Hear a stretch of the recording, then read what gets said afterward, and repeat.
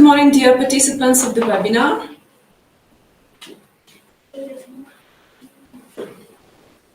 It's high time for us to start. We are very happy to have everyone here on board. From time to time, we will have some more participants who will join us during the webinar itself.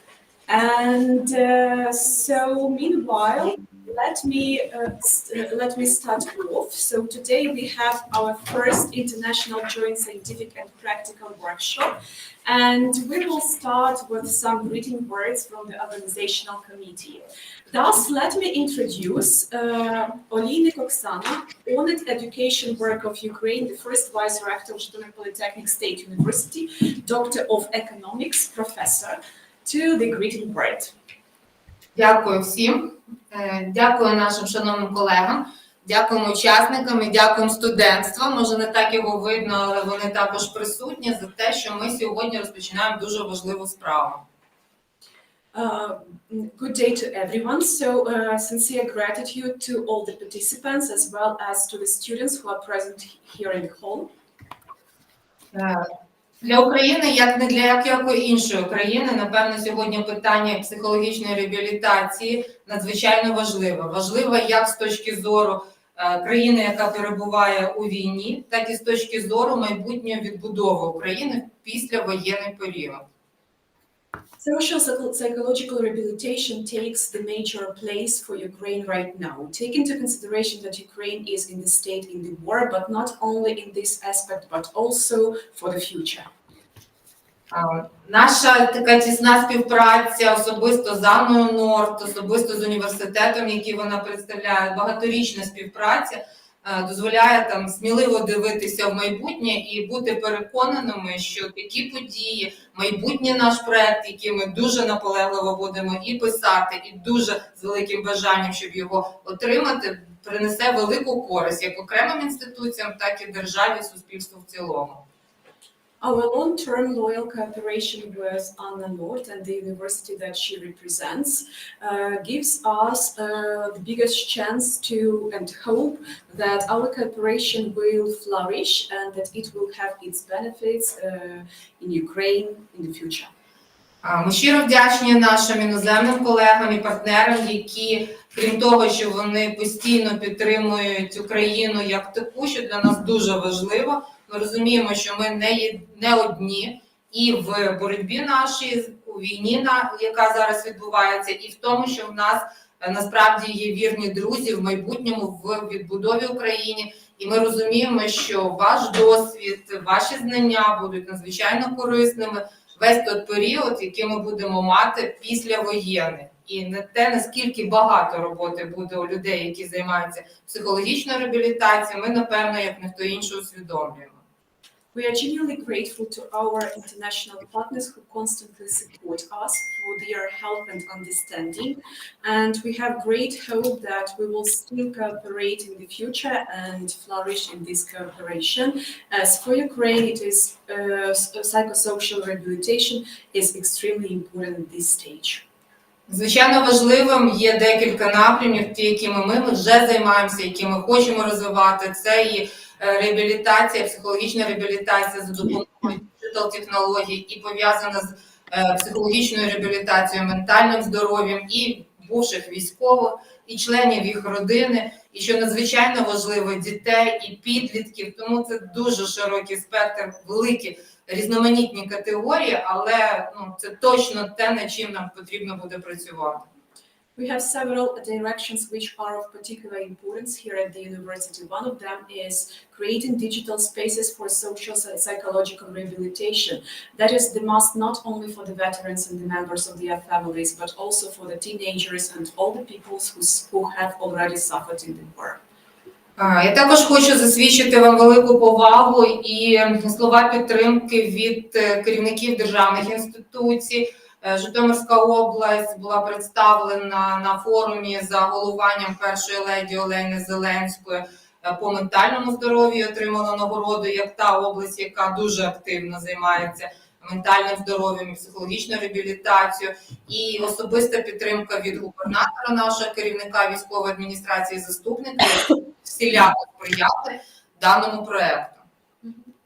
deepest gratitude from the Zhytomyr city territorial community, and they will surely support us in social psychological rehabilitation and positively contribute to all the project's developments.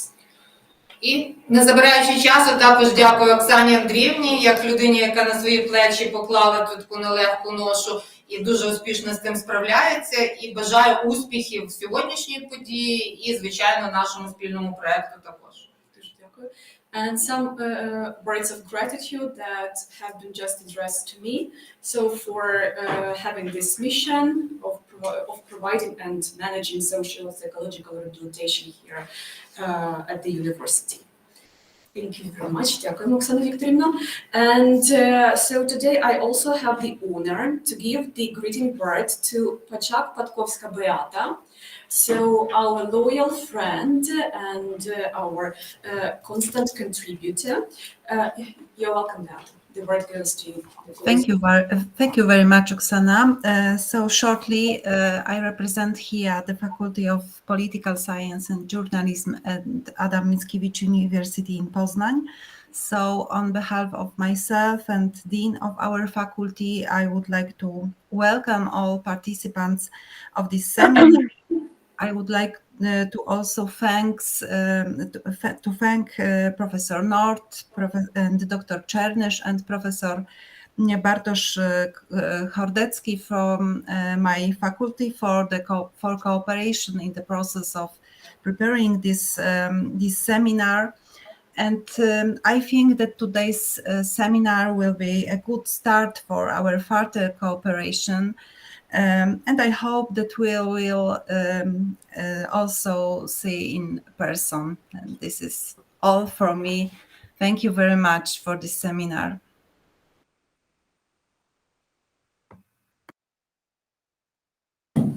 Thank you very much, dear Beata. And let me introduce one more contributor, Harrison Lars, who is a senior lecturer at the School of Social Work at Lund University, Sweden. Lars, you're welcome. So the floor is yours. Thank you. Very unplanned. I was going to sit in and listen in today. I'm a senior lecturer in social work. My personal background is in economic history. I did my dissertation in social policy, my PhD, quite a few years ago. We are a few people in Lund, at Lund University, interested in this collaboration in different ways, and particularly in the pedagogical way. How can we actually add and develop pedagogical tools that are reaching out properly to attract emotional presence and social presence in a digital space? And that is something I personally very interested in, and I know I have quite a few colleagues. But we're also interested in content, of course. So it's I have a few colleagues, which is one is born in Ukraine, Nataliia Tell, and she's a psychologist and works with a master education at Lund University, among other things. And then another colleague of mine is Tina Mattsson. She is working with critical theory, but she's also a social worker and has in different ways developed a lot of teaching resources, including books for education. And the first, and last and not least is a dear colleague of mine, Ulrika Sandén. She is at Design Sciences, which is an engineering part of our university. And we've been working a lot with cancer research together, and what we've done. And Ulrika did a mentoring course together with Oksana and the Polytechnic in Zhatomyr last semester. And it's building from that is something that we're also interested in to learn more about, how we can do that in a true international collaborative way. Well, that's me. Thank you very much for letting me in. Thank you very much, dear Lars, and hopefully just in some time we will get acquainted all together and we'll have mutually beneficial cooperation. So, and let me please introduce Hanna Nord, the head of the organization Майстерня Dobra, Doctor of Science, Professor. So, dear Anna, the floor is yours. Доброго дня всім учасникам. Я дуже рада всіх бачити і дякую, що ви відгукнулись сьогодні на те, щоб прийняти участь в цій конференції і розпочати роботу над проєктом. Sincere greetings to all the participants and genuine gratitude for everyone for finding time and opportunity to be here on board with us and to be ready to start discussing the topical issues. І я б хотіла сказати, що сьогодні я представляю Миколаївську Чорноморський університет і громадську організацію Майстерня Добра. І всі ми працюємо над діджиталізацією в сфері реабілітації і I would love also to mention that here I represent Chernomorsky University and also I'm the head of the NGO Майстерня Добра. We are working on digitalization in terms of rehabilitation. І я дуже рада, що сьогодні ми зможемо розпочати роботу і об'єднати кращий досвід в діджиталізації, який є в Європі, в Швеції, в Польщі і в Україні, і зробити ще кращі проекти і впровадити їх в життя в наших країнах. We are happy here as today we have the greatest opportunity to share our experience and knowledge and combine our efforts in terms of digital spaces for social and psychological rehabilitation from 3 countries, so Poland, Sweden and Ukraine, implementing and incorporating the best practices worldwide. І не буду займати час. Дякую партнерам, дякую слухачам і переходимо до наших доповідей. І в доповідях ми поділимося своїми кращими практиками і поставимо проблематику на наш майбутній Erasmus. Sincere gratitude to everyone. So I will not take much time of yours. So as we have the opportunity to proceed to the speeches itself. And thank you very much, Anna. And still, let me please give the word to Andriy Vasyliev, who is the director of the innovation company Briolite. And today we'll see a lot of interesting videos, yes, about that. And we will get to know about your company more. You're welcome. Thank you very much. We are working about 15 years on digital methods of rehabilitation, and we have some results, of course, for this time. And I expect that due to this seminar, we are able to promote these results among scientific community in Europe, and this will help us to build some new programs and some new projects in development of methods of rehabilitations, methods of inclusive educations, content, and especially education programs that will help to apply our results to real life and to programs of universities. Thank you very much for supporting these efforts, and we believe that this will help us to remove the gap between those who need help in difficult circumstances of their life and the specialists that can help them. And we call this automatization and digitalization of rehabilitation. Thank you very much for supporting us. Thank you very much. And so we have the greatest honor to claim that our first workshop panel is ready to start its work. And we will start speaking about digital spaces for social psychological rehabilitation, adaptation, successful socialization, and education of crisis-affected children.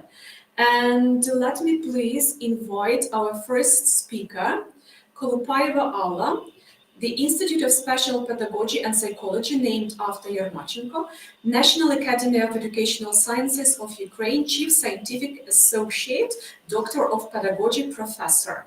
And the topic of the first presentation is implementing a multidisciplinary approach in education and psychological and pedagogical support of children with special needs in Ukraine. Доброго дня. Доброго ранку, шановні колеги.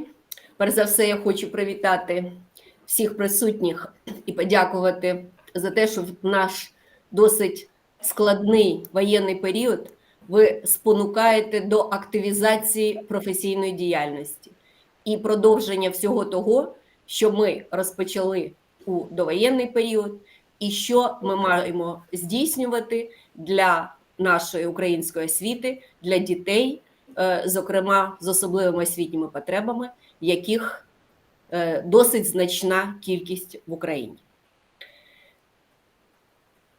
Я хочу сьогодні представити досить тезисно реалізацію мультидисциплінарного підходу у навчанні та розвитку дітей з особливими освітніми потребами в Україні.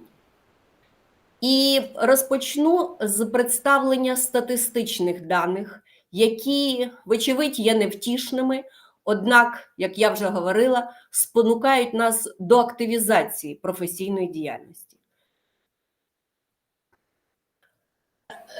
This is statistical data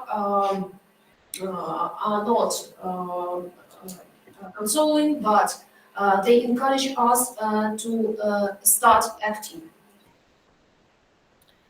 У 2022 році в Україні нараховувалось понад 7 мільйонів 348 тисяч дітей.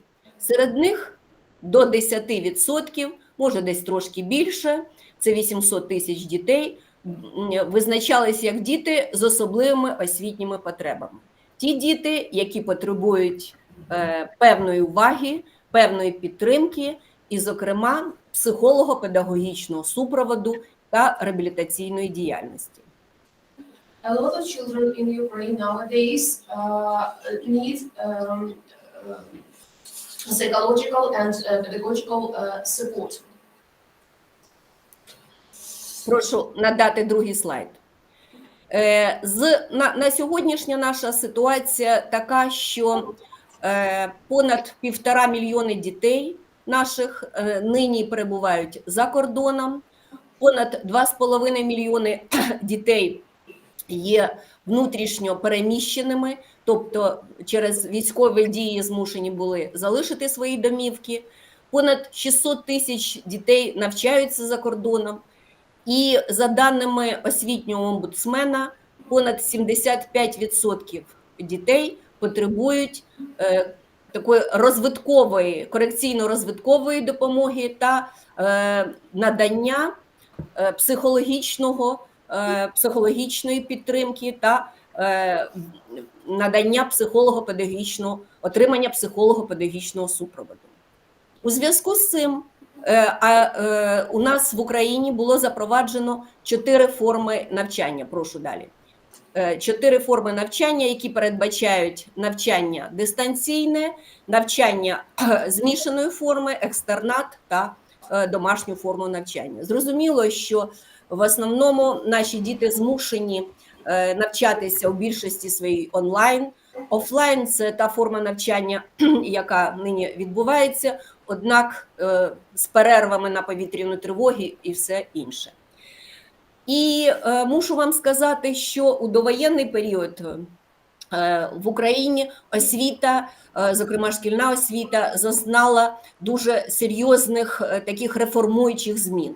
У 2017, прошу далі, було прийнятий основний закон наш про освіту, в якому було визначено основні позиції освітнього реформування, в тому числі і для дітей з особливими освітніми потребами. Були запроваджені закони про загальну середню освіту, і головне, що закон про соціальні послуги став тим законом, який на державному рівні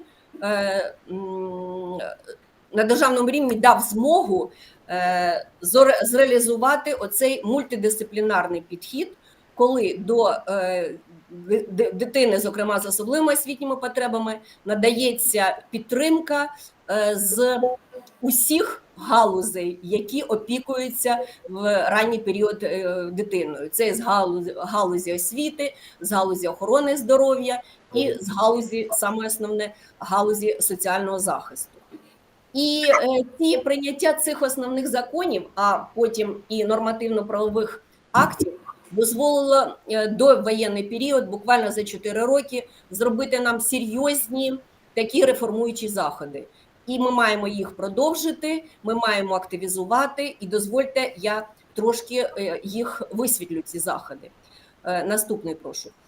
Перш за все, в Україні збереглась, і ми відстоювали це на дуже багатьох таких зібраннях, в тому числі державного рівня, дуальна форма освіти. Нині в Україні 239 спеціальних шкіл. Прошу врахувати це, що, власне, ці спеціальні заклади позбулись сегрегаційних своїх ознак, вони не є інтернатними, це заклади для дітей, які потребують спеціальної допомоги і мають перебувати в спеціальних умовах навчання, оскільки мають серйозні психофізичні порушення.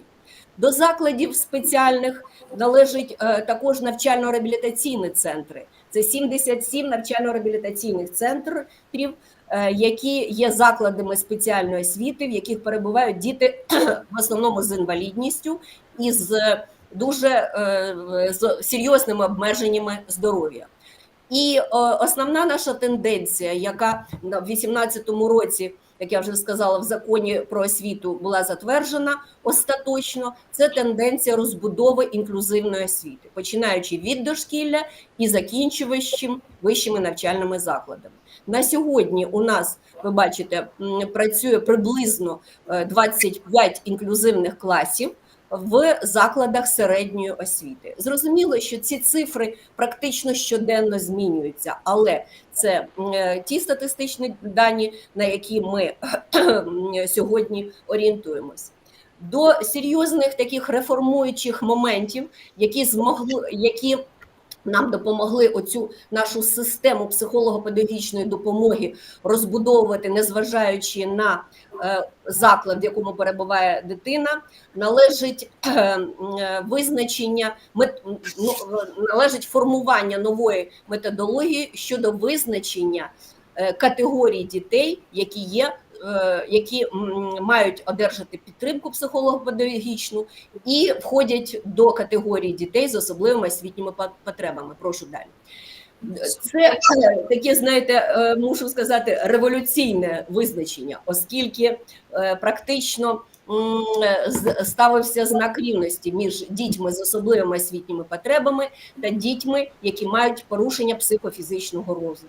Не враховувались категорії дітей, які мають проблеми з навчанням та розвитку внаслідок соціальних якихось змін. Не враховувались діти, які часто хворіючі, потребують постійної допомоги і так далі. І саме цей довоєнний період нам вдалося оцю категоріальність практично затвердити на державному рівні. І сьогодні, ви знаєте, я щиро радію з того, що у нас до категорії дітей з особливими освітніми потребами входить, як ви бачите на слайді, 5 груп дітей. Це перш за все діти з психофізичними порушеннями, зрозуміло, це сталі ці групи, в тому числі і діти з інвалідністю, діти, які мають серйозні медичні проблеми і є часто хворіючими дітьми або дітьми з хронічними захворюваннями, такими як епілептичний синдром, які бронхіальної астми і так далі, які потребують певної уваги. Діти, які мають розлади аутистичного спектру, їх значна зараз кількість, і ця кількість зростає за різних причин. Четверта група – це діти, які мають проблеми навчальної діяльності. Ну, перш за все, це дислексія, дисграфія, хоча зараз проблеми навчальної діяльності визначаються у значної кількості дітей, які в довоєнний період, власне, не входили до цієї категорії. І оця п'ята група – це діти, які постраждали внаслідок різних соціальних факторів і соціальних подій. Це діти-біженці. І на сьогодні ця категорія дітей, вона зросла чисельно дуже значно, і саме цим категоріям дітей в першу чергу ми маємо приділити увагу, і в тому числі зважаючи на те, що основою їхньої, скажімо так, повсякденної діяльності є використання цифрових засобів, спланування і реалізація цього підходу від ігрової діяльності до навчальної має бути за рахунок того, що використовується інтерактивне обладнання і так далі. Потім ми це більш детально висвітлимо. Прошу наступне. В 2018 році, прошу наступний слайд, в 2018 році було здійснено надзвичайно такий потужний, я б сказала, крок в реформуванні психолого-педагогічної допомоги дітям з особливими освітніми потребами в Україні. Ми відійшли від психолого-педагогічних консультацій і зробили абсолютно нову систему з визначенням нових організацій, нових освітніх установ, які називаються інклюзивно-ресурсні центри. Ми були безпосередньо причетні до організації центрів, вивчали зарубіжний досвід і намагалися зробити ці центри як приклади найкращих світових взірців. Зрозуміло, що не все вдалося, зрозуміло, що війна страшенно завадила реалізації цих амбітних планів, однак серйозні реформуючі заходи все-таки вдалося зробити, і зараз ми їх продовжуємо. І, як ви бачите, в 2022 році у нас вже було 635 цих інклюзивно-ресурсних центрів, які створювались з розрахунку 7-12 тисяч дітей в громаді, де вони зорганізовувались, які не вдаючись до детальних таких представлень, чим відмінність центрів від традиційної, такої ще радянської психолого-педагогічної допомоги, мушу вам сказати, що в цих центрах обслуговуються діти від 0 до 18 років, і саме основне, визначається стан їх розвитку в сферах фізичні, когнітивні, психоемоційні, мовленнєві та навчальні. Стан розвитку, визначаються їхні потреби, визначаються їх труднощі, тому що в цих центрах працюють фахівці, логопед, реабілітолог, психолог, спеціальний педагог, за потреби залучаються медичні працівники і всі ті, хто потрібен для обстеження і визначення стану розвитку цієї дитини до цього обстеження. І на основі цього обстеження визначається рівень підтримки, який потрібно надати дитині, коли вона або її батьки обирають заклад інклюзивного навчання або заклад спеціальної освіти. Якщо в закладі дитина перебуває в інклюзивному освітньому середовищі, вибачте, переклад я не врахувала. Так, можна я вас переб'ю? On this slide, we represent the centers, and they are inclusive centers, and an enormous step was made into the development of these centers. We created the best practices. We tried to create the best practices in this sentence, and from all over the world. And all the examples of the best practices were implemented in this sentence. And serious rehabilitation events were presented here in this sentence. And all the children who have disabilities from the birth to 18 years old can get help here. And from different kinds of doctors, starting with their speech therapist and then special educator if necessary. And then here children can have a different level of support. Як я вже говорила, що ці інклюзивно-ресурсні центри – це перший етап надання психолого-педагогічної допомоги дітям з особливими освітніми потребами. Визначається рівень цієї допомоги, а на сьогодні у нас визначено 5 рівнів в залежності від тих труднощів і потреб, які мають ці діти. 3-й, 4-й, 5-й рівень в основному визначається для дітей, які мають обмежені можливості здоров'я, тобто, перш за все, це діти з інвалідністю. In this sentence, 5 levels of children with disabilities were defined, and levels 3, 4, 5 they can get their greatest help from their specialist. І надзвичайно важливим є те, що розробляється висновок і індивідуальна програма розвитку до кожної з цих дітей, і визначається команда, склад команди, який буде надавати допомогу психолого-педагогічну цій дитині, визначаються допоміжні заходи, які потрібні цій дитині, інтерактивне обладнання, і не тільки інтерактивне, яке потребує ця дитина. І я, на мою думку, і взагалі, я думаю, що ви погодитесь з тим, що найбільш серйозне і найбільш складне в нинішніх умовах – це те, що все це відбувається за бюджетні кошти.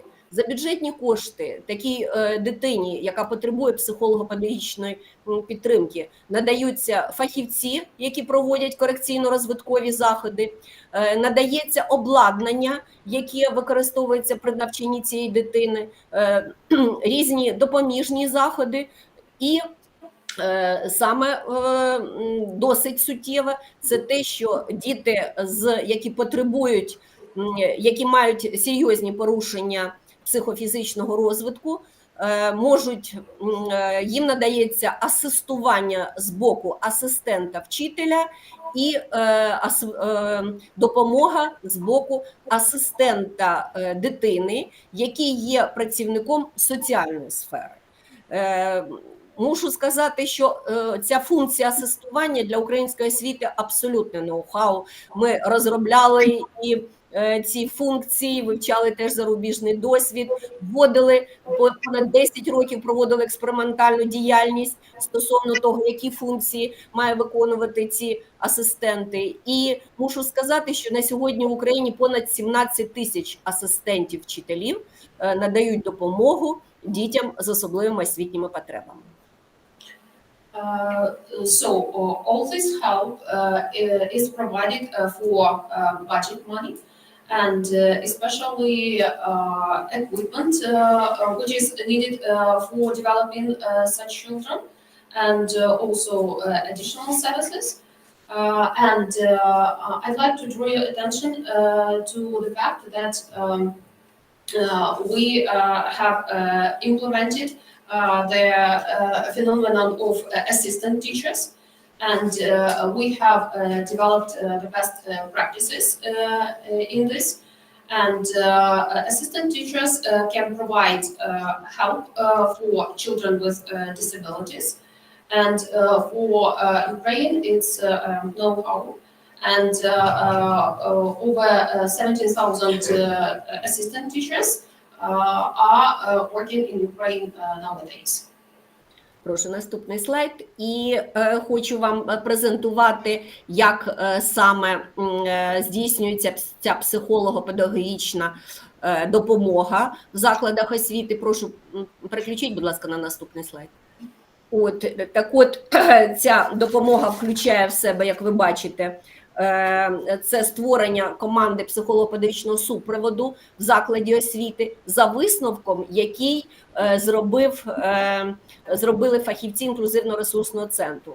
І до цієї команди теж входять фахівці, які проводять корекційно-розвиткові заняття, адаптують чи модифікують освітні програми, працюють з допоміжними засобами навчання з тією дитиною, відповідне обладнання має забезпечити заклад щодо навчання такої дитини, і надаються, як я вже говорила, корекційно-розвиткові послуги. І зрозуміло, що нашим сучасним дітям корекційно-розвиткові послуги не можуть надаватися на основі звичайного традиційного дидактичного матеріалу. Зрозуміло, що потрібно залучати інтерактивне обладнання, зрозуміло, що потрібно допоміжні заходи, допоміжні засоби навчання є основною дидактичною умовою навчання наших дітей. Тим паче, якщо ми хочемо дітей розвантажувати, знімати оці накопичення різних негативних факторів, пов'язаних з війною, зрозуміло, що активізація мозкової діяльності, активізація пізнавальної діяльності, безперечно, мусить відбуватися на основі використання нових засобів навчання, які сприймаються найкраще дітьми, які мають таку ігрову функцію діяльності, яка переходить в навчальну. І тут використання цих засобів є безперечно неоціненним. So we want to make the children relaxed, and we use for this the new methods of education, and the value of these methods is great.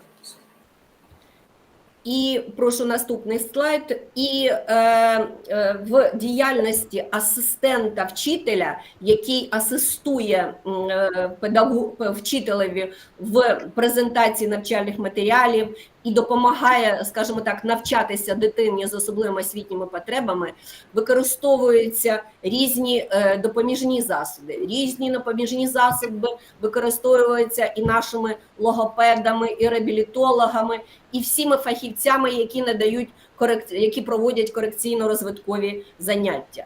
Зрозуміло, що навіть асистент дитини, який супроводжує дитину, не втручаючись в освітній процес, а полегшуючи їй побутові умови навчання, теж має використовувати і мати ці засоби. І головне – орієнтуватись в їхньому призначенні, в обмеженні їх застосування. Дозвольте мені не в плані реклами, але в плані визначення практичної значущості наголосити на тому, що оце забезпечення, над яким працює компанія BrioLight, воно досить активно, і я так, орієнтуючись по своїм колегам, що вони застосовують, використовуються вироби цієї компанії. З різною метою вони розміщуються в ресурсних центрах. І найголовніше це, напевно, одна з небагатьох компаній, які вказують, що їхні вироби мають певні обмеження. Що їх потрібно застосовувати в такій діяльності, а в інших видах діяльності з іншими видами потрібно дуже обережно ставитись до їхнього використання.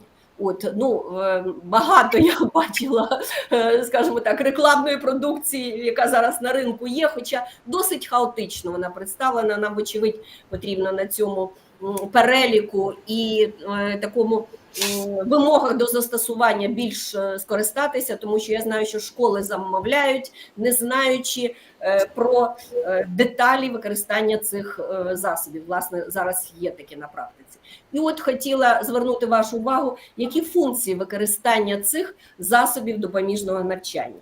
Це перш за все діагностично-компенсаторна. Зрозуміло, як ми можемо визначати стан розвитку дитини, не використовуючи засоби, які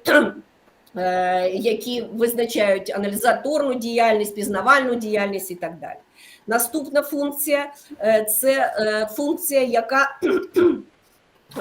яка допомагає дидактико-розвиткова. Зрозуміло, що наші педагоги, тим паче в форматі навчання онлайн, використовують і мають використовувати допоміжні засоби навчання, навчати батькам, як з ними працювати, і це теж є необхідною дидактичною мовою. І проводячи, як я вже говорила, корекційно-розвиткові заняття, і просто удосконалюючи викладацьку практику. Нині сучасні стратегії викладання потребують використання і сучасних засобів навчання.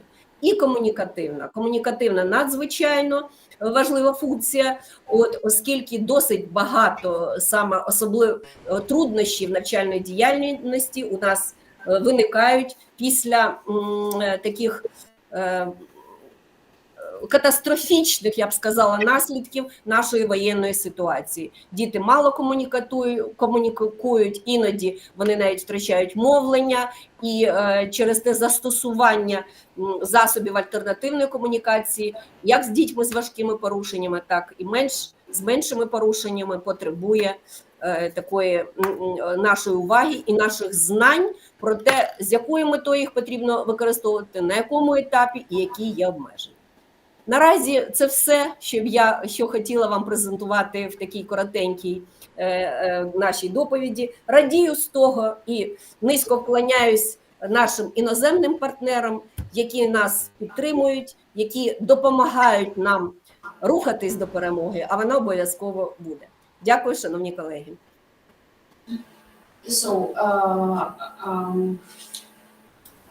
I want to tell you that the company realized they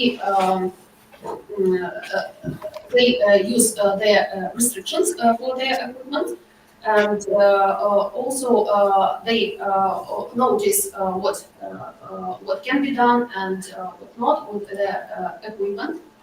And then I also want to express gratitude for our foreign partners for help and support. Щиро дякуємо пані Алла за доповідь. Our sincere gratitude. And dear participants of the webinar, do we have any questions to our speaker? Шановні учасники вебінару, можливо, будуть питання до доповідача, можливо, будуть питання до пані Алли.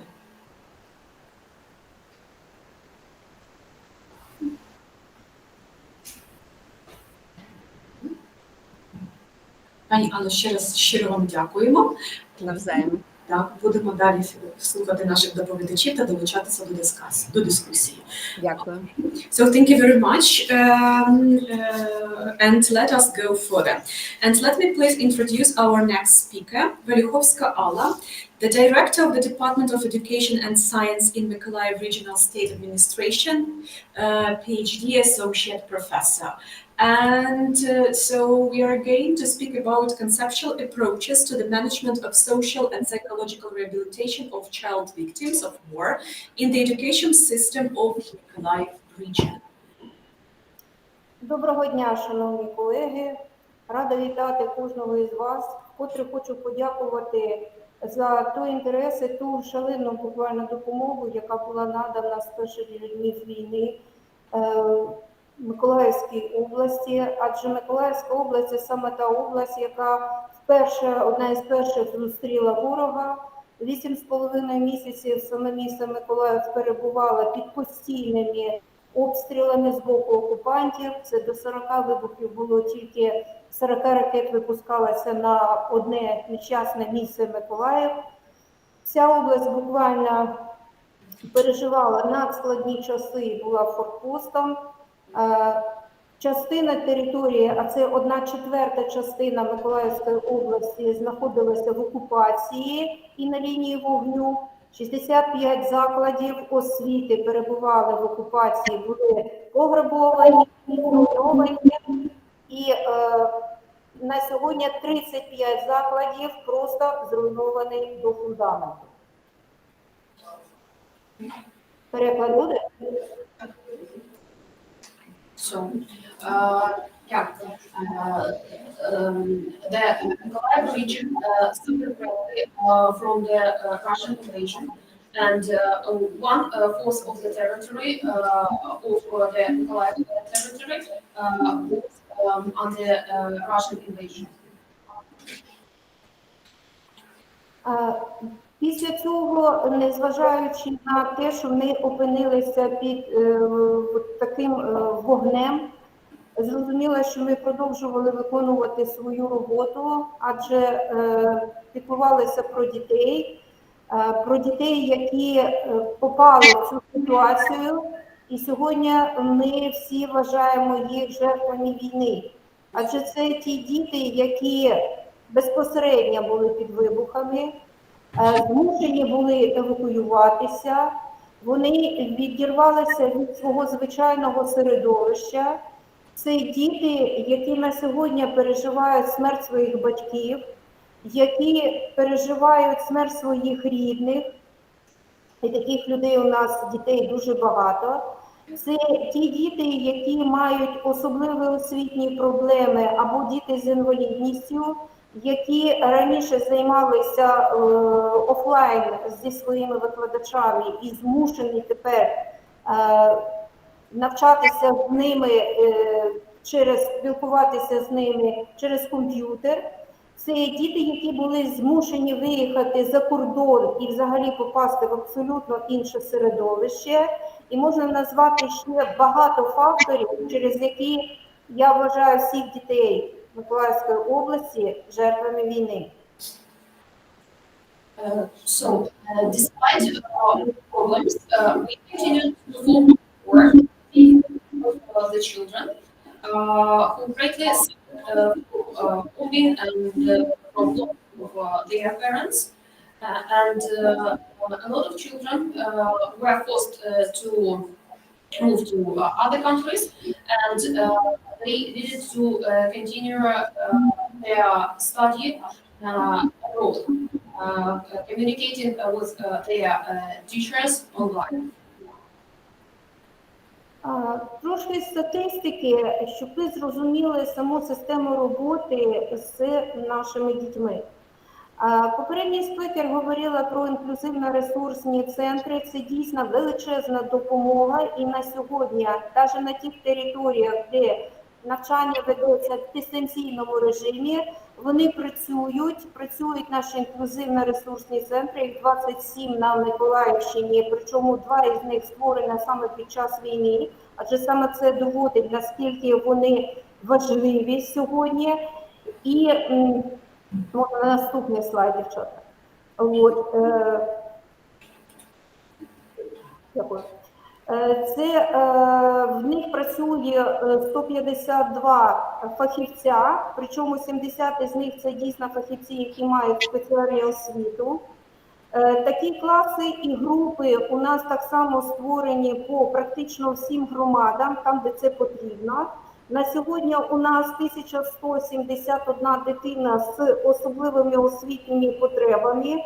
Це діти, в основному вони знаходяться у нас в дошкільних закладах. І я хочу сказати, що це велике надбання, адже за минулої каденції, можу сказати, ми лише створювали перші місця в дитячих садочках для дітей з інклюзією. На сьогодні пройшло 6 років, і у нас вже практично 1000 дітей знаходиться в таких групах в дитячих садочках. А це ранішня реабілітація, яка дає потім позитивний ефект.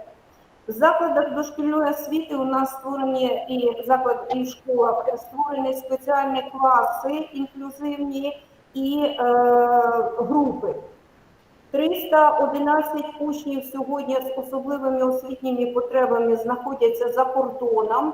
Взагалі з Миколаївської області виїхало з перших днів війни 27 тисяч учнів. На сьогодні практично половина повернулася вже назад і навчається саме в Миколаївській області. 465 учнів працюють з педагогічним патронатом. Це саме через інклюзивні центри, це саме з тим, що вчителі максимально надають їм консультації в індивідуальному режимі. В закладах дошкільної освіти у нас працюють спеціальні групи, це 69, яких навчаються 822 дитини та створено 32 спеціальних класи. Цю інформацію ви бачите на екрані. Можна наступний слайд. Ми проводили дослідження, опитування серед батьків з тим, щоб з'ясувати, які проблеми у нас виникли. На жаль, не все видно на екрані, я тоді озвучу. Частина дітей підсила на так звані комп'ютерні ігри. Приблизно це 55%. Стали гірше вчитися, теж на думку фахівців, приблизно у нас 20% дітей. Дітей, які демонструють на сьогодні тривожність, це 55,2%. Занепокоєння приблизно 44%. Страх. Ви знаєте, бічем стала дійсно це страх серед дітей, і якщо раніше дитина наче спокійно переносить різні ситуації, але достатньо впасти в книзі на підлогу, щоб у дитини починалася панічна атака. І дитина стає емоційно дуже і дуже нестабільною. Можна переклад?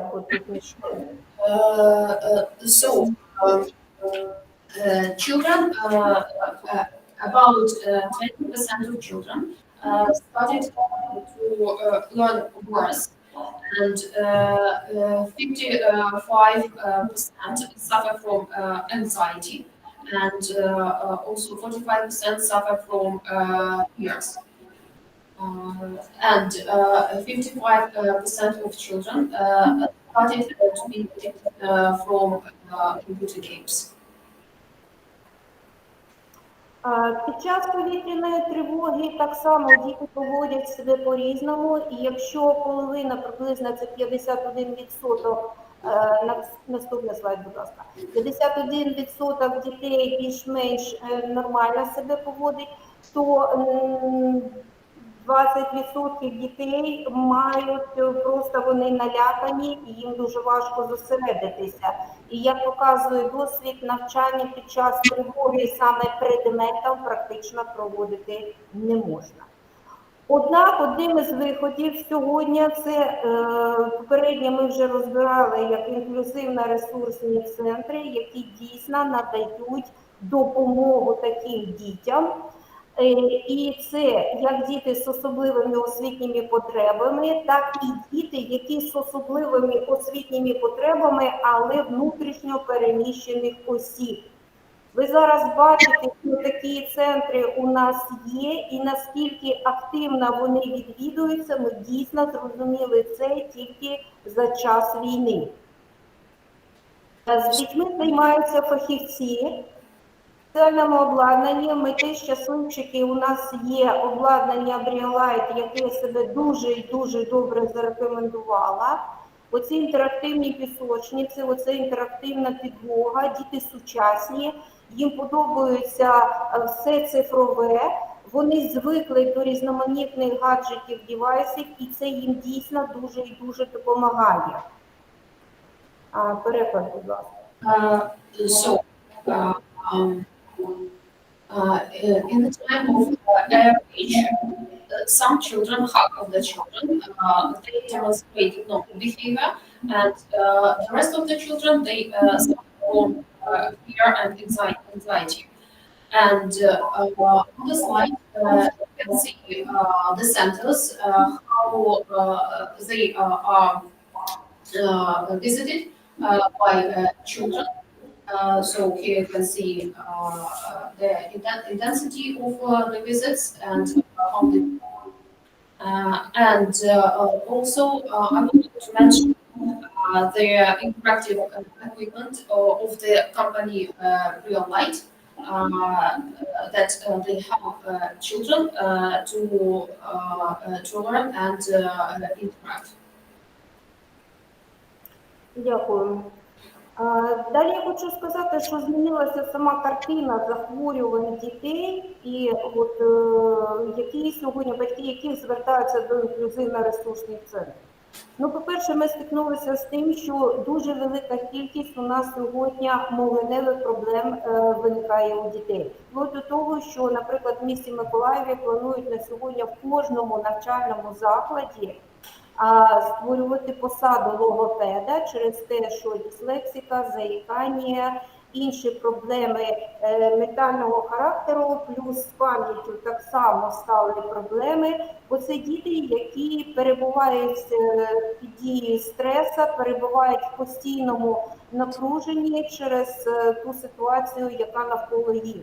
Треба розуміти, що і в самих сім'ях дуже напружена взагалі ситуація, це не домашнє насилля, це взагалі емоційний такий план, коли переживають батьки, постійно слухають новини, переживають за тих, хто сьогодні знаходиться на лінії фронту, ті, хто знаходиться в евакуації, взагалі сім'ї часто розірвані, і через це той емоційний клімат в самій родині, він не сприяє тому, що дитина може бути спокійна. Більше того, загострилися хронічні хвороби, вони загострилися знову, по-перше, через стрес, по-друге, через те, що не завжди батьки можуть вчасно зрозуміти, зреагувати, відвести дитину до лікаря. Ну і коли у нас була активна фаза, то в місті Миколаєві, наприклад, і лікарів практично не було. Це були ті хоробрі люди, які залишилися, і, на жаль, ті ж самі діти були сам на сам зі своїми хворобами. Ліків теж в аптеках певний час не було, потім прийшла допомога, за що безмежно вдячна. So, the emotional situation, the emotional state of children in families is quite unstable. Some chronic diseases here, not every time parents have the possibility to bring children to the doctor. And also sometimes the medication was absent. Так само зросло і кількість загострилася, якщо у дітей є проблеми психічного плану. Дійсно, ми теж бачимо це загострення, плюс соціальна дезадаптація. Тобто діти не перебували в колективах, у них не було можливості спілкуватися, і для дітей з інтелектуальними потребами, проблемами кожен день, коли дитина відірвана від можливості своєї соціальної реабілітації, це просто жах, через те ми дуже переживаємо, щоб потім ми могли наверстати цей час. На жаль, час іде, діти не займаються частково, а хочу сказати, що на території Миколаївської області більшість сьогодні шкіл, більшість дитячих садочках працює в дистанційному режимі через те, що ми знаходимося в зоні дії балістики, і ракетний снаряд до нас долітає менше, ніж за 3 хвилини. Через те на сьогодні більшість дітей змушені перебувати на дистанційному навчанні. А якщо для звичайних шкіл це більш-менш ми знаходимо вихід, то для дітей з особливими освітніми потребами, з інклюзії, це надзвичайно складно, надзвичайно складно. There is a lack of social adaptation for children. Children don't have the possibility to provide social rehabilitation, and some kindergartens work online, and for children with special educational needs, that's a problem.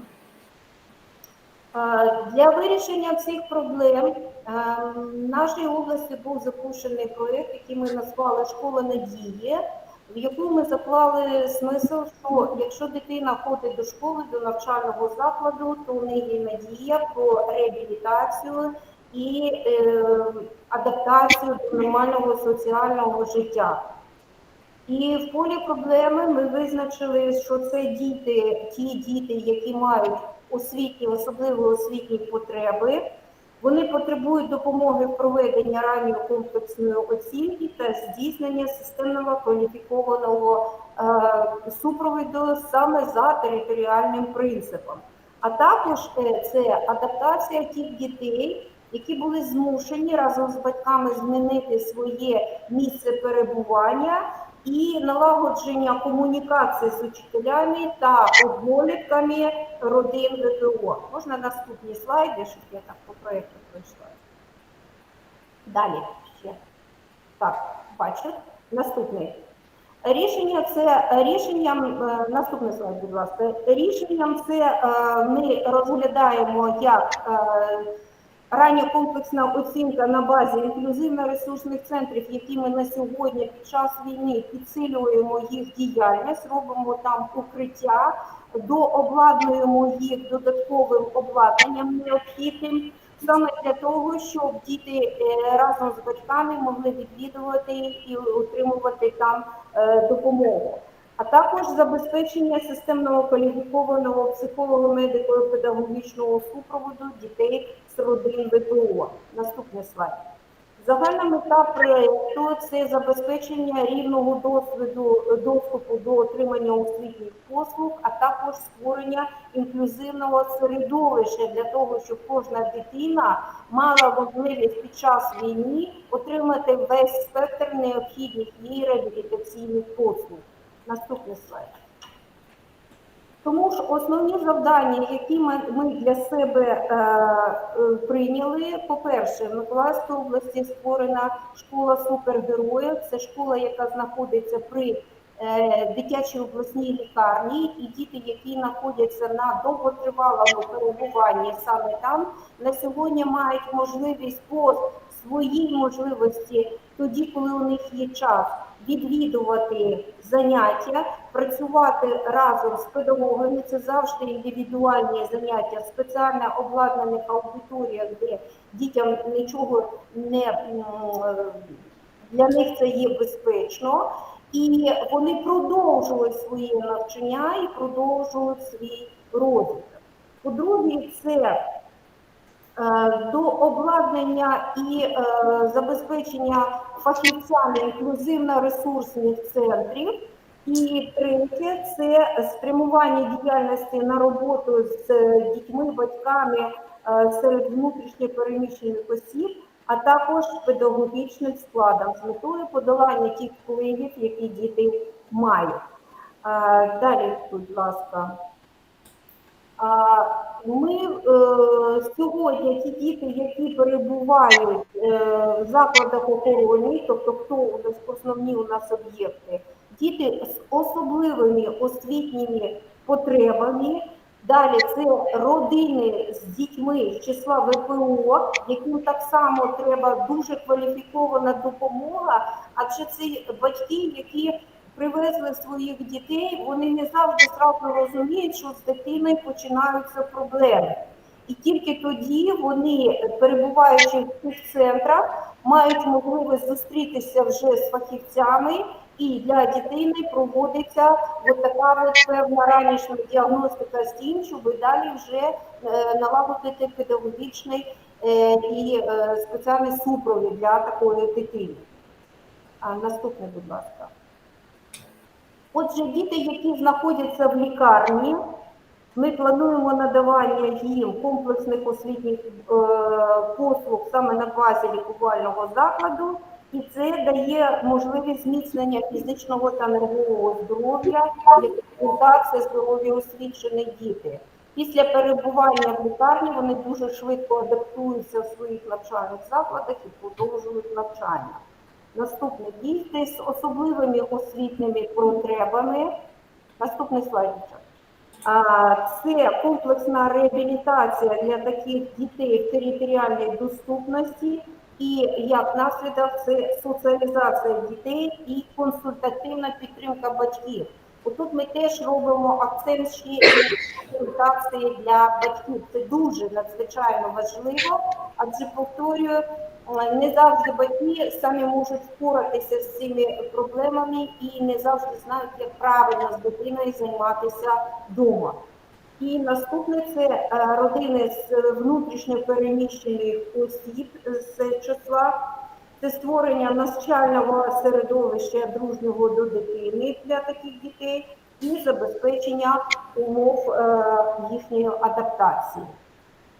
Наступні слайди можете пролистати, я їх просто буквально озвучу трошки. Ви бачите таймлайн нашого проєкту. У нас ми тільки розпочали в 2023 році, він планується на 2023 і 2024 роки, з тим, щоб ми на кінці 2024 року вийшли вже на його завершення і дійсно створили таку систему реабілітації таких дітей в Миколаївській області. Ну і в кінці я хочу, пролістайте, будь ласка, я буду закінчувати вже. Ну і в кінці я хочу знов-таки всім подякувати, сказати, що нам дійсно на сьогодні потрібна, шалена потрібна допомога і наших іноземних партнерів в тому числі. По-перше, це правильно провести дослідження з тим, щоб виявити саме такі кричущі проблеми, на які необхідно і можна сьогодні звернути час. По-друге, спрогнозувати подальший розвиток цих проблем, як страшно це не звучало, але проблеми будуть, і будуть того плану, про який ми навіть сьогодні не замислюємося, адже навіть та дитина під час внутріутробного розвитку, коли знаходилася, як кажуть, ще в мамі, але вона перебувала в зоні бойових активних дій, вона відчувала зриви, ми не знаємо, як далі складеться її доля і які проблеми будуть проявлені. Це наскільки буде заглиблені ці проблеми. Це діти, які вчасно не отримували допомогу і відбулося загострення хронічних хвороб, в тому числі і психологічного напряму. Це погіршення ментального здоров'я і сьогодні теж необхідна реабілітація для кожного. Тобто проблем дуже-дуже багато. І ми, думаю, отримуємо цю допомогу, адже працюємо ми, є зацікавленість у вас, є зацікавленість наших партнерів, і тому ми дуже-дуже на неї розраховуємо. Дякую всім за увагу. So I would like to thank you for your attention, and I hope for the cooperation and help from our foreign partners. First of all, to conduct research and with the aim to pay attention to our problems, to predict the development of the problems. And we don't yet know what problems might appear in the future. And first of all, the worsening of mental health of the children. So thank you again for your listening and cooperation. Щиро дякуємо, Алло Борисівно, за вашу ґрунтовну доповідь. Дякуємо і Алі Борисівні, і Алі Анатоліївні за ту роботу, що ви робите, не зупиняєтеся, незважаючи на складнощі та ті виклики, які постають перед нами повсякчас. So our deepest gratitude to the speakers, and yeah. So Anna, welcome. Sorry. I want to accept for some thesis of Pani Alla because it is very important. I want to say about the many children which have a problem in Mykolaiv region. Alla says that it can maybe all children in Mykolaiv region is now more effective children, and it is important for our future project. I want to accept on this thesis. And also I want to say that Mykolaiv region have a positive experience in the inclusive centers, and it is also very important. And I also want to say about it here. And I want to say that it is a new way to the scientific research. It is a research of the woman which weight children now, and we can talk about it also in our project. We not talk about it before, but I see that it is also very important. And the last I want to say about the problem which speak in children, and we also can research these questions in our project. Thank you. And also I want to thank you, Pani Alla, and other our participants today. Thank you. Thank you very much, dear Anna, and we are very grateful to our speakers. Thank you very much, Alla Borisina. If we have any questions to our dear speakers, you're welcome. If no questions so far, so we are going further. And let me please introduce Volodymyr Yuryevich Martyniuk, who is the director of the Ukrainian Medical Rehabilitation Center for Children with Organic Disorders of Nervous System. So that is the Ministry of Health of Ukraine, and who is the expert of the Ministry of Health of Ukraine in the field of neurological and neurosurgical assistance. Шановний Володимире Юрійовичу, просимо вас до слова. Будемо просити по можливості робити невеличкі паузи для перекладача. Ваш мікрофон, просимо. Включився. І якщо можна, поставте, будь ласка, перший слайд, уже, щоб я бачив презентацію.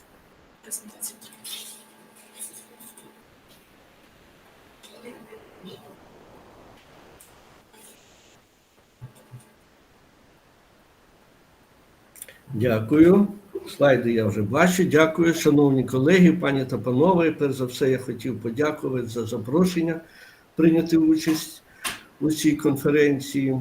І від імені Українського медичного центру реабілітації дітей з органічним ураженням нервової системи хотів би коротенько розказати про медичну складову в системі комплексної реабілітації дітей з обмеженням життєдіяльності. Ми користуємося терміном обмеження життєдіяльності, він відповідає саме тим сучасним баченням саме нової класифікації функціонування, обмежень життєдіяльності та здоров'я, які представлені ЮНІСЕФ, ООН, і вважаємо, що цей термін найбільш принагідний для такого загального сприйняття і обговорення.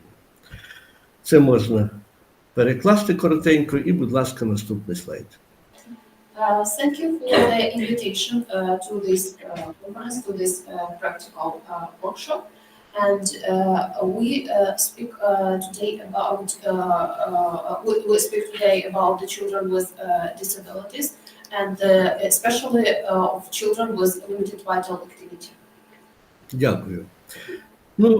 Ми користуємося цим загальним слайдом, загальною системою, яка прийшла до нас від ЮНІСЕФ, де намагання наші всі, і педагогів, і медиків, і соціальних працівників, і бізнесу, це як можна більше призвести до того, щоб діти мали можливість до інклюзії в освітнє середовище і інтеграції в соціальне життя. І тут Україна пасе задніх, і про це треба говорити в прямо і звертатись до наших іноземних колег, щоб нам сприяли і допомагали в тому, щоб ми досягли якихось успіхів. Ну, скажімо, відомо, що в Німеччині вільна земля Баварія, до 70% дітей з обмеженням життєдіяльності, як приклад церебральний параліч, мають можливість до повної соціальної адаптації.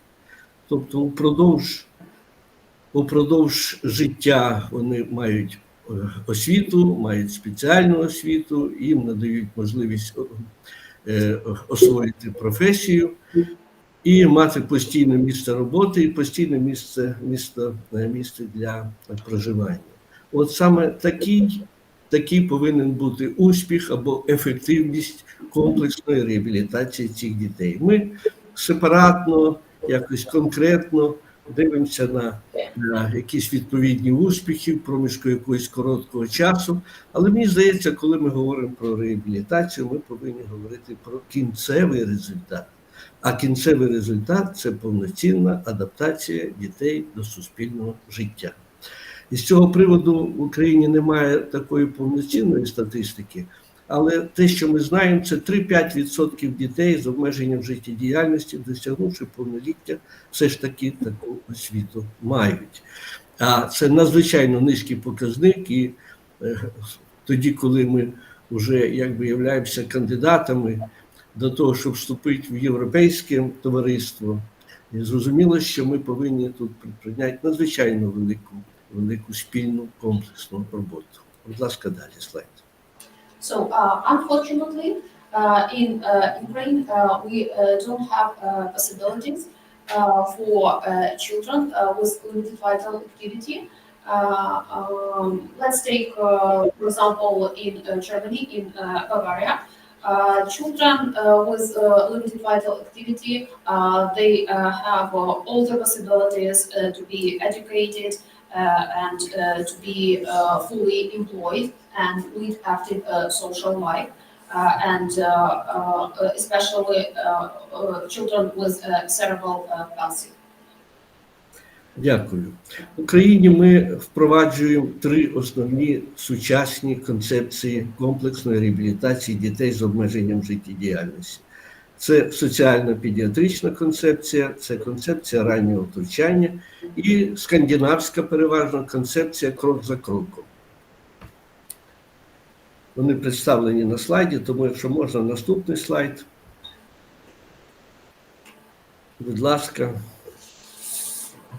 Дякую. Переважно ми в медичному аспекті впроваджуємо і впровадили за роки незалежності концепцію соціальної педіатрії або комплексної допомоги дітям з обмеженням життєдіяльності. Вона передбачає комплексний підхід, як видно із цього слайду, де є медична складова, де є освітянська складова і де є складова соціальна. Лише при такому підході можливо досягти повноцінну адаптацію і реабілітацію дітей з обмеженням життєдіяльності. До цього в Україні ми додаємо ще обов'язково профілактичні такі підходи, де намагаємося попередити можливість формування інвалідності у дитини. Наступний слайд. Важливо, що за роки незалежності ми впровадили цю концепцію. Вона надрукована в такому провідному підручнику в Німеччині. Наступний слайд. І ми дякуємо нашим німецьким колегам за впровадження цієї концепції в Україні. Бачите, в переліку тих провідних країн і європейських, і світових, де ця концепція отримала найбільший розвиток, є і наша держава Україна. Дякую. Далі. So the concept of the theory was implemented in the book that you can see on the slide, yeah, and that's mainly in Germany. Говорячи про комплексну реабілітацію, ми переважно маємо 3 складові частини: медицину, психолого-педагогічну реабілітацію і соціальну реабілітацію. В залежності від віку, ви бачите, що такий відсотковий склад цих різних складових, він трошки відрізняється. І медицина в основному працює в перші роки, а далі вона вже якби допомагає педагогам, соціальним працівникам проводити цей комплексний підхід до реабілітації. З лівої сторони намальована жива молекула ДНК. Це наше намагання з професором Аллою Колупаєвою саме у такій співпраці, в такому поєднанні досягти цього комплексного підходу до кінцевої мети реабілітації дітей з обмеженням життєдіяльності. Може наступний слайд. So on the left, you can see the image of DNA molecule to implement our desire to fulfill the three components to combine three components of medical rehabilitation: medical, psychological, pedagogical, and social. З перших років незалежності в Міністерстві охорони здоров'я України була прийнята модель реабілітації дітей з обмеженням життєдіяльності. Ми назвали її «Тандем», так як це є, і, наприклад, ми взяли країну Німеччина, ну а велику вільну землю Баварія. І саме звідси ми говоримо, що допомога дітям, де є переважно порушення в руховій системі, діти з церебральним паралічом, затримками розвитку фізичного, підхід, ми вважаємо, повинен бути в тандемі: медицина і психолого-педагогічна реабілітація. Якась одна сторона, вона не досягає кінцевого успіху, а поєднання зусиль є надією для багатьох родин, для того, щоб ці діти побачили світло в кінці тунелю. За роки незалежності ми створили в Україні більше 100 центрів відділень, де ця концепція соціальної педіатрії активно працювала, ну, на жаль, до цієї війни з Російською Федерацією. Далі, будь ласка. On this slide, we can see the model of social rehabilitation, and only in combination of these aspects we can hope for the perfect rehabilitation of children with limited vital abilities. Далі, будь ласка. Наступний слайд. Досить коротенько, чим займається медична реабілітація. Як бачите, це методики, авторські методики, вони тут представлені. Будь ласка, можете познайомитись з назвами цих методик, яких ми використовуємо переважно там, де є рухові розлади. І ви бачите, що в кінці ми пишемо про те, що ми стараємося вже освоїти і робототехніку. Будь ласка, наступний слайд. Наступний слайд. Ви бачите систему, корейську систему Південної Кореї, системи Волтбот. Можна наступний слайд. Це система, яка допомагає дітям почати ходити. Ми напрацювали вже якийсь перший досвід і вважаємо, що така роботизована система надзвичайно корисна в комплексній реабілітації дітей. Далі. So the system helps children to learn walking. Дякую. Ну і далі тут можуть просто наші колеги познайомитися з різними методиками, які використовуються в Українському медичному центрі. Можна наступний слайд. Так само, будь ласка, це все ті методики, які працюють сьогодні в Україні. They are the methods that work in Ukraine. Наступний слайд. От, як приклад, це заняття фізичного терапевта з дитиною з правобічним геміпарезом, дитячий церебральний параліч. Далі. Окрім того, ми сьогодні велику увагу приділяємо і сучасним методикам, серед них, як бачите, ерготерапія. Можна показати наступний слайд. Це заняття ерготерапевта по сучасним реабілітаційним методикам. Так само дитини з комплексними проблемами, ну, переважає якраз порушення в руховій системі. Далі, будь ласка.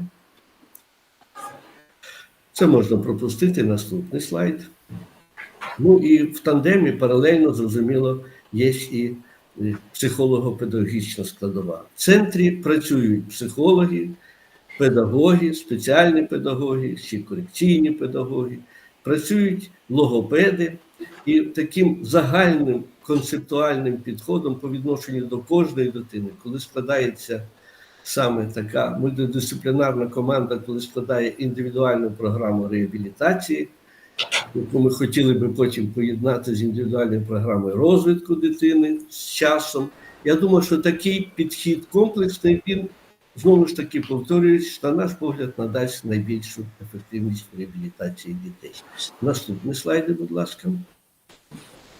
Це можна пропустити. Наступний. Ну і не можемо не подякувати інноваційній компанії Briolite за те, що вони оснастили Український медичний центр сучасними своїми цифровими реабілітаційними програмами. Тут представлений і комплекс інтерактивна підлога, інтерактивна панель, і тут є і пісочниця інтерактивна, і за роки, тут багато років ми співпрацюємо з ними, і щиро хочу їм подякувати за те, що їх сьогоднішній підхід до реабілітації дітей, він є і сучасним, і ефективним в комплексній реабілітації дітей. Будь ласка, далі.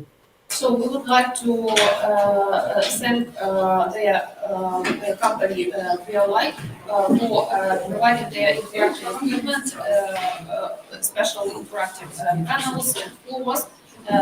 It will help greatly with the complex implementation.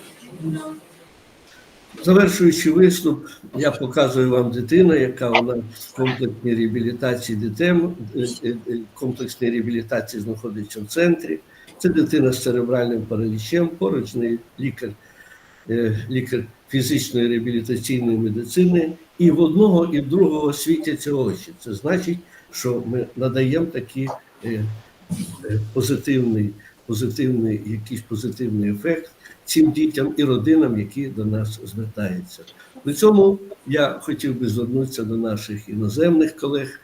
У нас непростий період, непростий час, і співпраця з вами навіть на рівні консультативному буде нам абсолютно потрібна. І хочу вам сказати, що та група дітей, яка сьогодні з'являється у нас з обмеженням життєдіяльності, які напряму пов'язані з проблемами війни з Російською Федерацією, тут недостатньо досвіду. І нам би спільно, ми могли би спільно, я думаю, сприяти створенню якихось сучасних систем комплексних, які, на мій погляд, були би ефективними сьогодні для дітей війни, так скажемо прямо. Будь ласка, наступний слайд. Я дякую вам за увагу. So I would like to thank you for your attention and to apply for our foreign partners with the hope of further cooperation to create modern practices which can help in the development of the system for developing children with limited vital opportunities.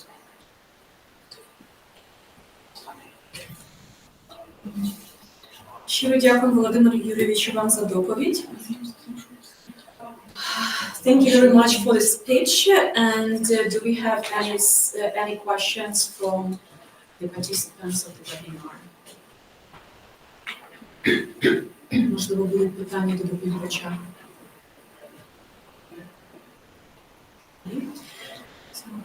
Thank you very much, and we are going further. And let me please introduce Varvos Katerina, the lecturer at the Department of Pedagogical Technologies and Language Studies, Zhytomyr Polytechnic State University, with the report on the topic, the effectiveness of psychological application aimed at improving children's mental and emotional well-being with psychotraumatic experiences.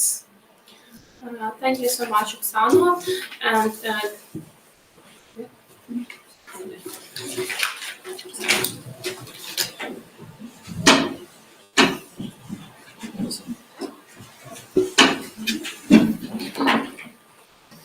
Thank you so much, Oksana. And today I'm going to talk about the effectiveness of psychological application aimed at improving the mental and emotional well-being of children with psychotraumatic experience.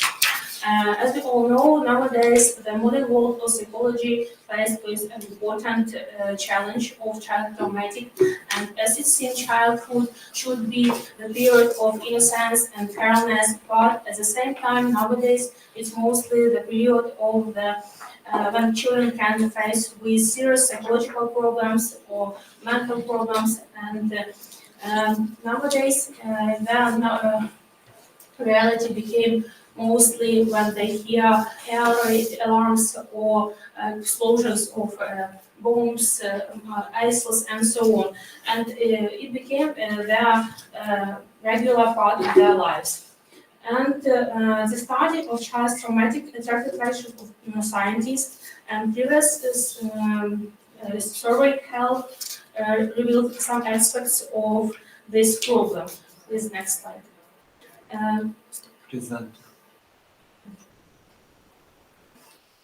So, and they got different kind of anxiety, and these apps can help them to cope with anxiety and different problems. And as I mentioned, the study of child traumatic attraction of scientists and previous surveys have some aspect of this problem. These researchers conducted and designed psychologist health apps, such helps can help people to manage stress in different ways. I should say that apps are effective in case of depression, psychosis, or increased anxiety and post-traumatic disorders. But I can't say that it's a substitute for full-fledged therapy. These apps can help us to prepare a child to an appointment with a psychologist, but it's not full therapy. Moreover, it's vitally important to understand that people can have self-help in different situations. They can download the app and to have this help in different cases. On the other hand, people should be aware that it's not full treatment, and also it has a harmful effect. So sometimes, more and mostly, instead of psychological exercise can be used. And for example, it can be exercise, ability, and skills to resist stress. This exercise includes following instructions. You need to draw a model of a psychological health person. The goal of this exercise is to develop an adequate person and own your own image of adequate, balanced, and confident person. And the well-balanced person is a person who is confident and knows how to communicate, resolve different problems, and control feelings and emotions. One more exercise is butterfly. Butterfly is a technique to reduce stress and anxiety. It can be used for children and for adults also. And one more interesting exercise is rock and roll breathing. The exercise you can see on the slide. You need to sit down on the chair or on the floor, roll down your legs and put hands on the stomach, and breathe and roll down as shown on that picture. So, as conclusion, I would like to say that instead of apps and psychologists, we can use different exercise, but a timely diagnosed problem is a basis for children's well-being and mental health. Creating practical approaches to psychotherapy and rehabilitation has a vital importance nowadays. And this problem is not deeply researched, and it needs further researches and deeper knowledge in this topic. And demonstrates that child's traumatic experience is a serious problem that have far-reaching psychological and mental health consequences. Thank you for your attention. If you have any questions, you're welcome. Thank you very much for the report, Katerina. Do we have any questions to Kate? If you have no any questions, thank you so much for your attention. Thank you very much for the report. And so we are moving further to our next speakers, Suvorova Lyudmila and Haidai Iryna. So, and the topic of the report is sensory overload in children with ASD and the educational process, meltdown as a challenge of modern inclusive practice. Good afternoon, dear participants. Our report is sensory overload in children with ASD as educational process, meltdown as a challenge of modern inclusive practice. In the conditions of today's reality, the basic sense of security has been radically shaken. Wartime dictates a series of tests that not only the teacher, but also the student must cope with. Adaptation to new, extremely complex conditions should be systematic and considered. This applies first of all to children with special developmental needs. Pupils who have a limited ability to react quickly to any changes process signals from the outside world extremely individually and in a completely different way than do children with a normotypical developmental mechanism. Such a problem prompts the teachers to look for and introduce the right support steps into the educational environment, which will make it possible to optimize and at the same time minimize possible psychotraumatic consequences. Please, the next slide.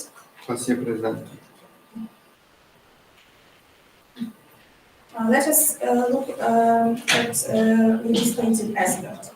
It is worth paying attention to a number of regulatory and legal documents that regulate the inclusive policy in wartime and present a number of measures aimed at improving and optimizing the educational process. This year, Mykolaiv Zinichenko Institute of Social Pedagogy and Psychology of the National Academy of Sciences of Ukraine developed quite important recommendations regarding the organization of the educational process for children with physiological and psychological intellectual disabilities. The issue of sensory hygiene of children with developmental disabilities, in particular those on the autism spectrum, remains no less relevant. Air alarms, sounds of explosions, moving to a shelter and staying there amid excessive noise, all these factors have an extremely negative effect on the psycho-emotional state of students, especially of primary school age. The extreme reactions to sounds as a certain misophonic consequence causes a number of behavioral changes that can negatively affect the conduct and organization of the educational process. One of manifestations of sensory overload is so-called meltdown. So we can see that the term meltdown means crisis. It is an accurate reaction to sensory and emotional stimuli, a kind of overheating of the nervous system of the child, and the only signal for him to testify about this remains screaming or crying, especially for non-verbal students with ASD. This reaction is most often noticeable. Inexperienced teacher can consider such manifestations of behavior as a student's attempt to evade tasks, a way of manifesting his conscious manipulative protest, a mechanism of denial, immersion in his own microcosm. Symptoms of a meltdown can be considered excessive shouting, crying, echolalia, in students with ASD, symptomatic repetition and shouting out loud phrases that the child heard before. Outwardly, this pattern of behavior resembles an ordinary hysteria, but unlike the latter, where screaming, crying is a way of controlling the situation, the meltdown shows the sensory breakdown. Due to the excessive sound, most often visual, tactile, taste and smell factors, the child is unable to continue adequately process information, perform some logical operation, perceive the teacher and perform tasks. In the meltdown started directly, the teacher must take all appropriate measures that will help the student return to a calm, balanced state. It is worth noting the most effective of them. Measures. Yes, measures. Approach calmly to a student, but not too close, not closer than 1 meter. And say that you are here, that he is not alone, and that you understand his condition. And at the same time, speak calmly in a low voice, without unnecessary excessive emotions and the manifestation of your own psycho-emotional tension. If the child shows aggression, self-aggression, wait a few minutes and try to sit down carefully, without excessive sharp movements, and hug him from behind, stroking his back. Carefully wrap his arms from the side of his back, so that he would not hit or injure you or himself. Afterwards, calmly stroke and tell him that everything is fine. It is important for a child to understand that he is not alone in this condition and that he has support. If the child is lying on the floor or another surface, despite all social and cultural norms except his position, lie next to him and speak calmly. Then you can offer to stand up and sit together on a chair or a bench. If a phase of intense tension is over, you can offer the student his favorite activity. Puzzles, cut out letters, name different objects that are nearby. Play his favorite toys, breathe a fresh air in the schoolyard, to drink water, because the child experienced a stressful situation. Therefore, it is possible to minimize the consequences of psychological trauma in children with ASD, provided that the problem is carefully studied in the timely response to the first manifestation of a symptomatic meltdown. A clear, algorithmic procedure will allow such a student to feel safe, and the teacher to carry out a series of planned educational activities. Undoubtedly, the realities of work implicate and already difficult process of educating such children.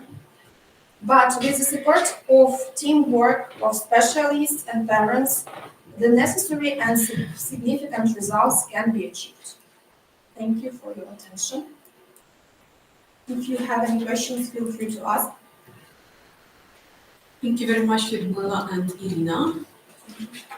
So if we have any questions to our presenters, please be so welcome to mention them.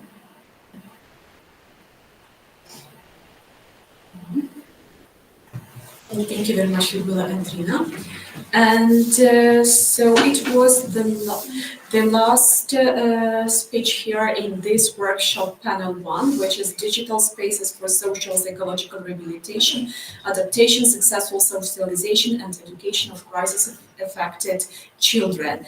And we are greatly thankful to all the participants who were able to find time and opportunity to join us today here. For them, being ready for challenges and overcoming obstacles, making such great contributions to our general well-being. And so at this moment we will have a brief pause And our next workshop panel starts at 1 p.m. European time or at 2 p.m. Ukrainian time. The workshop panel will be dedicated to digital transformation, public administration, and effective management in social psychological rehabilitation, adaptation, and successful integration of crisis-affected people and war victims prevention. Meanwhile, we hope that all the participants will enjoy some free time and brainstorm those insights and key ideas that we have already been so lucky to get to know from our speakers. So all dear participants, see you soon at 1 p.m. European time and 2 p.m. Ukrainian time.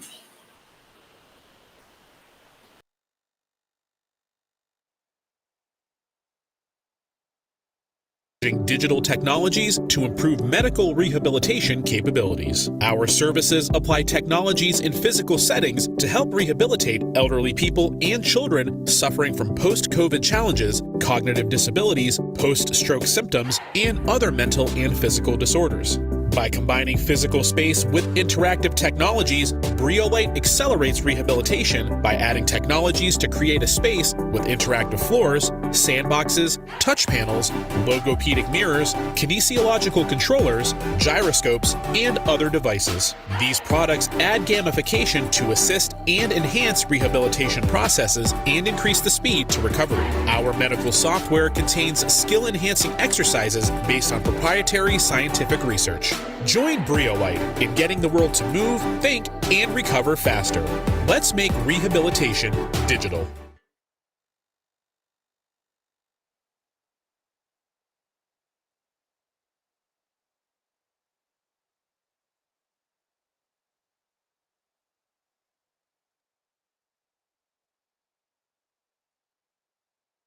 Than a rehabilitation therapist's work. And what could be more important than patient success? Today, outdated, ineffective methods have been replaced by a modern approach. By combining technologies and the best specialist methods, Briolite has created a digital complex for children and adults rehabilitation. It consists of 10 devices, which are connected by software and placed in one room. These are the interactive floor, interactive sandbox, interactive touch panel, logopedic mirror, cheese, kinesiological controllers,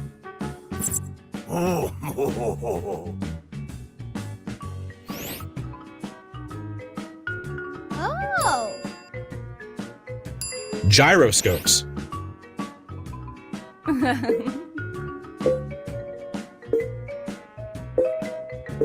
metronome,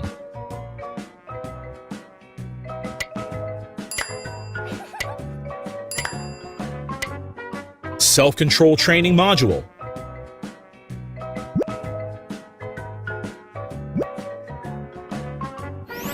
wall projection. The complex makes it possible to perform hundreds of exercises in a playful way, combine them and create scenarios, record the results, completely streamline the rehabilitation therapist's work, and increase efficiency. Join Briolite. Let's make rehabilitation digital.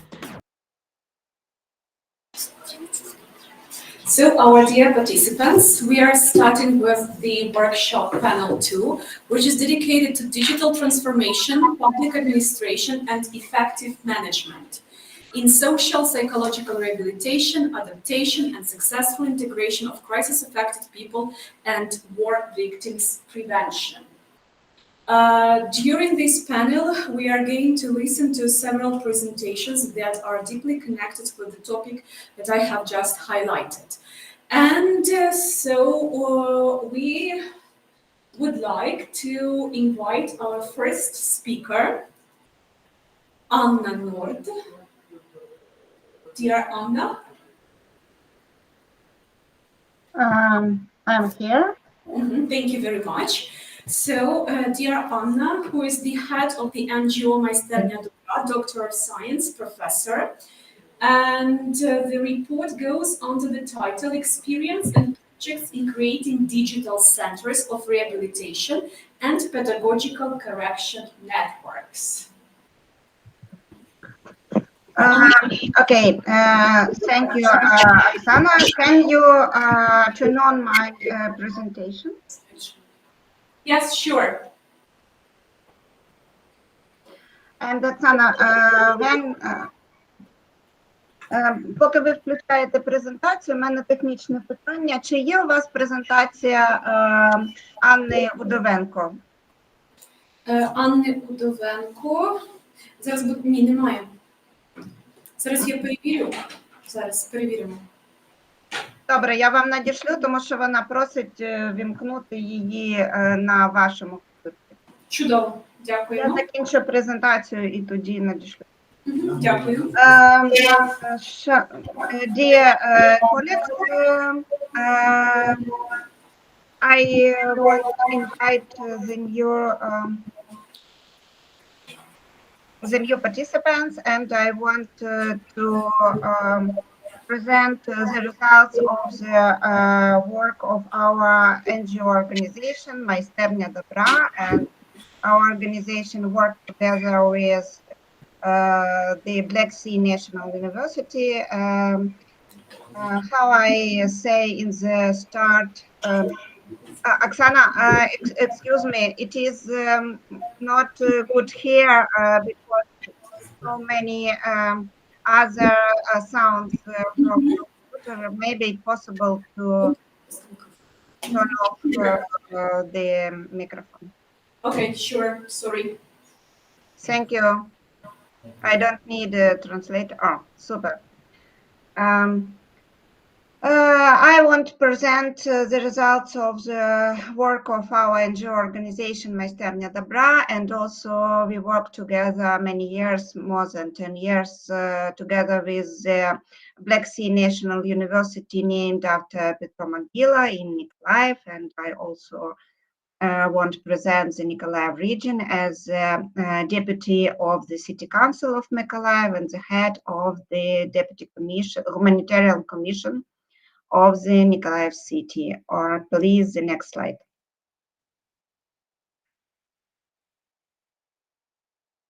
The NGO Майстерня добра do so many projects from the last years. The biggest project is the Ukrainian-Norwegian project, the social adaptation of the veterans and their family members.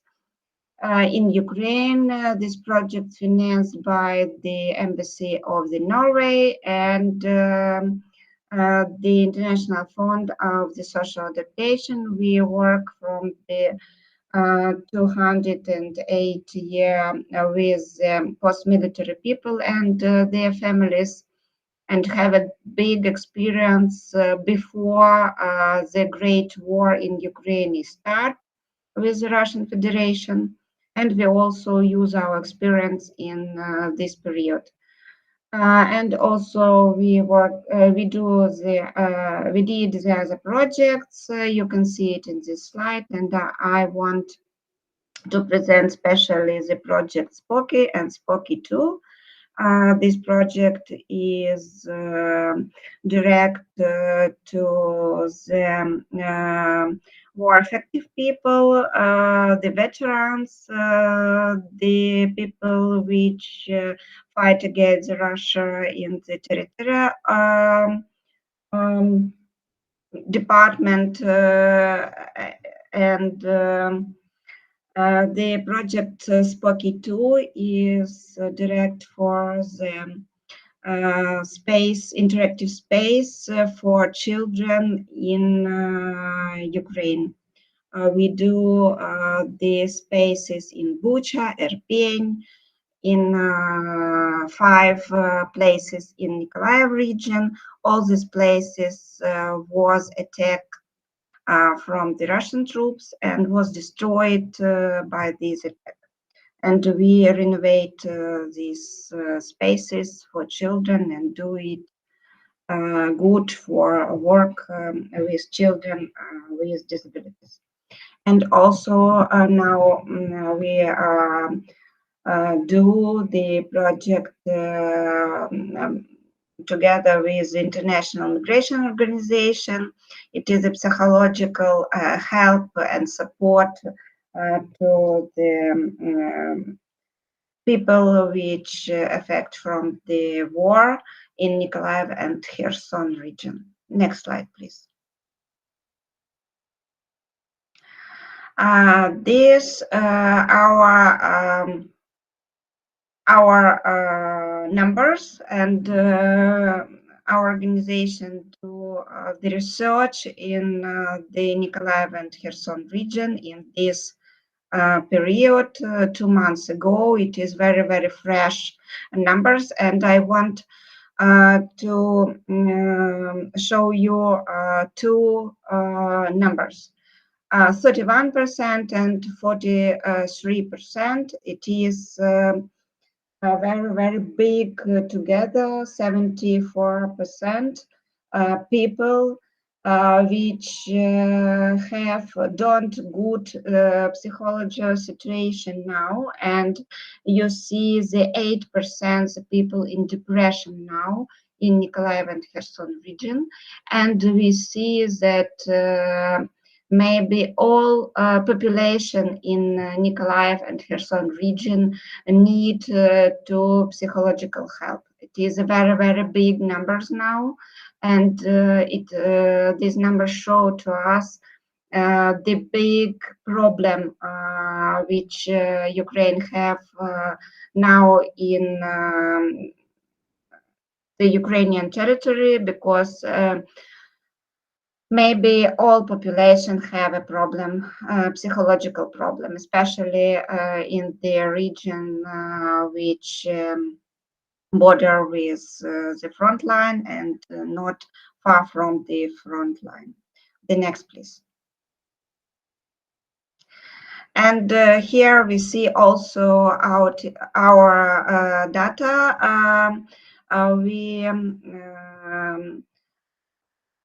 speak with the people which live in Mykolaiv and Kherson region and in the other region of Ukraine. It is not only for two regions, it is the data of the all Ukraine, and you can see how many people want to give the psychological help, and these people stay in the crisis situation. You can see it, and all projects which can give us the possibility to give a help the people in the Ukraine is also very good and also very neat. Please, next slide. The problem which we have now, and the problem which we see now, and the way to solve them. The main problem is signification the number of the population need to psychological help and psychological correction. It is more than 80% according to our research. The lack of the adequate number of professionals who have appropriate education, training, and supervision are not able to work with relevant endurance. The absence of the automatical system that will reduce the burden on the specialist and increase the rate of the services by one specific, and allow the quick implementation of acquired experience in the psychological work practice. and the lack of successfully based approaches for combination of traditional tasks of psychological rehabilitation and correction with actually traumas as the result of the war. It is the main problem which I see now in the Ukrainian territory, especially in the region which are more affected from the war. And what we can do, you can see in the second column, we can provide the automatization system, and the automatization system can help us to decide the main problem, the not equal the numbers of the specialists which can work with the people with the problem, psychological problem, and physical, mental problem, and the numbers of the people which need this help. The next slide, please. What the projects which do the Maisevnya Dobra for the solving this problem is the next. Our first project when the war started was the project Spoky. This project was directed to the military people and the members of their families. And we have a first experience work with the interactive equipment with this category of people. The next, please. You can see the interactive spaces for the military people and their family members in Mykolaiv and in Kiev region. In the photo, you can see the woman, the wives of the military, the soldiers which died in the war. And they work in our interactive spaces, and we have a good results of the psychology correction of their people. The next, please.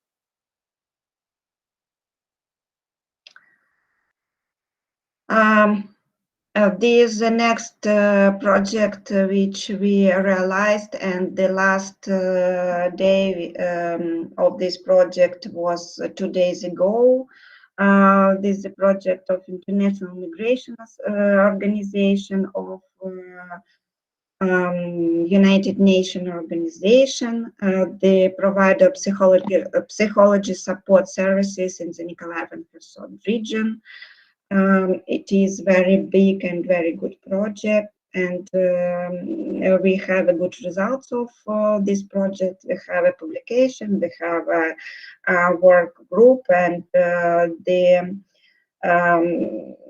important part of this project was to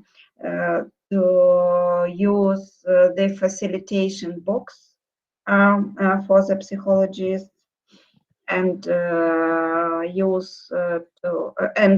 we also teach the facilitators to work with this box in the region which situated near the front line.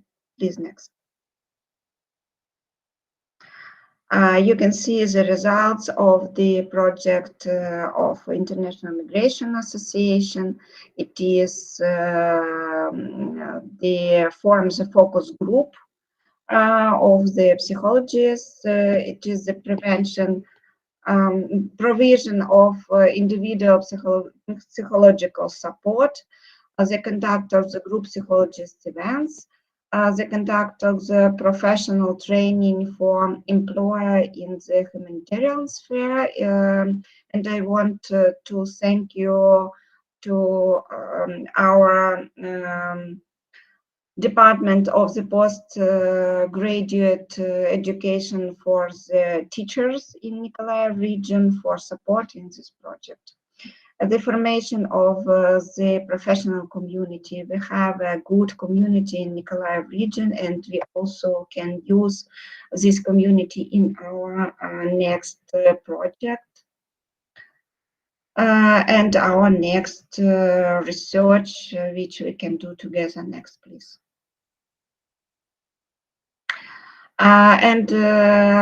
The first project was very good, and now we have the support to the second stage of this project, and you can see the main aims of the second stage of the International Migration Association project. We will do it in the next part of the 244 year. Please, the next. You also can see the project Spoky 2, which we realized now. Spoky 2 is a project of also our organization and support of the US Embassy in Ukraine. It is creates the restored cells of integration equipment for inclusive and rehabilitation demands during the unimproved aggression of Russian Federation, and also develop materials for remote training of the personnel. We change the digital system in the inclusive centers and rehabilitation centers in all of the Ukraine. Please, the next. You can see the short-term results which we plan to give, and the long-term results of the project Spoky 2. You can see that we have good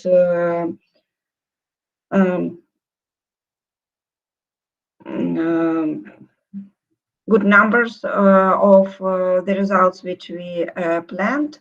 More than 50,000 will motivated to digital correction mental and physical disorders with the help of animation. We will training 20 plus volunteers which can work with our project, and we also do the good spaces to 2,000 children in 15 inclusive in rehabilitation institution in Ukraine, which was destroyed during this war. Next slide, please. And I also want to show you the next time the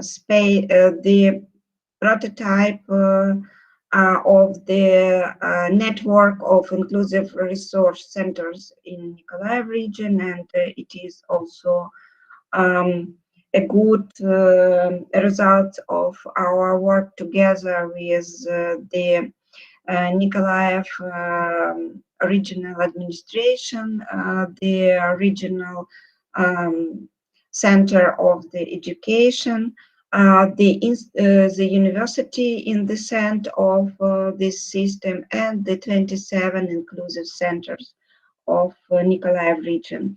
In this network, we work together. We produce and create the rehabilitation technologies and methods in the university, Petro-Mogila Black Sea National University. And we teach, we train the teachers and the specialists of mental health from the inclusive centers in university also. and we have database in the university which we can use to improve our educational correction and digital system in our region. It is a very good model, and if it interesting, we can give these results to our colleagues, to other region and to other countries. The next slide, please. This is our contact. It's me and the head of organization and our partner Andrei Vasyliev, the owner of the Brialite company. Thank you so much. And if you have a question, I also pleasure to answer to your questions. Thank you very much, dear Anna, for the presentation, for grounded examples provided by you. And dear participants of the webinar, do we have the questions to Anna so far?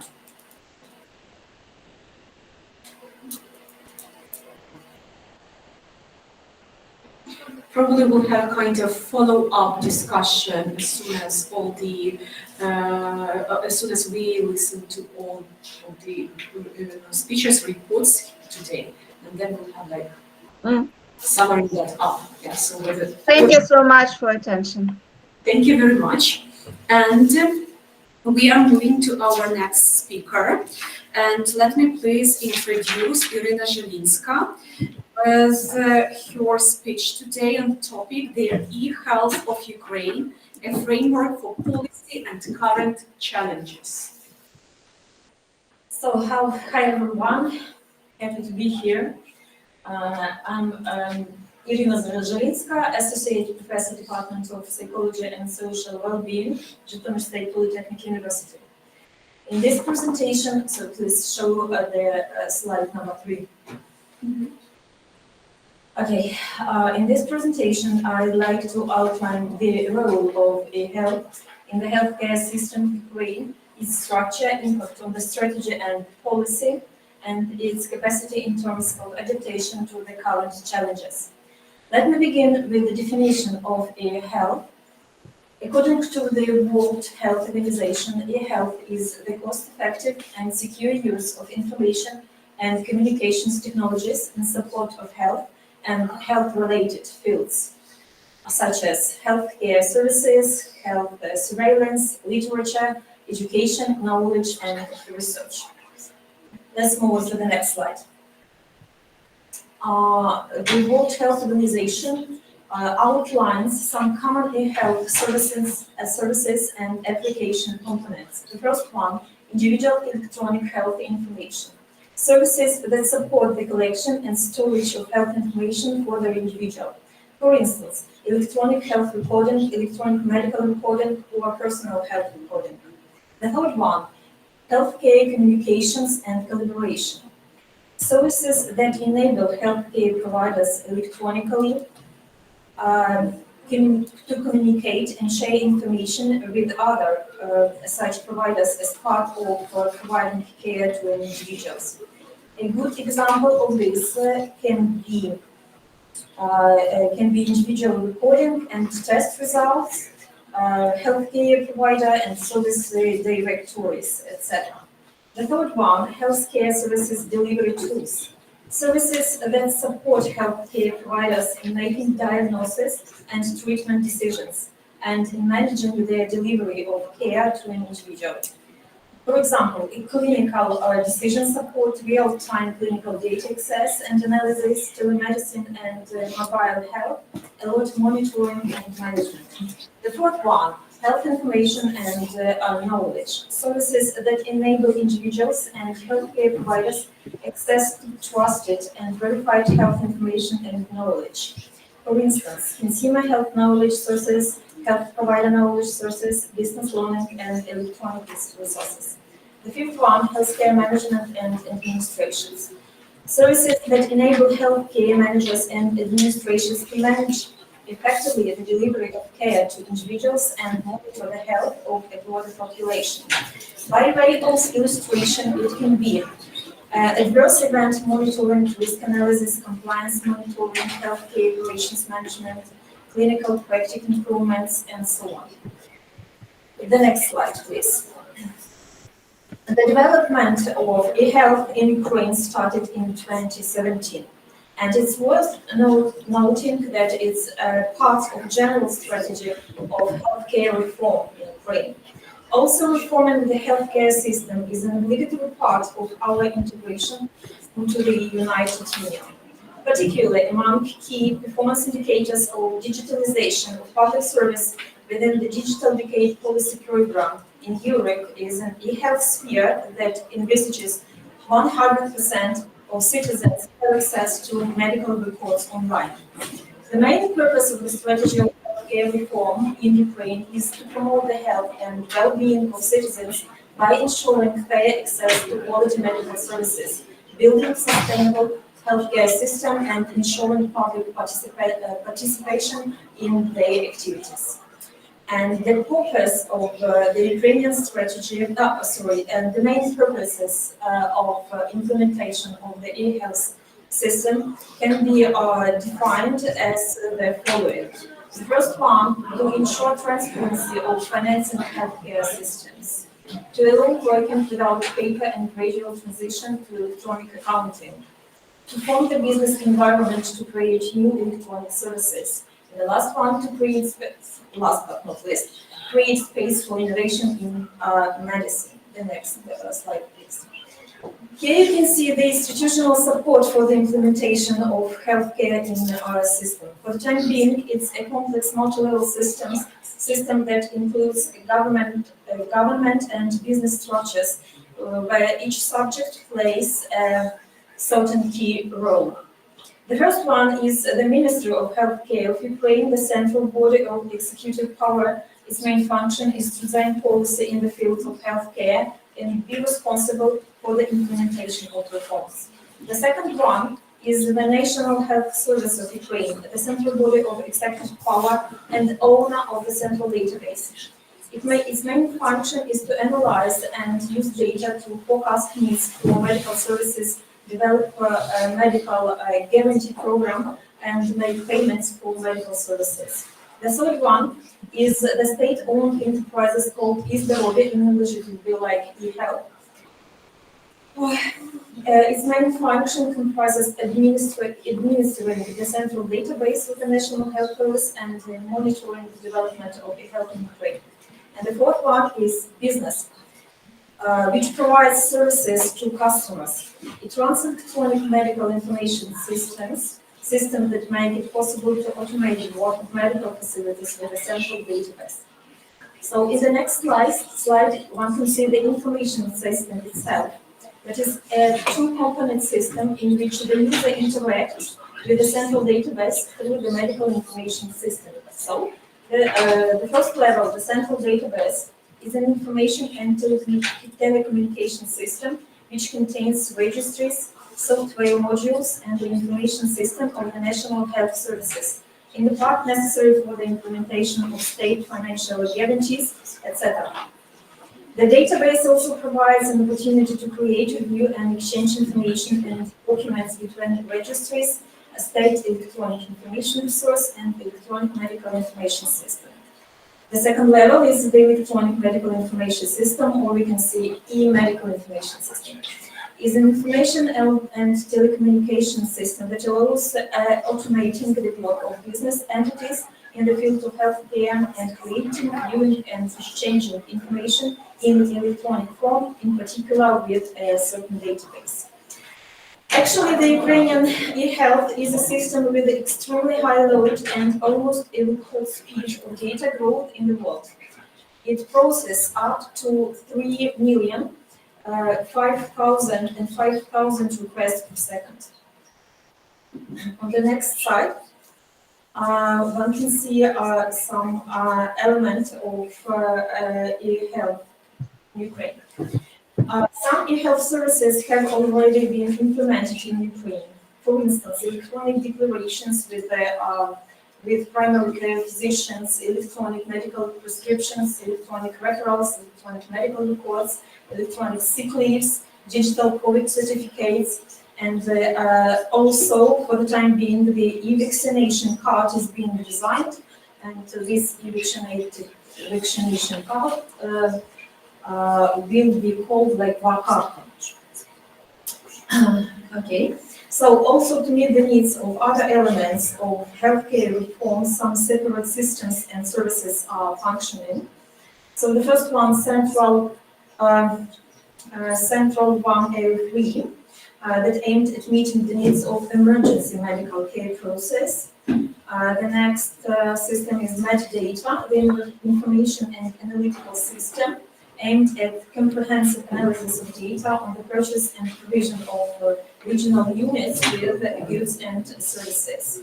The next is, with some complicated name, is an electronic integrated information system for monitoring infectious diseases. E-stock, electronic system for managing stocks of medicines and medical goods.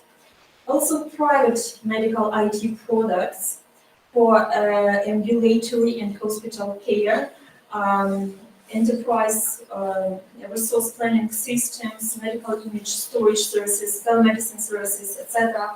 are actively developing. So the next slide, please. Okay, the eHealth impact on the strategy and policy in Ukraine. In recent years, significant progress has developed. Is beginning to play an integrating role in the domestic healthcare system. The contemporary eHealth is considered to be an important tool in reforming the healthcare system of Ukraine due to ensuring the efficiency and transparency of the healthcare system.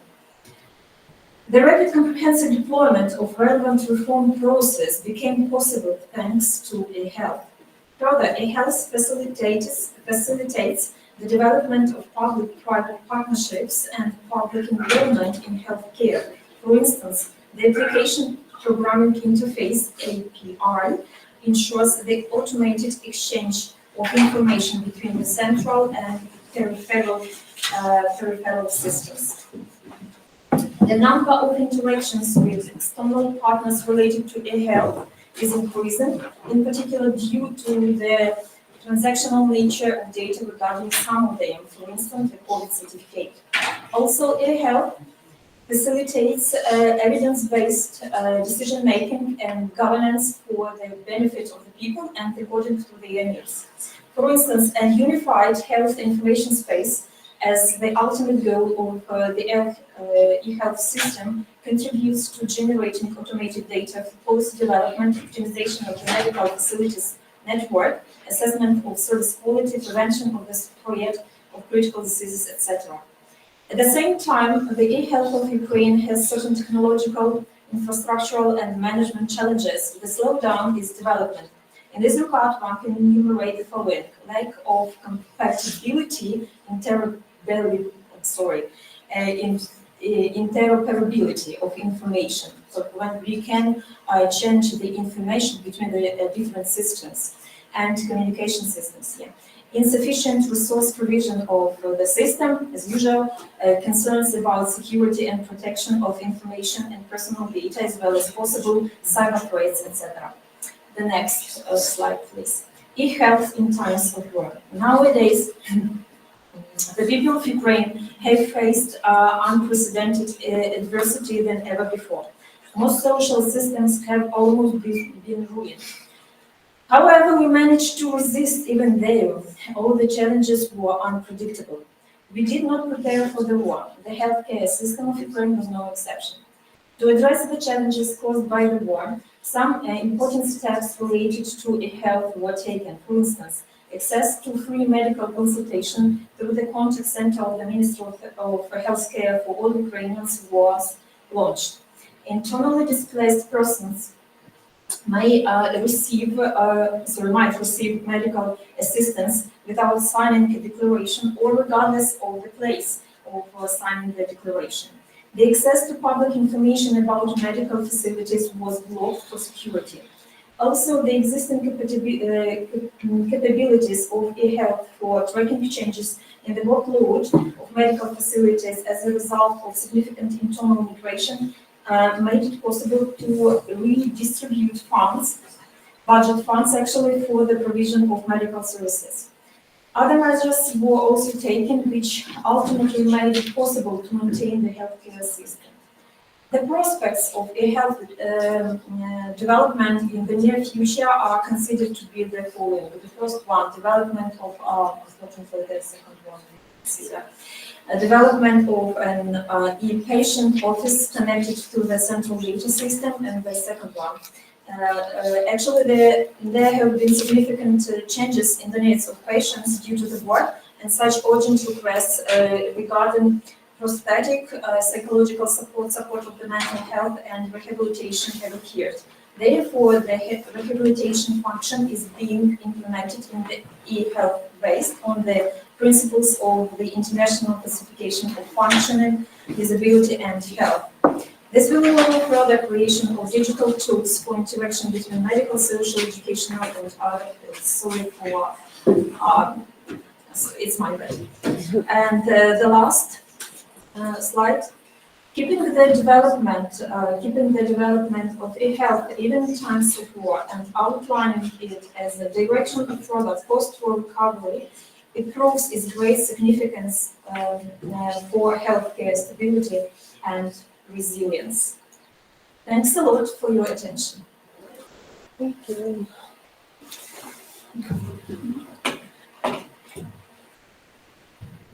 Thank you very much, Iryna, for the presentation. Once again, let me ask the participants of our webinar today if we have any questions regarding the topic.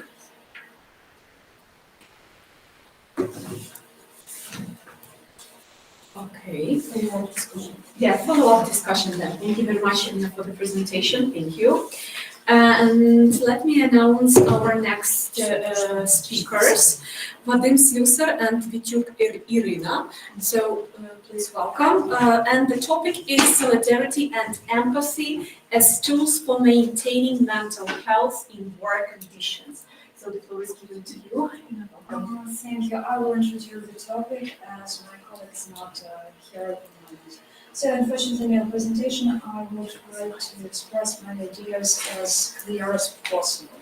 Okay, so solidarity and empathy as means of maintaining mental health in war conditions. Military conflicts can cause significant stress and psychological difficulties for people who find themselves in the conflict zone or directly face its consequences. Mental health is a state of mental well-being in which a person can function effectively, interact with others, cope with the stress and difficulties of life, develop their potential and realize themselves. A person's mental health is a correct reception of reality, a relevant response to events with the ability to evaluate one's aim and others' actions, make responsible decisions and defend one's opinion in a conflict situation and discussions. That is, it is a skill quality that a person uses on a daily basis. Mental health includes the emotional, social, and psychological aspects of a person's life. Philosophical understanding of the sources of preservation of mental health involves the identification of social and psychological mechanisms, both for reckoning the effects of external triggers and for activating internal forces to preserve the integrity of the individual.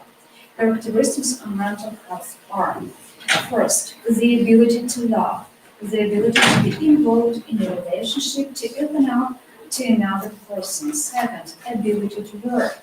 This applies not only to the profession, it is primarily about the ability to create. Third, ability to play. It is about children beings in the literal sense and about the ability of adults to play, for example, with words and symbols. It is an opportunity to use metaphors, humor, symbolize your experience and get pleasure from it.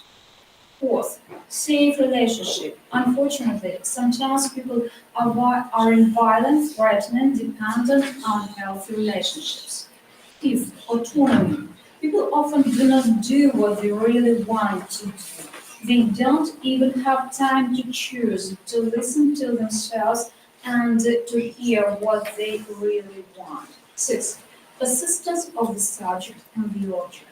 It is the ability to remain in touch with all ideas of oneself, both good and bad, both pleasant and those that do not cause violent joy. In the psychological sense, considerable attention is paid to specific methods of maintaining mental health, leaving out the basic means and principles on which therapeutic practices can be built in the future.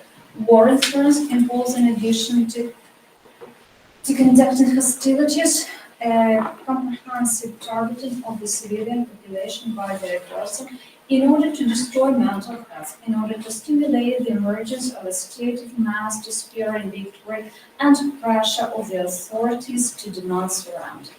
Solidarity and empathy are extremely effective means of maintaining mental health in these conditions. The focus on therapeutic measures, on the application of the tools of the means of solidarity as a philosophical teaching and management practice is able to show its effectiveness as it will appear in search and definition of common values, mutual support, responsibility to each other. The philosophy of solidarism is based on the idea of the common good, solidarity, coordination of interests and values. Specific interest in the problem of solidarity was actualized in the second half of the 19th century. The social prerequisites for its growth were different in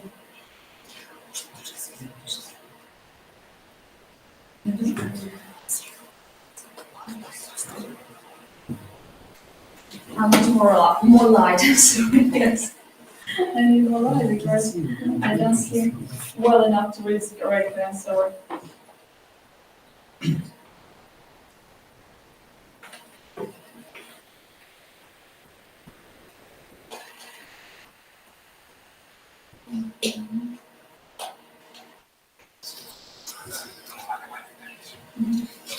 No light. Okay, that's okay. During this period, the second half of the 19th century, the main scientific approaches to the understanding of social solidarity were formed. In particular, philosophical approaches in the works of Martyniuk, Kant, Hegel, and others. By its meaning, the category of solidarity is usually used in the analysis of social processes and systems. But this does not mean that the power that ensures unity and order does not exist in the structure of being, in particular the individual. Regarding the practical affirmation of the principles of universal solidarity as a basic principle of social relations, which is expressed in the philosophy of solidarism, it is worth turning to the concept of gains. He expressed the following ideas. The first idea: people's behavior should correspond to eager altruistic direction and be expressed in actions, compromises, agreements, and the common good, to the benefit of the general, if the benefit of an individual. It is if he is ready to give up his own interest to achieve the main goal. The second idea: solidarism does not impose goals that are alien to the individual. Third idea: as an alternative to private and public law, he offers conciliatory or regulatory law, which is aimed to harmonizing actions and interests and not only define the limits of freedom as is accepted in private law, but also subordinates private interests to general ones, relying on individual positive duties of people. Fourth idea: the ideology of solidarism is based on a solidarized economy, which is regulated by regulatory law, which is achieved by coordinating interests between the participants of the economy. Applying the principles of solidarity will allow us to strive for a balance between individualism and sociality, which will ultimately affect the representation of mental health. War primarily causes post-traumatic stress disorder, depression, and anxiety, and social isolation. PTSD is a mental illness that develops after severe and traumatic events and can include feeling of fear, insomnia, flashbacks, and other symptoms. Rapid life changes, loss of loved ones, fear and uncertainty can cause depression and anxiety among the survivors. Military conflicts can lead to displacement of the population, disruption and social disorganization, which contributes to the emergence of social isolation. This can lead to a loss of support and interaction, which can have a significant impact on mental health. Children who experience war events are particularly vulnerable. They may experience stress, anxiety, and other mental difficulties that may affect their development and well-being.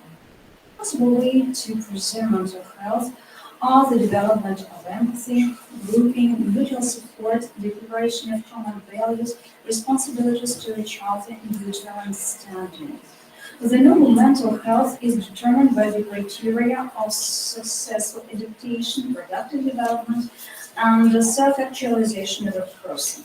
Certain emotional disturbances such as fears, anxiety, depressive moods, aggressive feelings, etc., when negative emotions prevail over positive ones, have a negative impact on a person's mental health. The same influence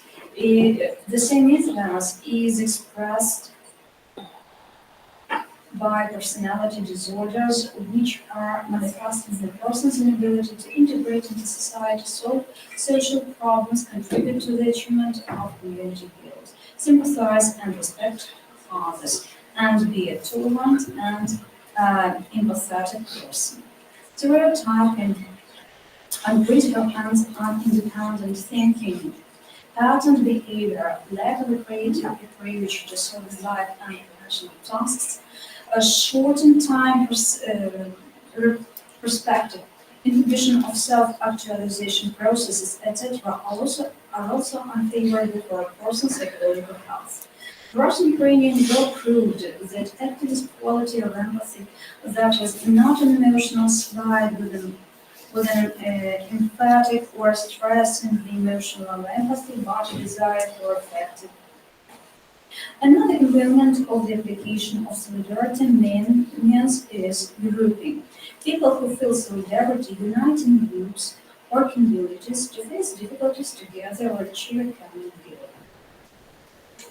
Solidarity is based on shared values and beliefs. People who share similar beliefs unite to achieve common goals. In a unique way, the Ukrainian society, which is largely politicized and politically differentiated, removed from the agenda a number of conflict generators that disintegrated. The issue of the state language became indicative when citizens who traditionally spoke Russian switched to Ukrainian even in everyday life. At first glance, that might seem like a factor of threat to mental health. However, a value approach allows you to follow the reverse trend. Solidarity also involves mutual understanding of other people, their needs and experience. In this context, perceiving the other as oneself involves listening, communicating, and showing interest in other people's thoughts and daily experiences. This is possible through a manifestation of intellectual emotions, that is, through emotional feelings and reactions that arise in connection with mental and cognitive processes such as thinking, understanding, problem-solving, creativity, and other intellectual functions. These emotions can arise as a result of mental challenges, successes, or failures in various intellectual areas of life. In general, there are currently no models for preservation of mental health in the condition of modern war, which, in addition to the use of the latest weapon, involves the use of attacks on the country's energy system, the transmission of fake information produced by the aggressive country in the media space, and attacks to critical infrastructure facilities. The use of the solidarity means makes it possible to develop in the future methods of maintaining mental health and that are relevant to the challenges we are facing now. Thank you very much. Thank you very much, Iryna and Vadim, for your presentation. So, and currently let us step up to the discussion. Do we have any questions to Iryna and Vadim now? Or shall we a bit postpone till we have the follow-up discussion? Okay, so then we have one more presenter, Udovenko Anna. Dear Anna will present such a topic as rebuilding hope in Ukraine, assistance to war-affected families with children in the Buchansky district. So, Anna, Yes, hello. thank you very much. Yes, so we are putting the presentation, we are sharing the screen. Welcome.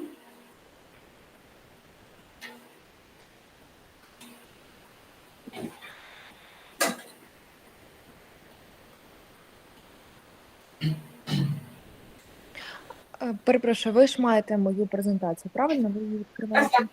Мгм. Ти вже секундочку, зараз все буде. Thank you.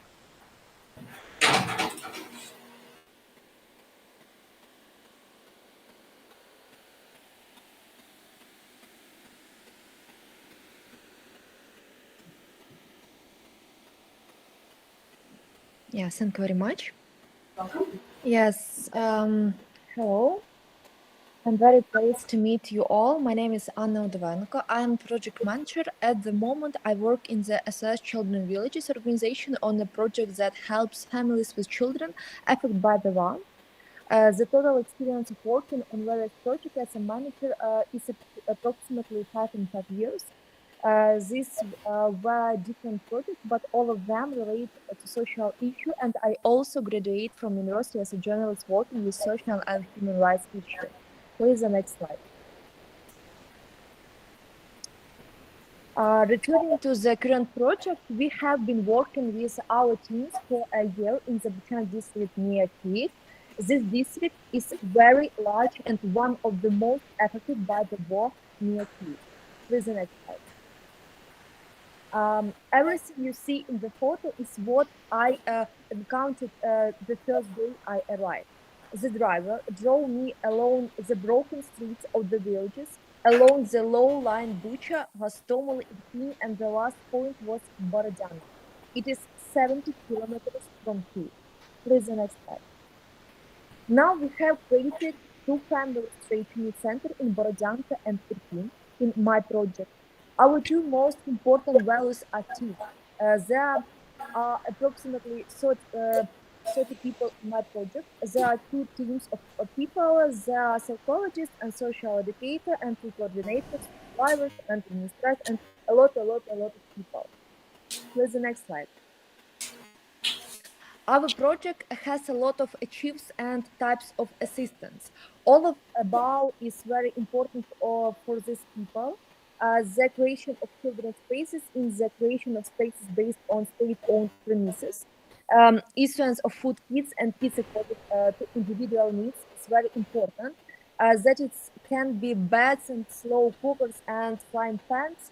The specificity of our categories of families are those people who lost everything during the war. We check documents, determine whether the family falls under our categories, such as internally displaced person, families in difficult life circumstances, and give them food, chemicals, even clothes. We work with our partners from the public sector. All our work is based on memorandums of cooperation.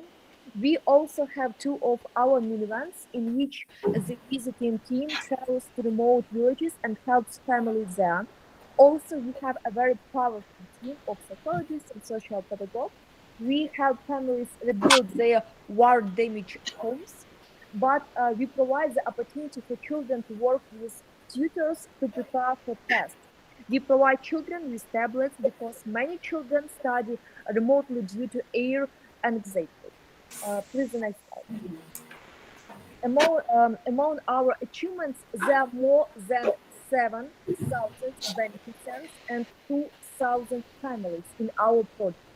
During this year, we built a mobile home for our center in Borodyanka, equipped a children's playground and an adjacent area for it, created a center in Irkut. Please, the next slide. What will remain after our project forever for the residents of the Buchan district are our create 8 children's spaces. Please the next slide. All you see are the children's spaces we made.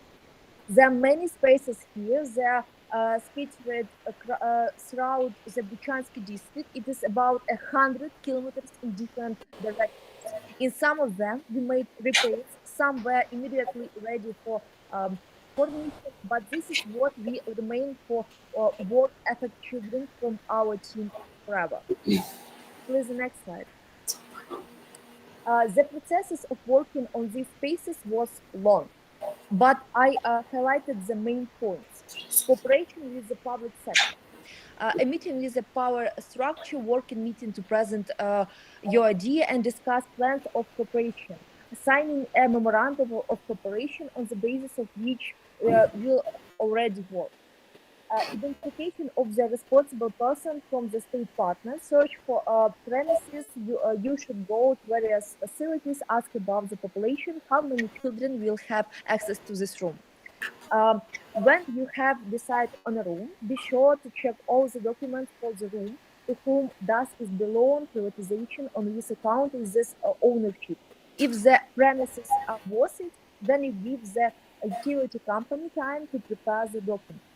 After your lawyer of your project has checked all the documents, be sure to sign the contract which specifies your powers, parties, requests and duties and rights. After that, your psychologist and the project manager cooperate with the curator of the room of the psychologist who will work there. Choose the necessary equipment. It is very important that the equipment match the type of room, resource, sensory or children play space. It's all the state which we do in our project with partners when we create our children's spaces. So please the next slide. Yeah. The next is contract tender procedures for the purchase of equipment as needed. You should buy equipment, bring it, everything only involves with official reporting, set together with representatives of the institution. You should be sure to see the acts of acceptance and transfer of the equipment and the act of equipment and transfer its dates you made. It is important that representatives of the institution check that all equipment complies with the act, make an official opening with guests, children and photographers. You should provide the curator of the location with the documents with reference to the monitoring of the statistics of the beneficiaries who use these premises. Also can be signed with a QR code near the space where each visitor can leave their feedback. This is moment of monitoring by location. Please the next slide. This is an example of how the premises in Borodyanka in the abandoned out place of culture looked before and after. We did it. Please the next slide. As you understand, without us, these children would simply walk the street because there is almost no infrastructure left in abandoned out cities. Recovery is very slow. So yes, it's my project, my team, and I'm very appreciated for that. Please the next slide, and thank you very much for the presentation. Thank you very much, dear Anna, for your presentation. Yeah, so and we have the questions. So Anna, welcome, please.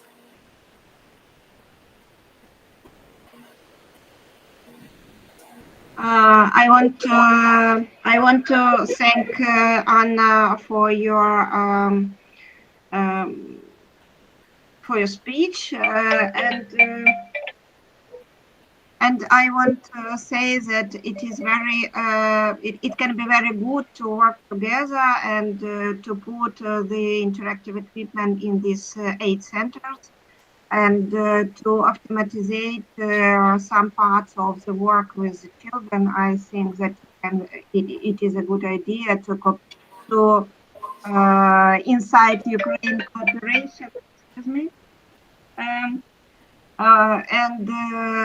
if it's possible, you can contact with us and after this meeting. And also, I want to congratulate Anna with her birthday today. And it is a good.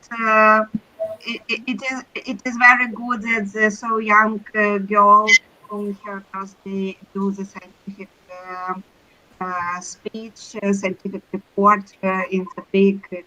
Thank you. Thank you very much. Yes, of course, we do it. Thank you very much. Iran, our sincere congratulations on your birthday. So that's a great luck for us to have a birthday person today. So may all your dreams come true. Thank you very much for your presentation. So dear participants, so we would highly appreciate a follow-up discussion. So we have just listened to several reports. All of them have covered quite essential questions which are topical nowadays. If you have any questions to any of the presenters, please, you are welcome to do that now. You can as well use the chat and type the question there. So it is also possible for us to consider them. And probably, meanwhile, if we do not have any questions for now, I would like to start with my question that I want to address to Iryna. So in terms of eHealth, so the question is rather important, but simple as well. So eHealth future, the future of eHealth in Ukraine. Mm-hmm. Actually, at the beginning, I should say that the eHealth development is at the stage of early adoption, not only in Ukraine but also in the world as well. In my opinion, the ultimate goal of eHealth development is to create unified health information space where every participant will be able to interact with any components of this system in order to meet their specific needs, like this. Thank you very much for the answer, Iryna. And one more question that I would like to address to Vadim and Iryna. So thank you very much. So you have been speaking about striving for the balance, which is nowadays is extremely important.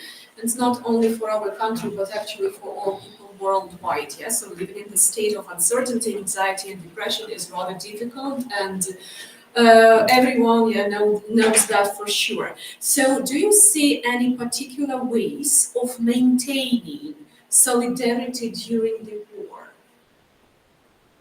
If speaking about solidarity, we saw it and we see it in Ukraine because our people are struggling for their being, for their existence. But as we see it now in the world, more and more people are getting tired of war. I mean, in the world, and we see a very fearful, for me, they are fearful ways of distracting attention all over the world. And we may see that striving for solidarity is a vital problem nowadays. Actually, I don't see any particular way, but I'm striving to achieve this unity by raising this very problem, because it's very important.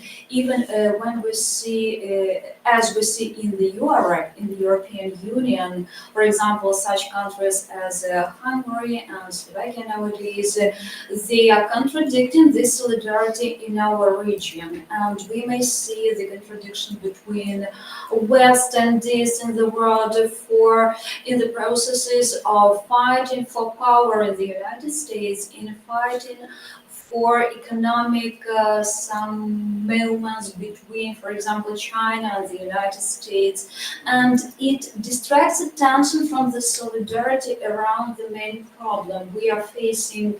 I don't want to be alarming, but Many people say that we are facing the problem of, we are facing the threat of the Third World War, and now the problem of solidarity is really wide. So I want to say that we should switch to the wave of listening to each other and speaking to each other and understanding each other. I mean those who belong to what we call now civilized world, countries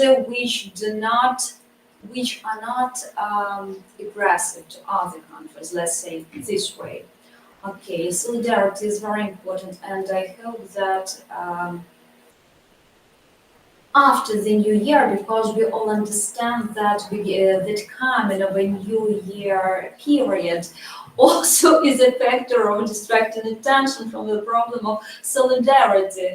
And I hope that after New Year comes, people will get more chances to find the mutual understanding.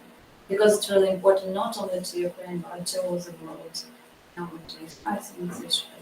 We must speak about it. We must write this problem. We must speak and find the understanding. Thank you very much. Thank you very much for the answer. Yes, quite grounded. And відкрийте, будь ласка, чат. So if I'm not mistaken, we have. Okay. Okay, so we do not have the question here. Okay, good. So dear participants, do we have any other questions to the presenters? Then if you don't mind, let's have 5-minute break, only 5-minute break, and then we will proceed to our workshop panel 3. That goes under the title, Digital Technologies for the Rehabilitation of Mental and Physical Disorders, Successful Social Adaptation and Reintegration of Crisis-Affected People. Шановні учасники вебінару, буквально 5 хвилин перерви, і ми переходимо до нашої наступної третьої панелі. 5 хвилиночок, будь ласка, і повертаємося до роботи.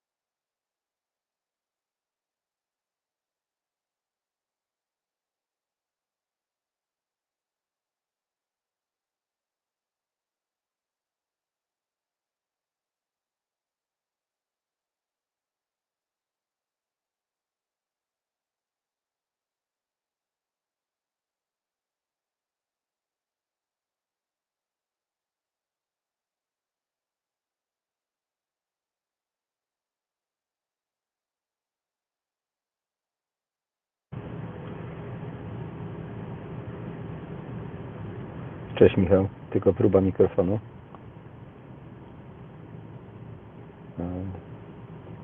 Nie włączyłeś, albo Ciebie nie słyszę. A Ty mnie słyszysz? Tak, słyszę Cię, mnie słychać. Tak, dobrze, przepraszam, ale lekko szumi u Ciebie, ale... No bo mam samochód odpalony. A, no to jak zgasisz, to powinno być dobrze. Ja teraz udostępnię ekran i zobaczysz tam, czy widać prezentację.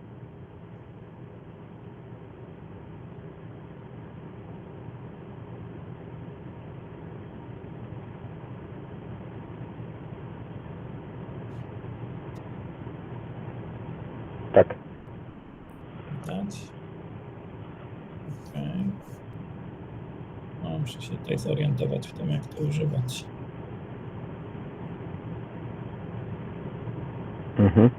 Zmieniają się slajdy. A widać nam cały ekran? No ja wiesz na telefonie, jak widzę. Okej. Dobra.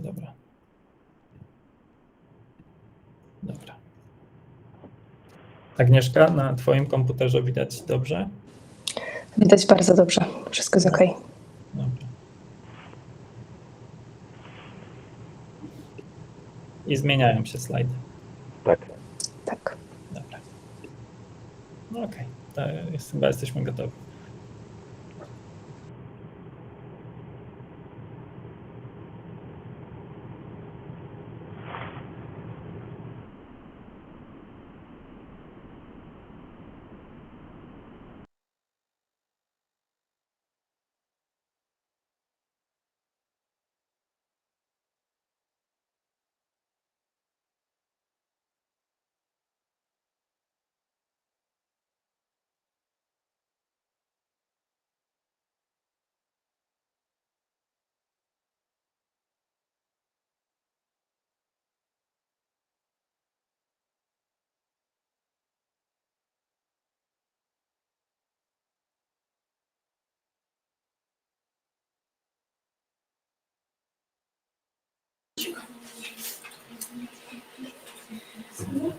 Welcome back.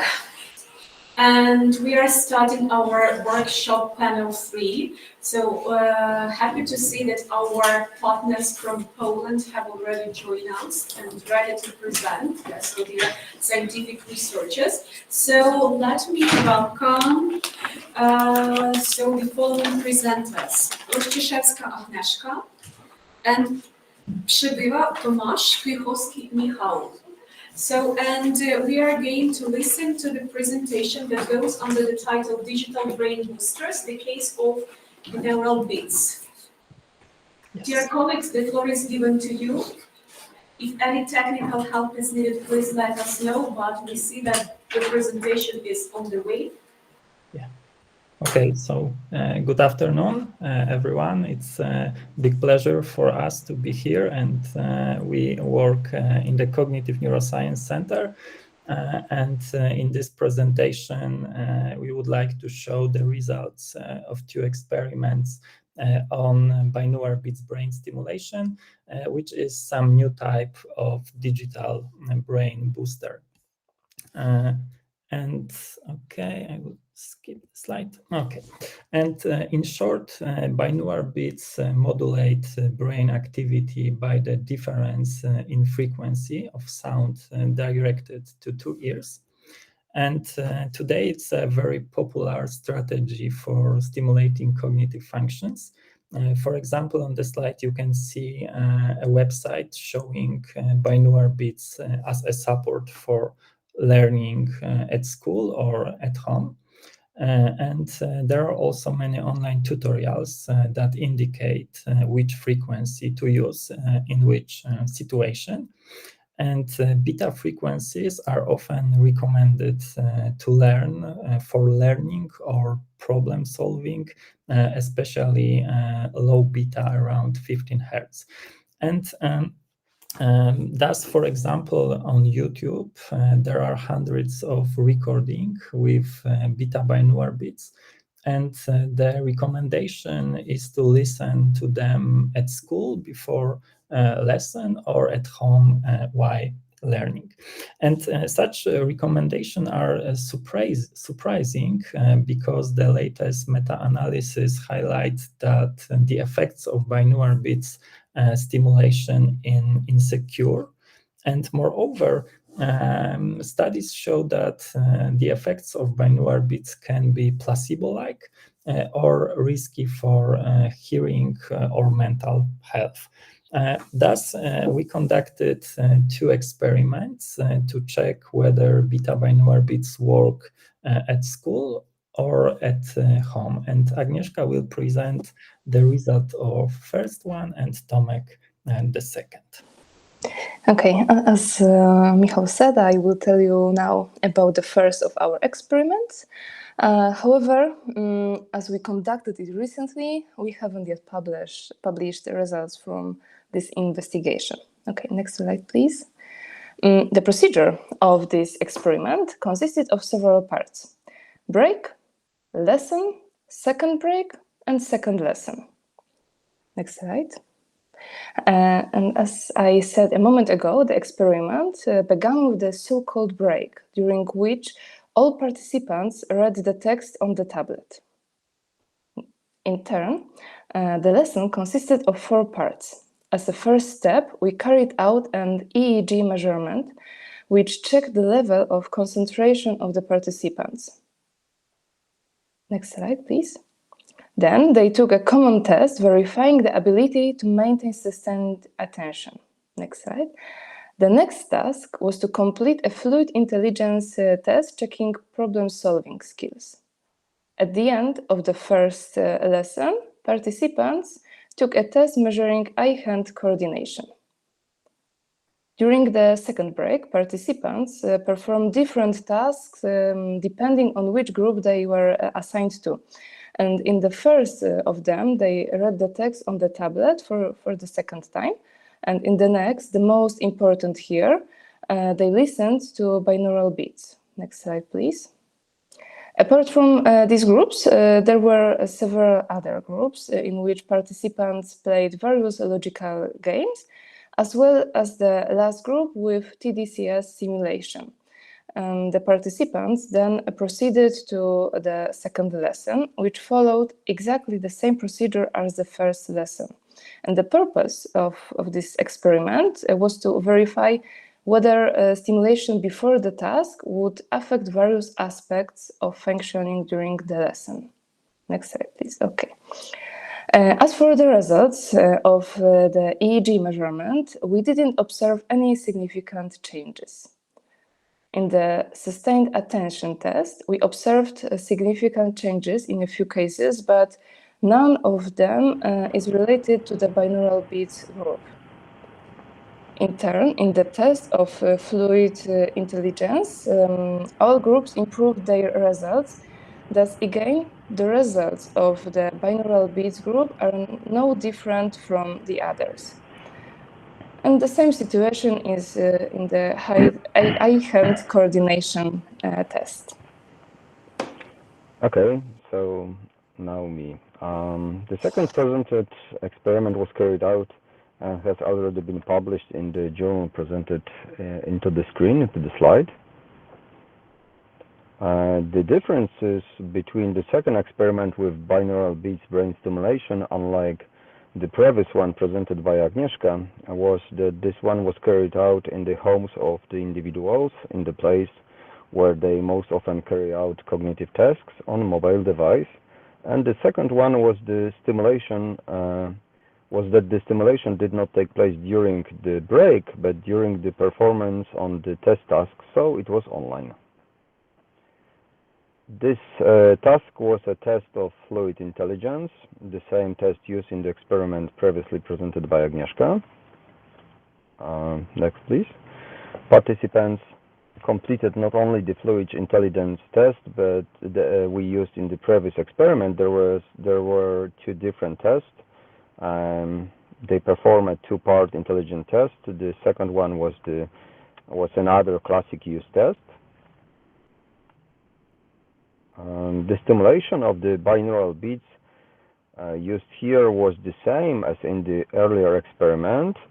The participants listened to 15 Hz binaural beats, but we carried out 2 studies. In the presented experiment, in study 1, the first half of the participants received information that neutral sounds would be played, and the second half of the participants that these would be the stimulating sounds.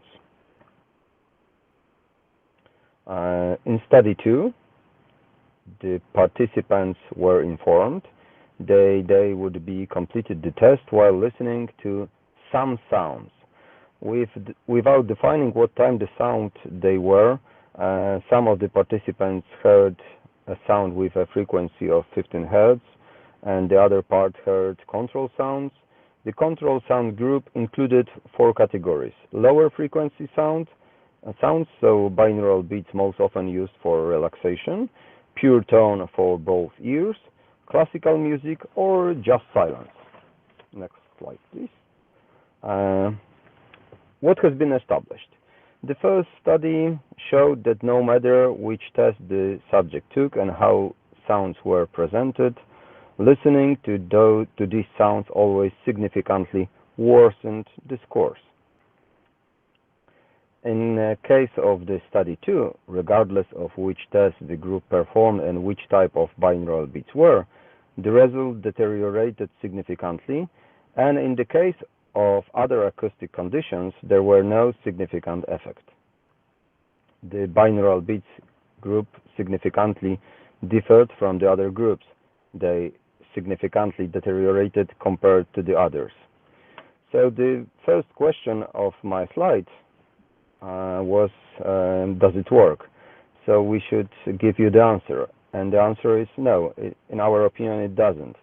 The first experiment showed that binaural beats don't work during school breaks because they have no effect.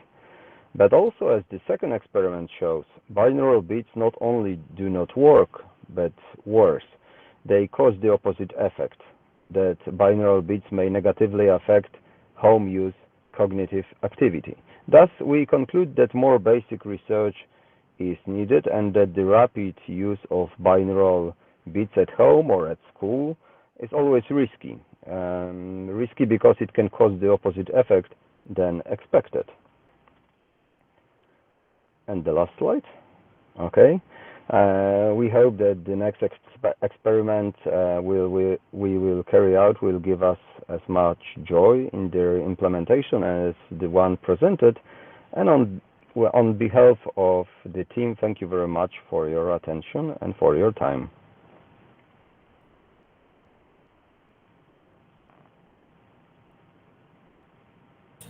Thank you very much, dear colleagues, for the presentation. Thank you. So great results that you have just shared with us. Dear participants, would you like to put a question to our presenters?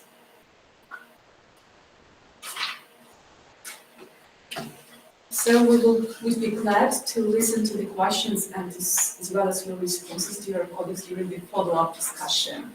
And now, thank you very much. Let us proceed to the next presentation for today.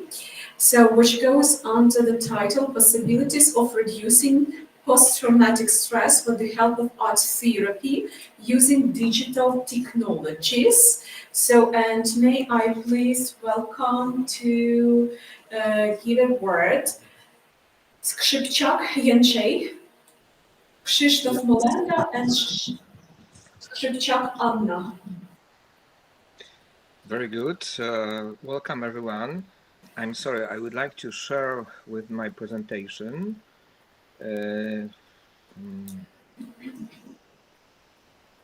No. Sorry. Please give me 1 minute.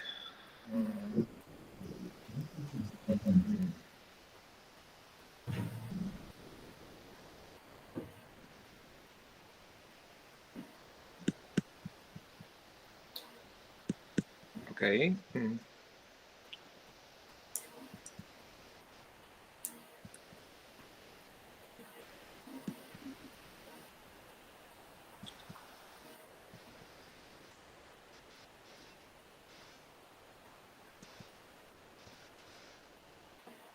Okay, can you see my screen and my presentation?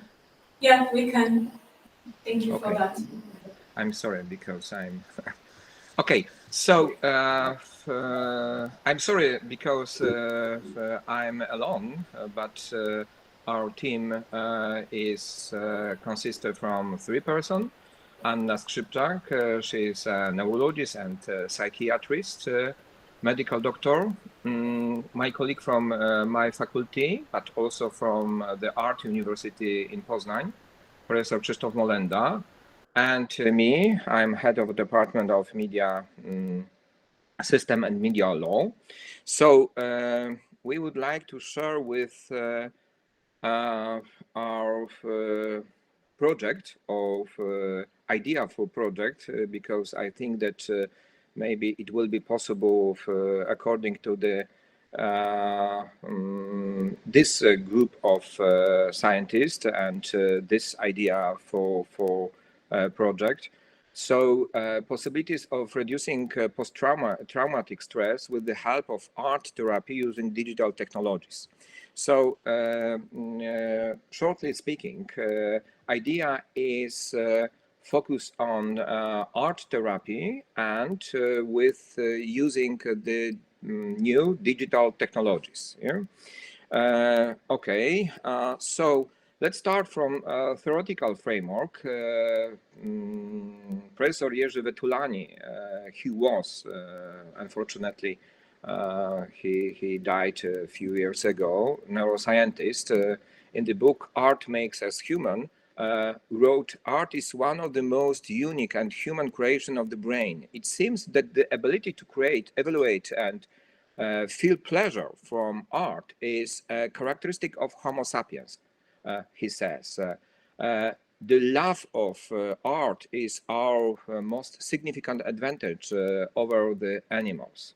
Other neuroscientist and visual perception researcher, Vladyslav Zinichenko, said a monkey can probably evoke an image of a banana or an alpha male from his herd, but only humans can juggle symbolic pictures in the mind and make new combination out of them. So, art therapy, it is one of course, possibility way of therapy, working with patients. Of course, the history of this art is quite longly, because we can say that roots we can find in 1938 or even earlier. So it is a therapeutic procedure without the use of drugs. This is very important, or surgical interference for people who are mentally or physically and well. Form of art therapy includes many phases of art. So drawing, painting, sculpture, graphic art, film therapy, and others. Significant advantage of this therapeutic method is the few disabling causes exist. It can be used for people of almost any age. This is also important. In all forms of organization, individual, group, family, sick people, of course, mentally disturbed people during treatment from addiction and social maladjustment, as well as patients with deficit of and limitations. Among art therapy, the best means are art therapy, music therapy, and other, for example, but our conception is a little bit different. This is new, we can say quite new idea. Form of art therapy includes this, it is of course possible and quite well, quite good accepted. So yes, choosing the proper form for the person and diagnosis is essential, deciding whether the therapy should be passive or active. So, for example, listening to the music, Bach or Mozart, and making music, drums, rattlers, etc., can have a positive effect, similarly to painting, reception versus creation. So, our idea, our concept is neurography. This is a form of central nervous system stress reduction. It could be that is gaining popularity in last years. So, and our research project, because this is idea, in fact, for such project. Our teams consist, as I mentioned at the beginning, of 3 persons from different division of science. We have one lady in our team. She is a medical doctor, and we have the professor of art. And my role is to check or to find possibilities of sharing such therapy via digital technologies. So we would like to propose a research project that will present and verify the main principles and possibilities of using this therapeutic approach in the treatment of post-traumatic stress disorder from the point of view of medical science and communication, art science, and communication and media science. So I think that thanks to digital technology, such therapy will be possible for long distance, and it could be possible, for example, for people in Ukraine, and the therapy group could be in Ukraine, and therapists could be, for example, in other countries. And we hope that such method could be effective and could help this person with such kind of trauma. So I think that this project needs, of course, studies, and I hope that could be developing in this consortium of universities and possibilities of cooperation between different center of science. So thank you very much for your attention, and I hope that it could be developing in other steps and in the future. Thank you very much.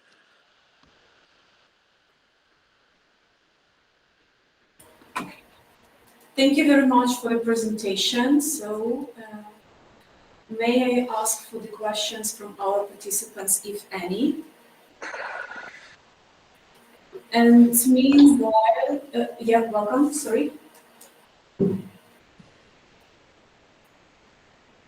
Okay, and I have a question from one of our psychologists, if you don't mind. So the question is about the spaces for therapy, and whether whether you consider combining art therapy with polyvalent theory. Sorry. I'm sorry. Could you repeat your question, because?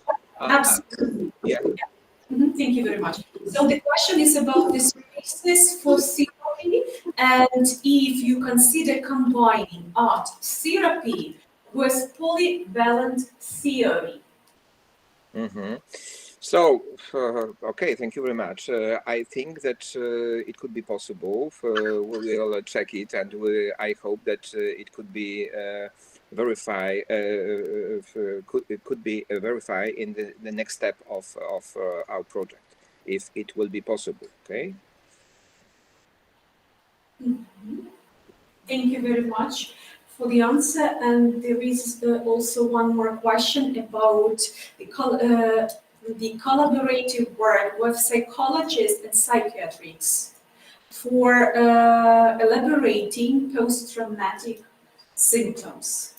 Whether they work together on the following issue, and what experience you can share with us.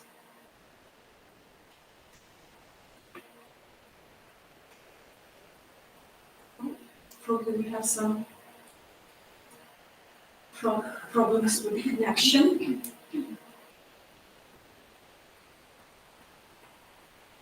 Okay, so then our sincere gratitude for the presentation, and so hopefully the speaker can just meet us in the follow-up discussion, and we will raise the question again.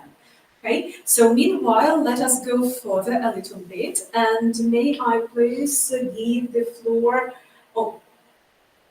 may I please give the floor to Vasyliev Andrii, the director of the innovation company Briolite, Associate Professor at Przybyła Tomasz National University in Mykolaiv, Ukraine. So the floor is given to you. Welcome.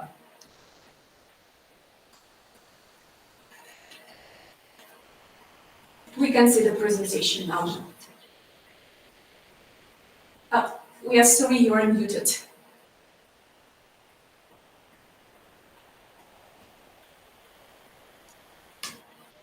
Great. Yes. Okay, thank you very much. Do you see my presentation full screen? That's okay? Not now. Not now. Don't see. One moment. One moment. Technical issues as usual. Now we can see that. You can see. That's great. And now you can see full screen. Yeah. Right? Yeah. Right. Okay. I have many insights from previous JJ this idea because this is what we are doing, and I think we are very interested to collaborate between us because we have some technology for this. And I will tell you today about our digital interactive technologies that we developed for about 15 years in Ukraine, and we have some results and now some details about it. So what we do? We create a complex ultimate platform for digital rehabilitation and inclusive education. And the global problem that we work with is that there are many more patients with mental and physical disorders and not enough doctors. And our solution is to a platform that helps to automate and digitize the rehabilitation and inclusive work in order to increase its efficiency. And we create methods, we make science, we create software, we create interactive devices and some services. We have a traction about more than 500 projects in Ukraine and more than 1,000 working devices every day, except of war-affected regions that we don't control now. And we have 10 devices. I will show short animation for you to understand them better. And we work with such disorders. These are musculoskeletal disorders, mental and intellectual problems, autism, and problems of hearing, vision, and speech. Our solution complements work with post-COVID, post-stroke, post-traumatic stress disorders, cognitive disabilities, and so on. So the main issue is that this is a complex hardware and software platform. We work with children, elderly people, veterans, and other categories. And the advantages of our platform is that it is in playful way, not boring. It adds motivation to people, and it combines multiple ways of interactive. So by voice, by hands, by moving fine motorics, by gross motorics, and so on. And we now are experimenting on cross-device scenarios and multiple workouts per device and updates. So a short video for you, and I will show you two videos. One short video about how it suggested to work its animation to understand principles, and second one is how it actually works right now. So please watch on the screen. What could be more difficult and more responsible than a rehabilitation therapist's work? And what could be more important than patient success? Today, outdated, ineffective methods have been replaced by a modern approach. By combining technologies and the best specialist methods, Briolite has created a digital complex for children and adults rehabilitation. It consists of 10 devices, which are connected by software and placed in one room.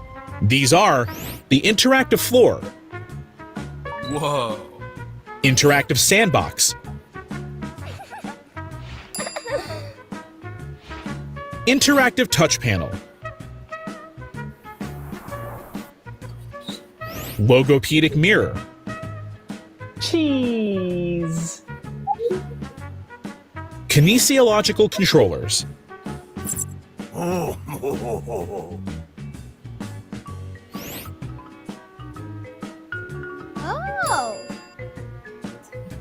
gyroscopes,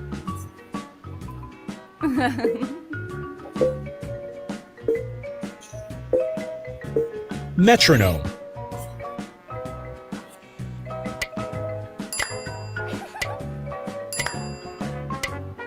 self-control training module,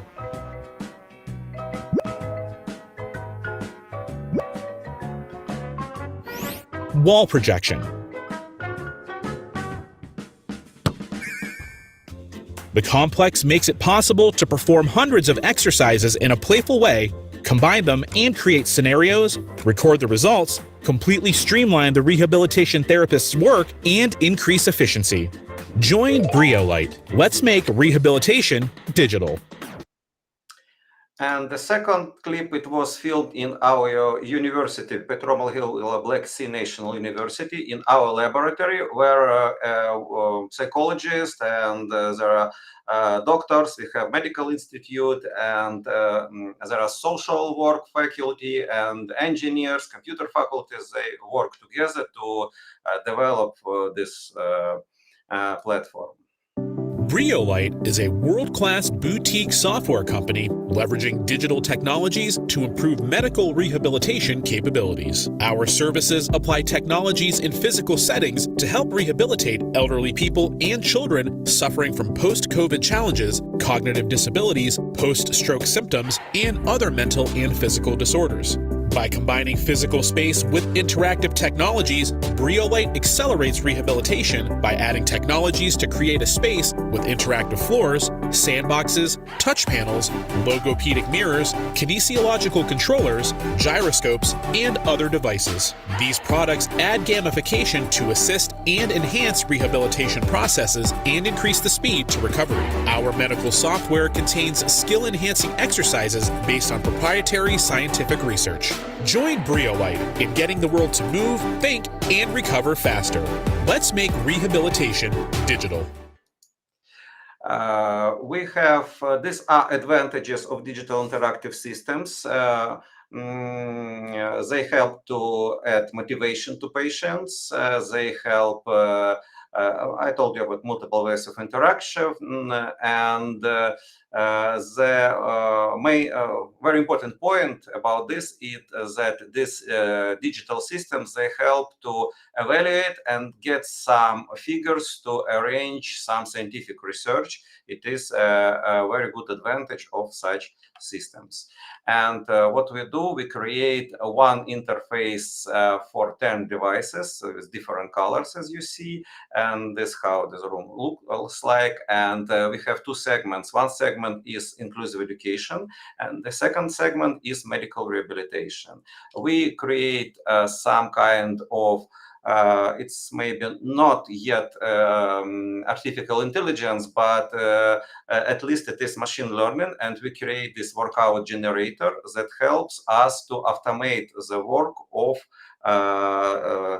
these corrective teachers and doctors and other mental health specialists. As you see, there is a trend in the world. We have already some books published in Germany and Switzerland about digitalization in healthcare. There is, during the last years, there are some articles appeared. So I think it's very perspective point and topic for science. What we do, we arrange publications about such systems and their possibilities and methods of use, because you know there is equipment and there is software, there are interactive workout programs, but there are pretty lots of ways how to use them. You can use one interactive effects for many problems, and there are advantages of disadvantages of this, and there are lots of science needed to describe it and understand it. And we make approbation for many years in many facilities. We take part in many programs and so on. And we are very open for cooperation. We have a corporate methodical knowledge base. And besides publications, we made a Wikipedia that helps to collect many features that our clients developed using this interactive ways. Here you can see, by the way, our social responsibility. We installed interactive sandbox, and this is habilitation.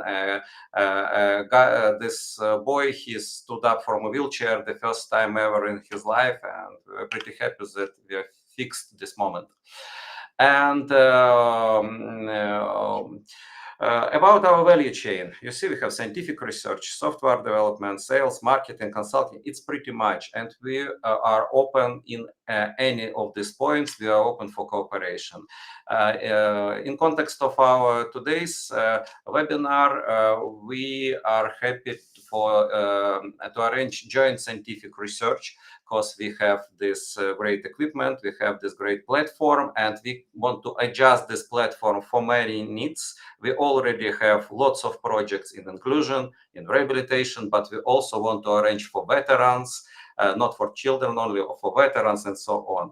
And to make it very, very effective, and it's very customizable. So we are open for joint scientific research, we are open for engineering projects, for digitalization and automatization projects, we are open for collaboration with startups. And as for now, we have this program, we have more than 200 described workouts and so on. And coming back to the, here you can see my personal contacts and our this social network. Please contact us, visit our site, and so on. And as for me, I'm PhD. I'm very interested for building business models for medtech, edtech, and so on. And I'm open for scientific cooperation. Coming back to previous, I'm still thinking about it, and that's some insights.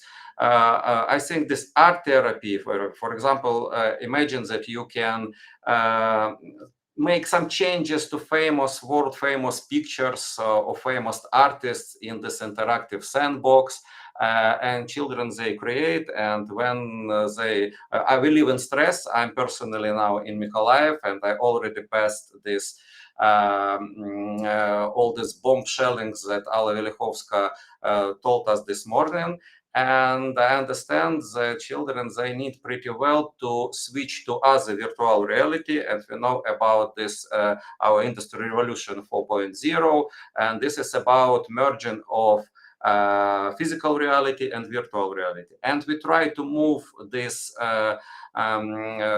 people and children with disabilities from this world to this very cozy virtual world that can be controlled, and that will help them to recover after this stress and other symptoms. Thank you very much, and please contact me on any platform. Thank you very much for the presentation. I'm not sure that some questions still will be, but probably we will address them in the follow-up discussion. And we also, with the organizers of the webinar, we have already thought of just providing all the necessary details here of all the participants, because it will be really of great help. And so it will positively contribute to creating, to establishing a network, yeah, and just make it more efficient and productive. And we are moving further, and let me introduce our next speaker, Oleksii Sabadukha, PhD Associate Professor at the Department of Psychology and Social Welfare, Zhalinska Polytechnic State University. So just in a minute, the presentation will be on. Yeah, done? Yeah. Good. So, and so Oleksii, welcome. The floor is yours. Прошу до слова. Дякую. Вітаю усіх учасників конференції і радий представити тему свого дослідження психодинамічні та психофізіологічні моделі психосоматичних розладів. Де істина? Будь ласка, робимо невеличкі паузи для нашого перекладача. Дякую. Greetings from Oleksii to you. He is presenting psychodynamic with psychological models of psychosomatic disorders. Where is the truth? Is the topic of his presentation today. В сучасній медичній психології виокремлюють два напрямки, що пояснюють природу психосоматичних розладів. Власне, це психодинамічні та психофізіологічні моделі. In modern medical psychology, two terms that explain the nature of psychosomatic disorders are distinguished: psychodynamic and psychological models. Psychodynamic models emphasize unconsciousness factors. Психодинамічні моделі акцентують увагу на несвідомих чинниках, утім як психофізіологічні моделі наголошують на значенні ролі свідомого стресу. Потім виникає питання, які моделі глибше розкривають причини психосоматичних розладів. However, psychological models underscore the importance of the role of consciousness stress. However, the question arises, which models more deeply reveal the causes of somatic disorders? А власне відповідь на це питання дозволить підвищити ефективність і застосування психосоматичної терапії. So the answer to this question will increase the effectiveness of psychosomatic therapy. А серед психодинамічних моделей виокремлюють основні такі. Перше – це історична конверсія і органічний еквівалент тривожних станів, класично за Фройдом. Therefore, the purpose of research is studying the role of the consciousness and unconsciousness in the emergence of psychosomatic disorders, which involve. Наступна модель – це теорія специфічного конфлікту по Олександру. The theory of specific conflict by Alexander. Наступна третя теорія – це теорія ресоматизації по Максу Шуру. The third theory is resomatization by Max Schur. І наступна – це теорія алекситимії Пітер Сефнеос. And the next one is the theory of alexithymia by Sifnos.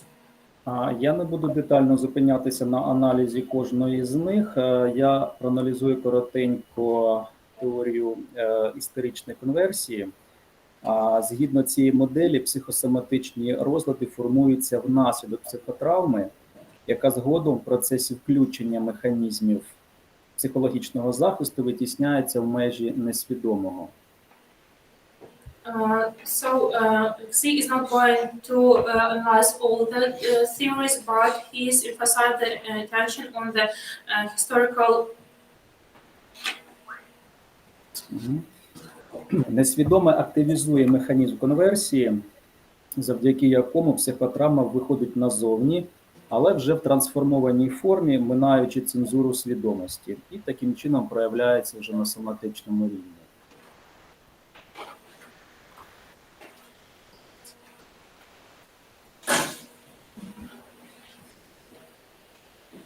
Так. І коротенько можна сказати про теорію алекситимії. Згідно цієї теорії, психосоматичні розлади виникають внаслідок алекситимії, тобто нездатності вербалізувати свої емоції,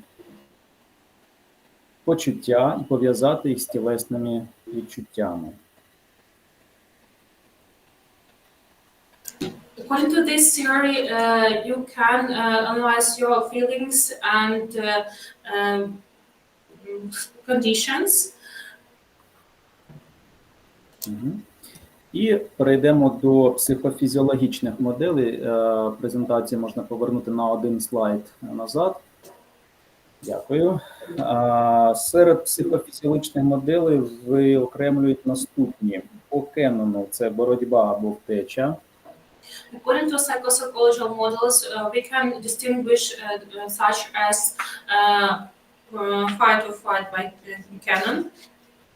Наступна теорія стресу по Гансу Сельє. The next one is the theory of stress by Hans Selye. Теорія фрустрації і теорія дефіциту задоволення по Блюму. And the theory of frustration and satisfaction deficit by Bloom. Також виділяють ще одну модель в межах цієї психофізіологічної концепції. Це навчена безпорадність Мартін Селігман. And one more theory which is distinguished is learned helplessness by Max Seligman. Можна трошки зупинитися більш детальніше на концепції Кеннона «бий або тікай». We will talk about the concept of canon, fight or flight. Сутністю цієї моделі є конфлікт біологічного і соціального. The essence of this model is the conflict between biological and social. В умовах стресу активується вісь стресу, а також симпатичний відділ вегетативної нервової системи. Under stress condition, the stress exists and the sympathetic division of the autonomic nervous system are activated. Якщо в первісному суспільстві людина могла дозволити собі реалізувати цю захисну реакцію, то в сучасних умовах вона виступає в протиріччя з соціальними нормами.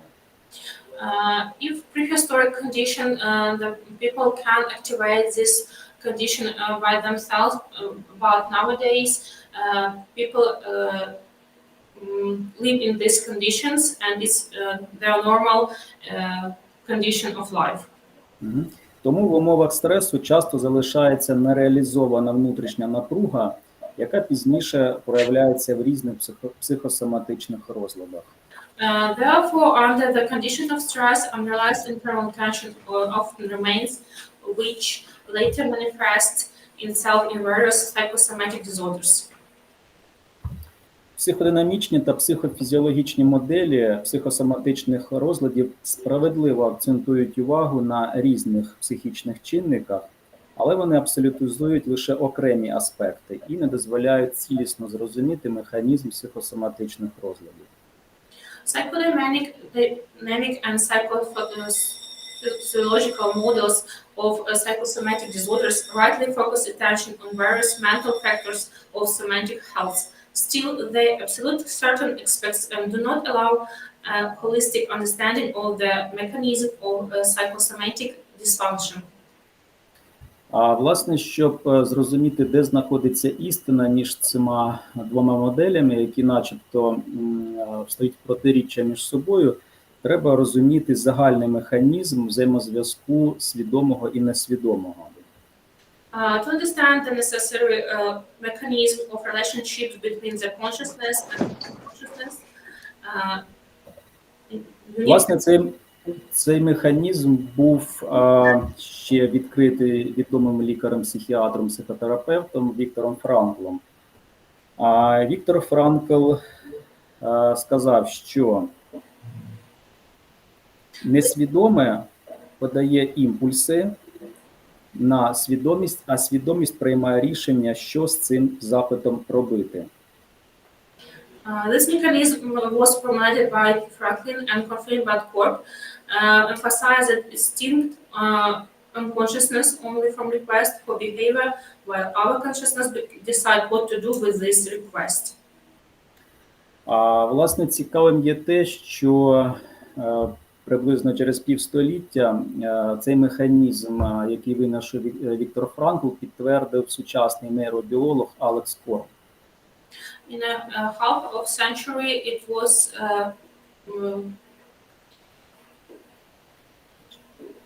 founded by modern scientist Corp. У своїх нейробіологічних дослідженнях Корп зазначає, що наші вчинки – це результат взаємодії між префронтальною корою та смугастим тілом. Corp says that in his neurobiological studies that it came to similar conclusion and notes an action result of interaction between the prefrontal cortex and nuclear and dorsal zones in stratum unconsciousness. Ядро та дорсальна зона смугастого тіла подають імпульс, а префронтальна кора приймає рішення, що з цим імпульсом робити. The core and upper zones provide an impulse, and the prefrontal cortex decide what to do with this impulse. Тому префронтальна кора є президентом мозку, і в умовах спокою вона легко виконує свою контролюючу функцію. That's why the prefrontal cortex is the president of the brain, and its resting condition easily fulfilling its controlling function about the limbic system and the striatum. Утім, коли виникає сильний свідомий стрес, я підкреслюю свідомий стрес, тобто роль психофізіологічних чинників, Відбувається ослаблення префронтальної кори, і на цьому фоні починає домінувати несвідоме, вже включається роль психодинамічних моделей. However, when the strong consciousness stress occurs, the role of psychological models, also psychosomatic disorders, the prefrontal cortex weakness and the unconsciousness begins to dominate against this background. The role of psychodynamic models of psychodynamic disorders. Отже, якщо підсумувати, можна сказати, що синтез, взаємодія свідомого стресу та впливу негативного змісту несвідомого детермінує психосоматичні розлади. So to sum it up, that the syntax of these two core models synthesize the model of consciousness brain. Відтак, задачею психосоматичної терапії має бути активізація префронтальної кори. That's why the main task of the У стані активності префронтальна кора здатна контролювати імпульси ядра смугастого тіла. The task of psychodynamic therapy should be to activate the prefrontal cortex consciousness, which is necessary to condition for restoring physical and mental health. In state of activity, the prefrontal cortex consciousness can control the impulse of the nuclear or the stretch of unconsciousness. Конкретна медіальна зона префронтальної кори проєктує свою активність на ядро смугастого тіла. The prefrontal zone activates his actions. І вентролатеральні зони, орбітофронтальні зони, впливають вже на дорсальні зони смугастого тіла. And these zones influence on the work of the brain. Я дякую всім за увагу. Якщо будуть якісь питання, з радістю дам відповіді. Thank you for your attention. If you have any questions, please, you're welcome to ask. Щиро дякуємо Олексію Володимировичу. Пані Анну, просимо до слова.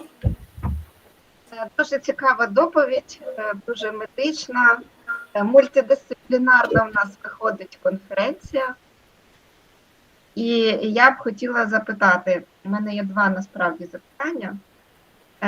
Чи можете ви сказати при посттравматичних розладах, які саме вправи будуть більш корисні в залежності від типу розладів, для того, щоб активізувати відповідну частину головного мозку, яку, як нам сказала перекладач, є президентом мозку? Це моє перше питання. Тобто, чи можете ви визначити, науково обґрунтувати вправи, які будуть потрібні для позбавлення відповідних набутих стресів і, відповідно, проблем психосоматичних? Друге питання моє – це чи можливий зворотній процес? Ну, можливо, ми можемо якось обдурити наш головний мозок і щось йому таке запропонувати, вмотати автоматично. І третій момент – як це все можна вимірювати в процесі виконання вправ? Щиро дякую за запитання. Що стосується першого запитання. Я вибачаюсь, можливо, нам є сенс дати можливість перекладачу перекласти, тому що не всі ж розуміють українську, а я не говорила англійською. Okay, the first question is how can you, which exercise can be described for activating the zones of the brain? You're welcome. I ask how we can activate the main zone of the brain in the process of the doing the exercise. Так, дякую за запитання. Перейду до відповідей. Що стосується першого запитання, які, власне, техніки, психологічні техніки здатні активізувати префронтальну кору? Класично по Корбу виділяється такі 4 практики. Перше – це тілесно-орієнтовані техніки, які здатні підтримувати і покращувати взагалі нейрогенез, відновлення нервових клітин. Друга техніка – це техніка рефлексії, здатність до самоусвідомлення. І тут же ми тоді автоматично працюємо з такими можливими наслідками, як алекситимії. Третя практика по Корбу – це практика вдячності, я її називаю психодуховна практика. І четверта практика – це прийняття рішень, здатність вміння визначатися. Цікаво мені те, що нейронні мережі, які відповідають за тривогу, за прийняття рішень, вони одні і ті ж самі. Що стосується конкретно при ПТСР, при посттравматичних стресових розладах, які будуть актуальні техніки?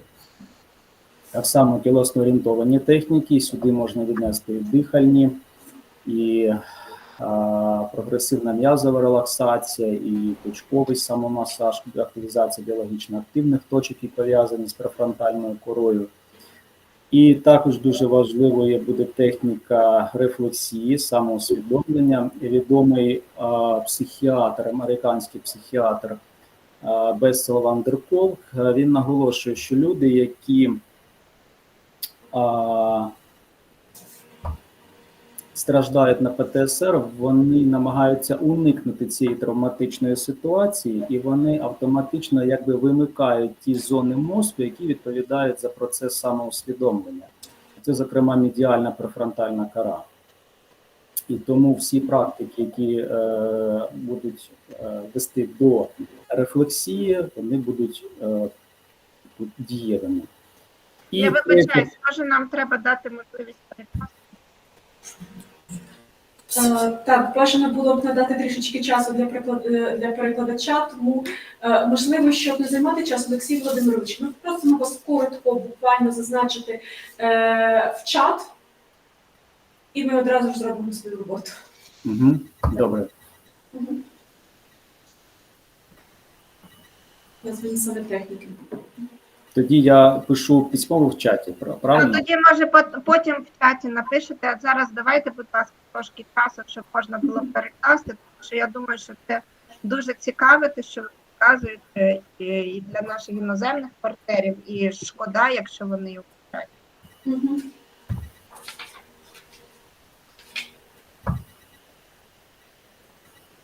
Добре, я відповім в чат. Наразі дякую за увагу.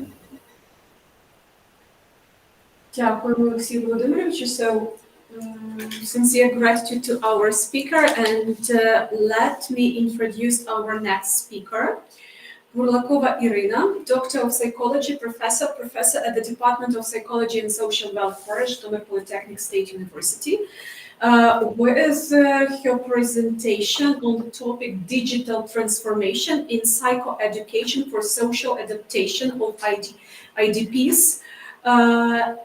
Будь ласка, презентацію на екран. Good day, colleague.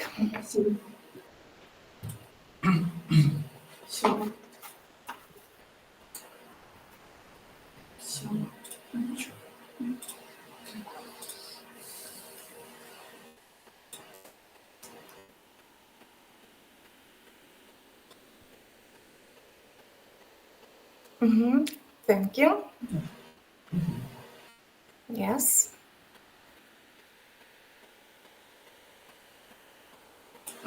Next slide, please.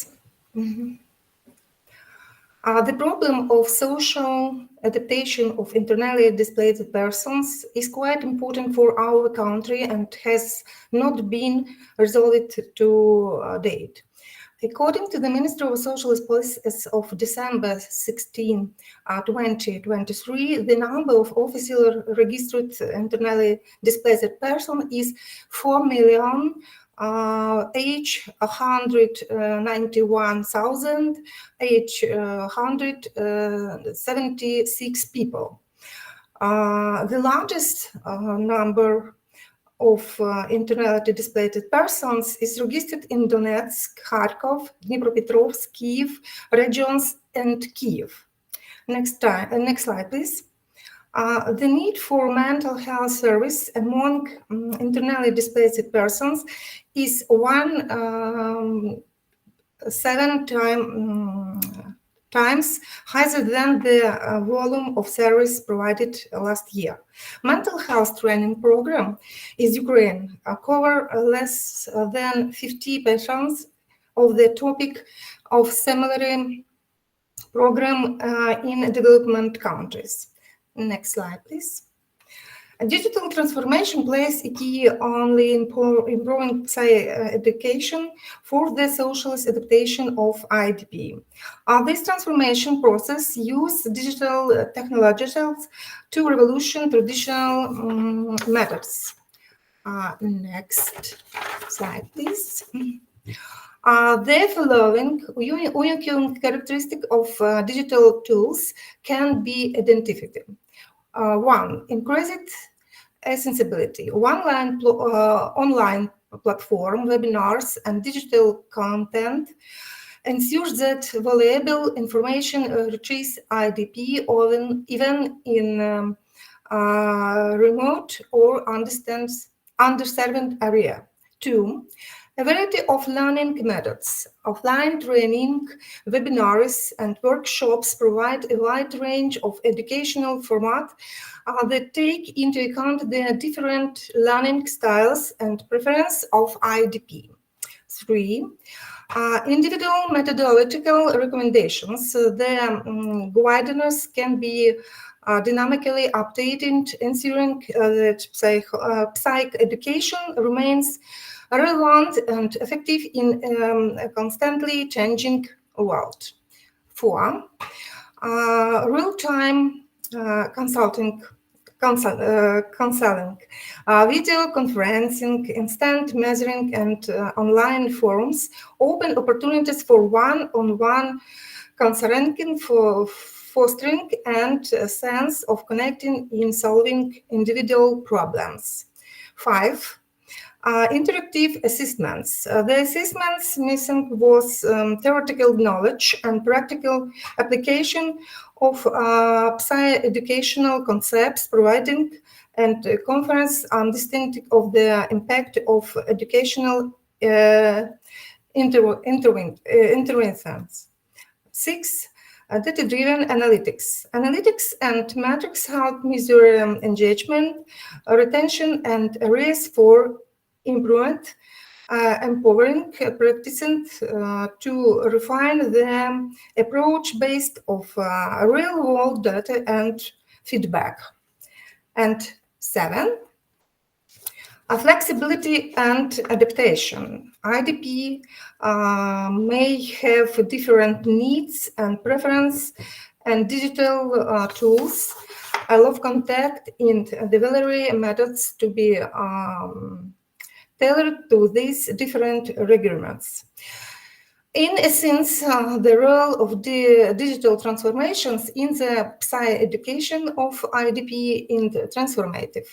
They go beyond traditional borders, effect innovative solutions that allow IDP to adapt socially and psychologically to difficult consistencies. In the conditions of long-term traumatism, the regular syndrome can have a serial traumatic effect of this psyche of the person who has experienced the trauma of separation from the place to which he was accustomed, where he was born, accustomed to his way of life, comfort, and quality of life. Next slide, please.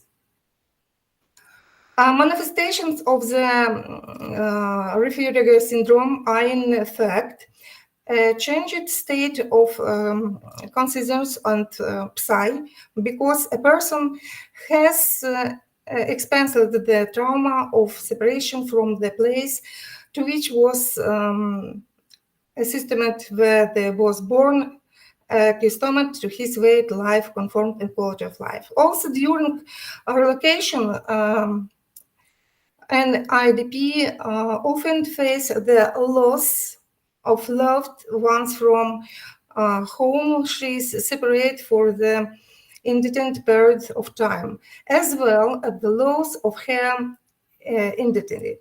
Though the person faced to a deep personal crisis, remains alone with himself and his trauma, and at the same time, he has no one to turn to in a new place. This person faced a deep personal crisis, remains alone with himself and his trauma, and at the same time, he has no one to turn to in a new place. Feeling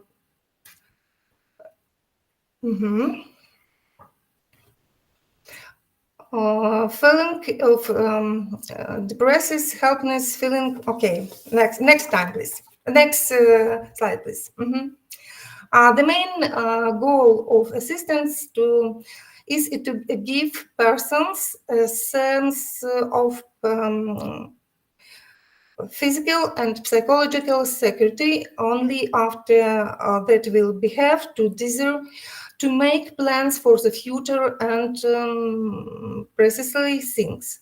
The loss of interest of life, the inability of see prospect to key points of the regret syndrome. Next slide, please. In our study, a comparative approach was used, including offline, online trainings, webinars, masterclass, and the results of the formations of methodological recommendations, such as conferencing strategy is aimed at meeting the various needs of IDP and increasing the effectiveness of psy-education for the social adaptation. And next slide, please. Offline training is a core component in the approach. These trainings provide its structured environment for IDP to explore the necessary psychological, pedagogical knowledge and skills that contribute to the development of sense of community and support. Next slide, please. Webinars provide a dynamic and a sensible aspect to research. These interactive online sessions ensured broad participated, break down barriers, and ensure that IDP regardless of their location can access valuable psych-education content. Next slide, please. Masterclasses increase the quality of learning by offering specialized and deep classes. These classes delve into specific aspect of psy-education, providing advanced knowledge and practical application. The interactive nature of the master classes promotes active participation and skill development among IDP. Thank you. Next slide.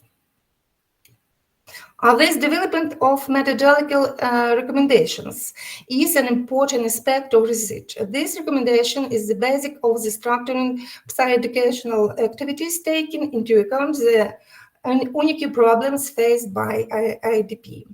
The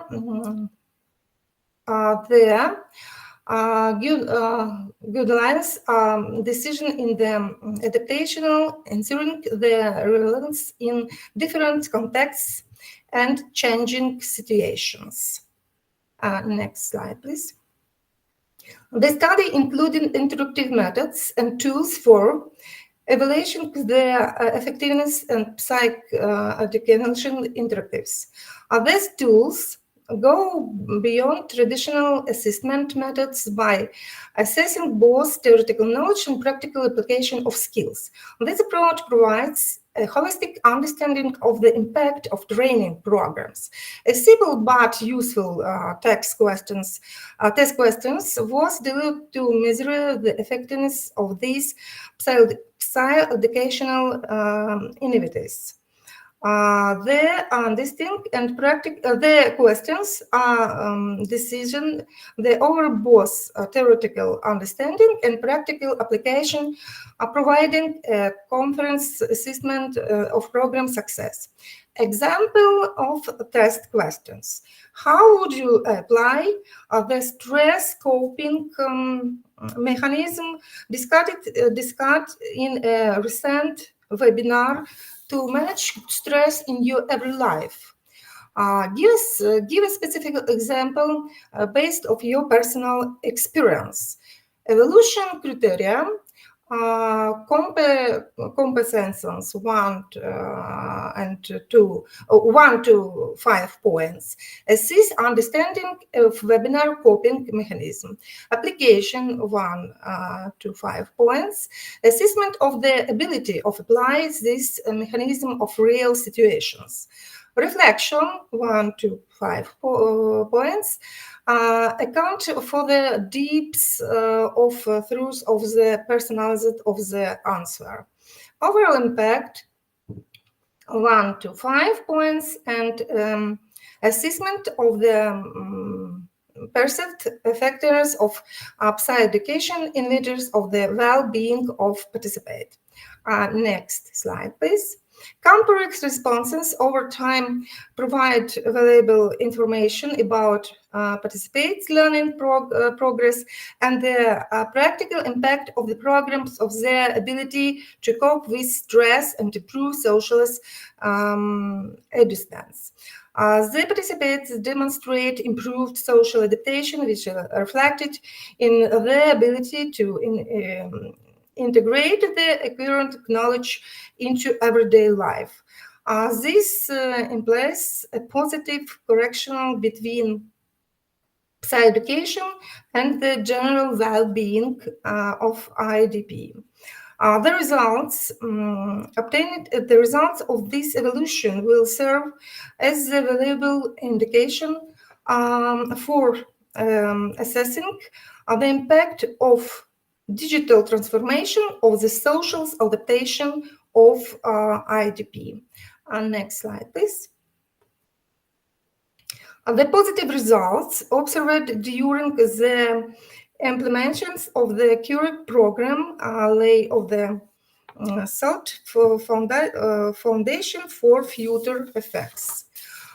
Through continuous improved of approaches yield the technological advancer and development cooperation between communities. The imitating can make a significant contribution to the mental health and social adaptation of IDP. And next slide. The war with Russia affects each of us, no matter where we are, even when the relative safe. The enemy does everything to break us morally, to deform the psyche and demoralization Ukrainians. We must ethically contrast this. The psychological recovery of Ukraine is as important as the restoration of instructor housing or energy. Thank you.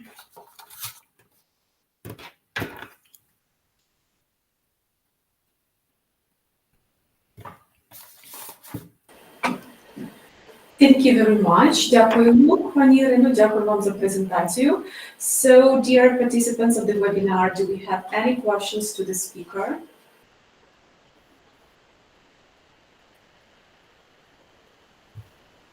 So then, once again, so we will wait and consider all the questions in the follow-up discussion.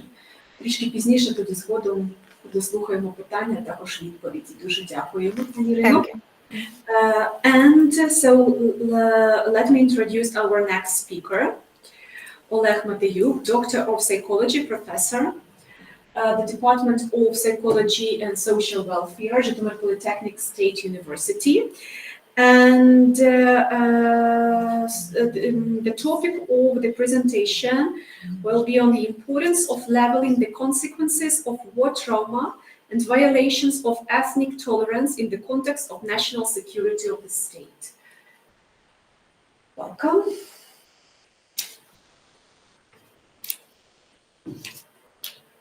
We are very sorry, you are muted. Thank you. That's okay? Yeah, that's okay. Thank you. Good afternoon, colleagues. I'd like to present my thesis on the topic, the importance of leveling the consequences of war trauma and violation of ethnic tolerance in the context of national security of the state. The problems of meeting information needs and information support in various spheres of life in Ukraine are solved following the elaborated strategy which is specified in the National Informatization Program. According to its tasks, its aim to ensuring the development, implementation, and use of information and communication technologies in public administration, local self-government, and public life. The national program of informatization was formed following long-term priorities of socioeconomic, scientific, technical, national, and cultural development of the state, taking into account world trends and achievements in the field of informatization and aimed at solving problems of development of the information society, increasing the efficiency and effectiveness of public administration, national security and defense, democratization of society. This issues of ensuring the national security of the Ukrainian state, which covers some components such as defense, energy, environmental, information, social, psychological, etc., can also be implemented in the field of providing some psychological services and informing about events in the world and Ukraine via the internet through well-known social networks such as Instagram, Facebook, Twitter, etc., to various categories of citizens, among whom of significant place is occupied by military personnel and their families, internally displaced person, as well as persons affected by military actions. This is necessary to offset some psychological problems faced to these categories of Ukrainian citizens who come into contact with citizens of other countries on the territory of Ukraine. This is most evident in Lviv, Volyn, and Zakarpattia, and who live in the territory of states that have accepted Ukrainian refugees from the war as neighbors and for support and assistance, for example, Poland and Hungary. These are the consequences of ethnic conflicts, which for the most part are inspired or financed from the enemy's territory. In addition to emergence of some personalized mental problems, mental disorders, natural mental trauma, and stigmas of war, the emerging violation of ethnic tolerance also cause multi-faced and interrelated threats that directly correlate with several areas of national security due to their potential to generate social, political, and economic instability, as well as undermine the unity and functionality of the state as a single social organism. These violations of ethnic tolerance in addition to everyday life and classical media, are also manifested in the digital sphere.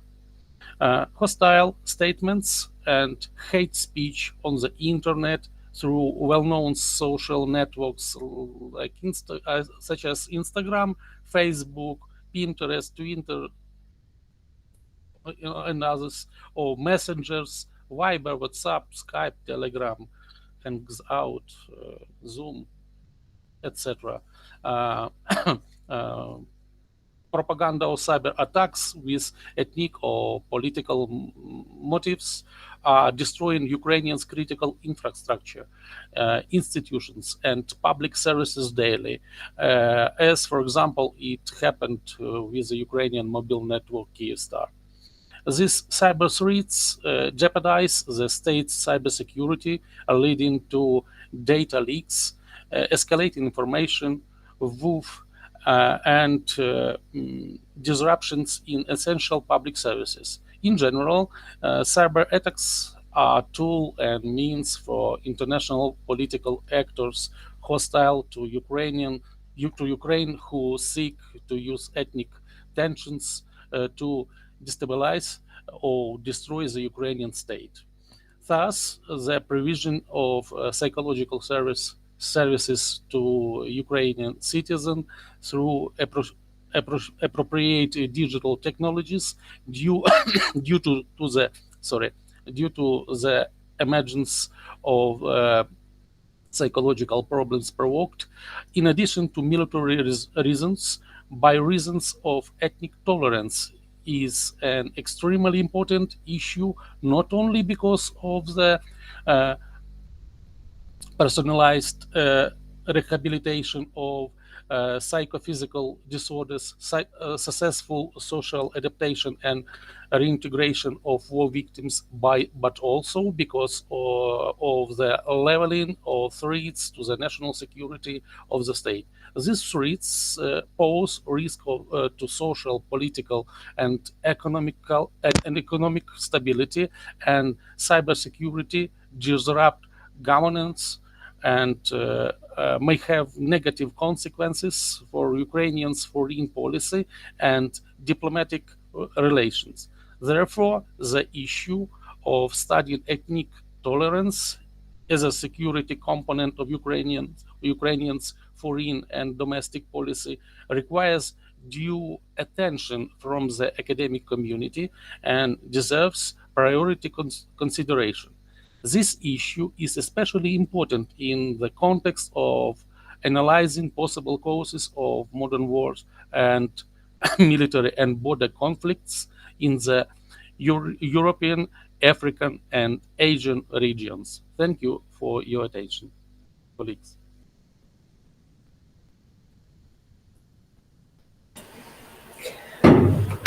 Дуже дякуємо. Thank you very much. So, do we have any questions to this presentation?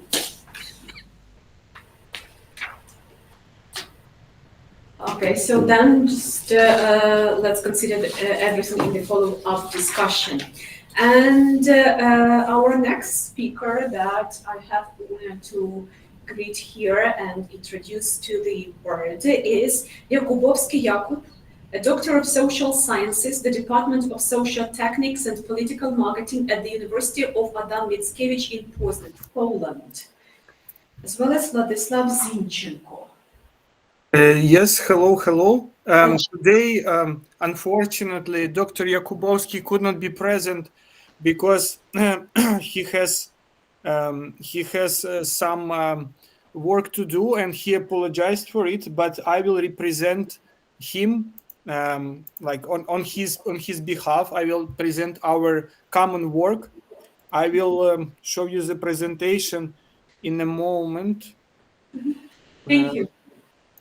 Yeah, in a moment. Just a moment, please. Okay, can you see my screen? Yeah, we can. Okay, so good afternoon, everyone.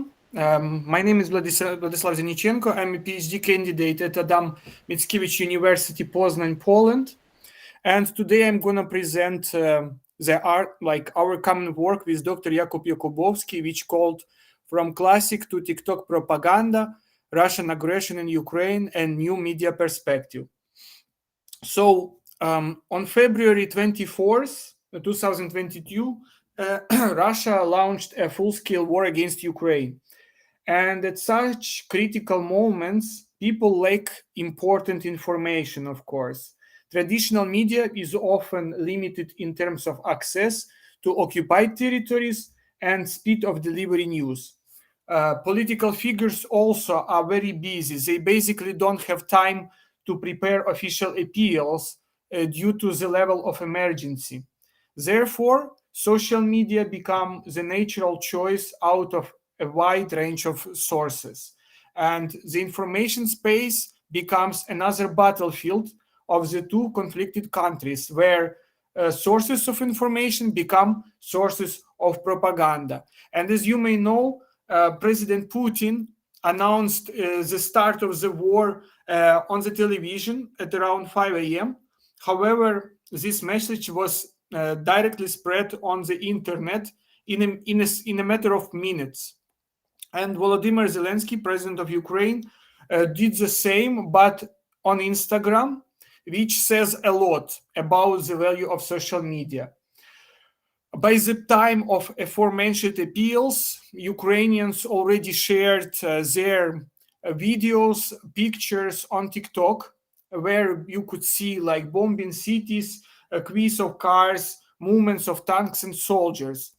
And basically, this is a very interesting application. It is relatively new. It was established in 2016, and the company developed, and now it has billions of users. We choose TikTok as a research object due to the three reasons. First of all, it's the popularity of the app. According to the official statistics, 33 million users in Russia and 12 million users in Ukraine use it, and leaders, the application is a leader in the 18-24 age group. Also, you can see the amount of user-generated content that the hashtag Ukraine received 50.3 billion views and hashtag Russia 69.7 billion views. And also, TikTok was mentioned by President Zelensky when he was appealing to Russians before the start of the war. Yeah, he listed it. He listed TikTokers among the people who could make a change in their country, who could deliver the true information to their users. I will not speak too much about the research theory due to the time limit, but still I would like to mention the most crucial points considering it. So, first of all, what we should remember is that the crucial element of propaganda is to direct public sympathies and attitudes. This is one of the most important and most commonly mentioned feature of it. And here, among all of these authors, I would like to stop on the theory of Chachotin called magic bullets. According to him, Nazi propaganda worked on the same principle as inducing conditioned reflexes in Pavlov's experiment. The senders, using slogan continuously and systematically, stimulate the internal motives of behavior, like instincts, drives of the recipients on the basis of stimulus response actions. And basically it influences users a lot. And magic bullet theory assumes that the media message is like a bullet that, if it hits a specific audience, always has the intended effect in the form of a specific reaction identical for all recipients. So basically, what we did in our research, we took all of these theories. Yeah, we took, of course, Laswell is well-known theory, a classic one, and we took Shakhotin, Spounge, and other researches, and we decided, we saw that the dominant scientific narrative a research focused on different political actors and online tools that support propaganda. However, there were few studies on the impact of the changing form of media messages on the mechanisms of propaganda. So we proposed a solution to prepare a theoretical concept of propaganda in which TikTok plays the dominant role as a social network and the source of knowledge for young people. Here at the slide, you can see three questions that we posed. First of all, what opportunities for spreading propaganda does the TikTok platform have? How do Ukrainians and Russians present and propagate propagandist content on TikTok? And how may the new aspect of media content influence the theory of propaganda? Among the methods was ethnography, content analysis, and case study. And as you can see, we gathered 789 TikToks from the For You feed, which I will talk a bit later. Yeah. So you can see that we have three indications of TikTok propaganda. First one is the platform architecture. As we all may know, especially those people who use this platform, that the main feature of TikTok is short videos. And basically here at the slide, you can see how each video look like. Yeah, I mean, what elements does it include?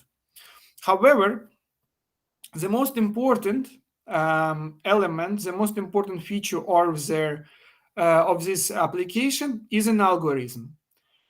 It's called For You algorithm. It's a unique feed that depends on types of interaction with content that a user is doing. Yeah. And in that case, for example, when we have Facebook, when we have Instagram, the number of followers is a decisive element. However, in TikTok, the number of followers does not play any role. Each video, it may has 5 likes or 2,000 likes. It may be shown to others based on the preferences that a user is doing, and it can be different preferences, like those videos that you watched longer, those videos that you like, that you share, that you send to your friends. Each action on the application is matter. And we think that the war-related content that was shown on an application was a new form of this magic bullet that was mentioned by Shakhotin. Here, as you can see, we also identified special techniques, like in the form of propaganda devices from TikTok. We basically analyzed all these 700 TikToks, and we identified the types of propaganda that was used by Russian side and by Ukrainian side. Here you can see a very different one, like classic, like demonization, dehumanization of the enemy, or destabilization of the enemy. Also like use of children, heroization, historical narratives, depends on the country. Yeah, in Ukraine, for example, it were history, like we are Cossacks, we are fighting. In Russia, it's like one nation. We all know all of these patterns presented by the sites. And basically, if you see, I underlined the unique elements of both sides. In Ukraine, it was diversity, because in Ukraine, women soldiers were shown more. Then, like in Russia, basically, they showed movies, all Soviet movies with women soldiers, but not like current ones. Also, in case of Russia, justification of actions, of their actions in Ukraine, compilation of legends in Ukraine, like we all know, this ghost of Kiev, yeah, like which is a collective image of our pilots, patriotic animals, yes, that support Ukrainian side, patriotism in computer games, like in cyberspace, because basically people were fighting online, yes, they were showing Ukrainian symbols, propaganda of enlightenment, yeah, like for example, there was a video where a soldier from the Donbas region was trying to explain to Russians that there are no Nazis in Ukraine, and staging of the future victory, basically TikTok videos where Ukrainians are thinking what will they do after the victory. Also, here you can see another feature that we find out is like content producers, because if before state could control all the information, in the time of social media it has less impact. Private corporations become main actor that decide how information will be delivered, what information will be limited. And also at this slide you can see that despite of all the messages from the TikTok companies that all this propagandistic Russian content with the letter Z will be blocked, unfortunately, we still found out it during our research. We tried to complain, to make reports. However, not all of them were fulfilled by this company. Also, another important feature is that soldiers could directly interact with the other citizens. Users basically have more impact. They can go live. They can also create some TikToks. And to conclude, yeah, what are the most important things that I may summarize? Yeah, the sorting algorithms that individualize the media diet of users increase the opportunities for spreading propaganda via TikTok. They test and practice the best methods of influence until it reaches the optimal result for the individual recipient. Second, the effectiveness of this mechanism is also influenced by the large variety of content present on TikTok.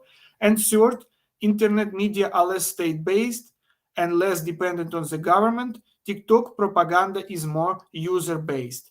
Thank you very much for your attention. If you have any questions, I would be very happy to answer them.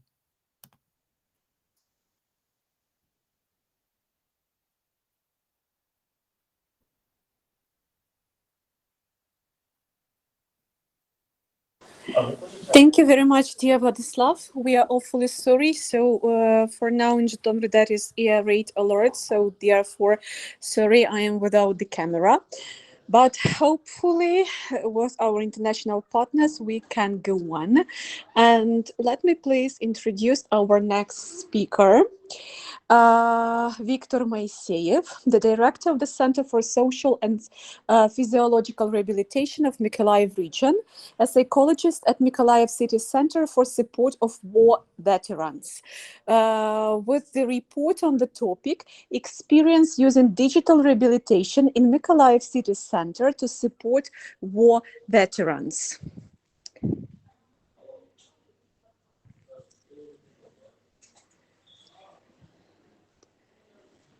Dear Victor.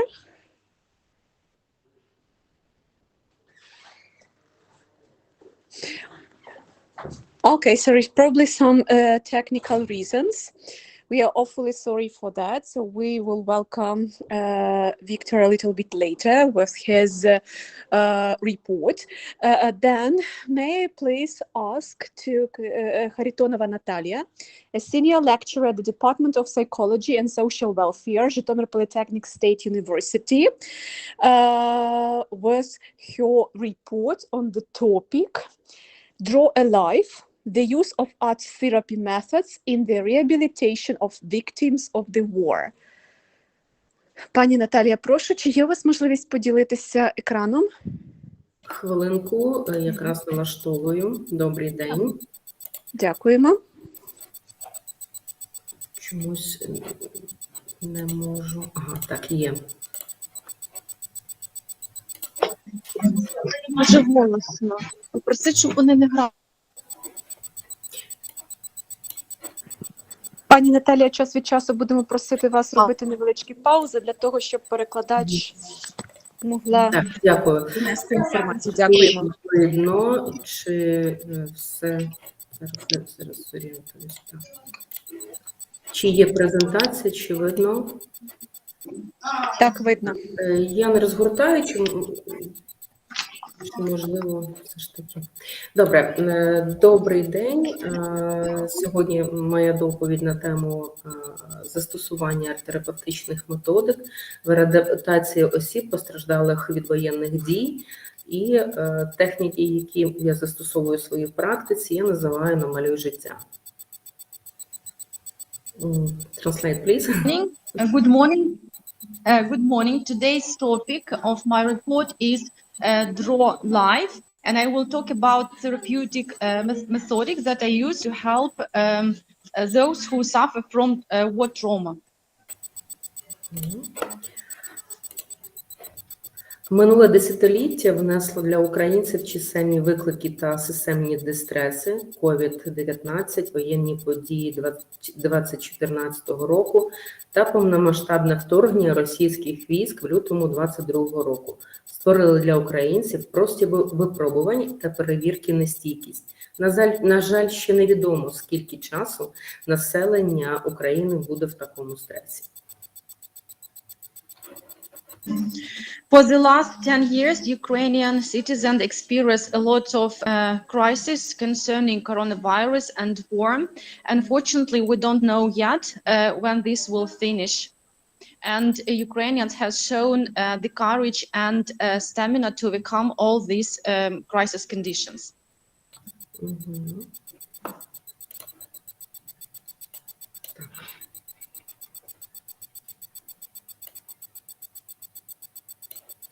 Психологічна реадаптація, Психологічна реадаптація може відбуватися через комплекс психологічних заходів, які спрямовуються на відновлення регуляторно-психічних реакцій та психічної діяльності. І психологи... So we suggest a complex of psychological methods that will help to renew psychological well-being. А в гострих психічних реакціях виходу необхідно враховувати ймовірність розвитку виражених сумів в емоційному стані, це як ейфорія, гіпоманія, гіпоманічні стани тощо, порушення розвитку автоматизмів, розлади сприйняття глибин предметів та порушення стійкості їх розмірів, зниження порогів чуттєвості зорових та слухових аналізаторів.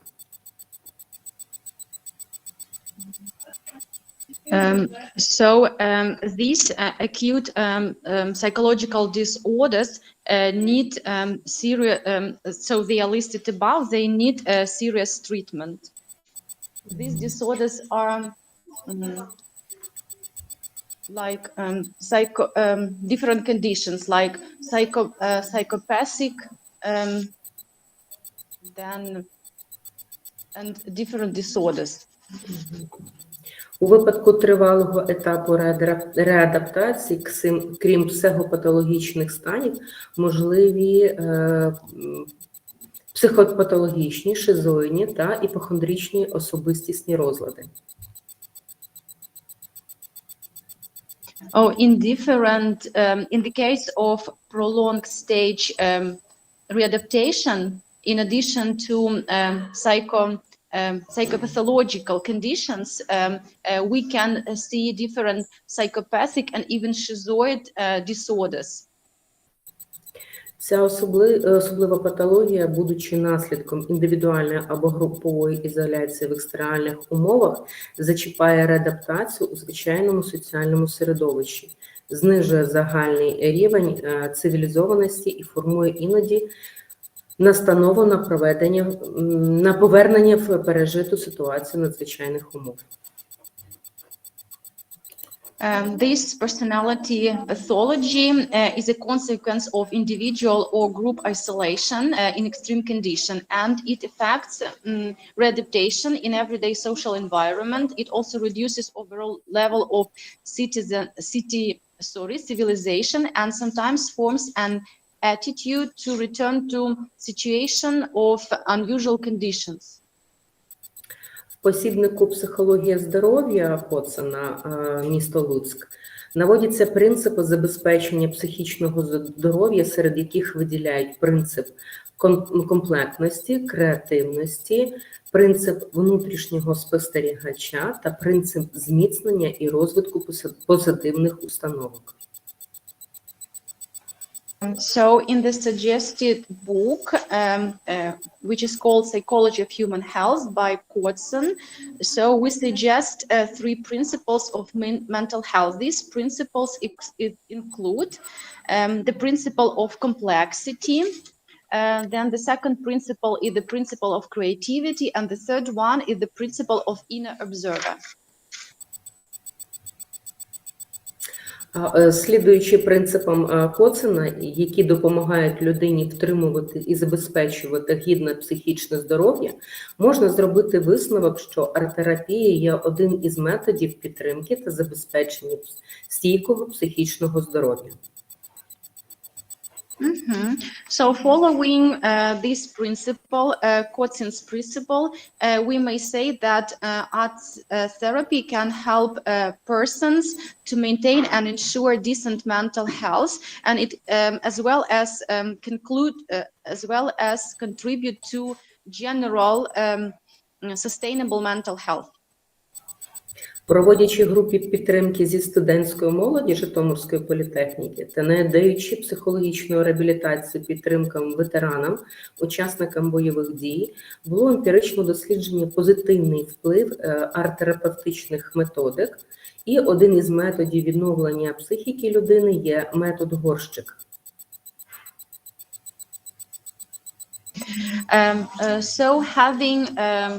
Having classes with students of Zhytomyrska Polytechnica, as well as veterans that took part in Russian-Ukrainian war,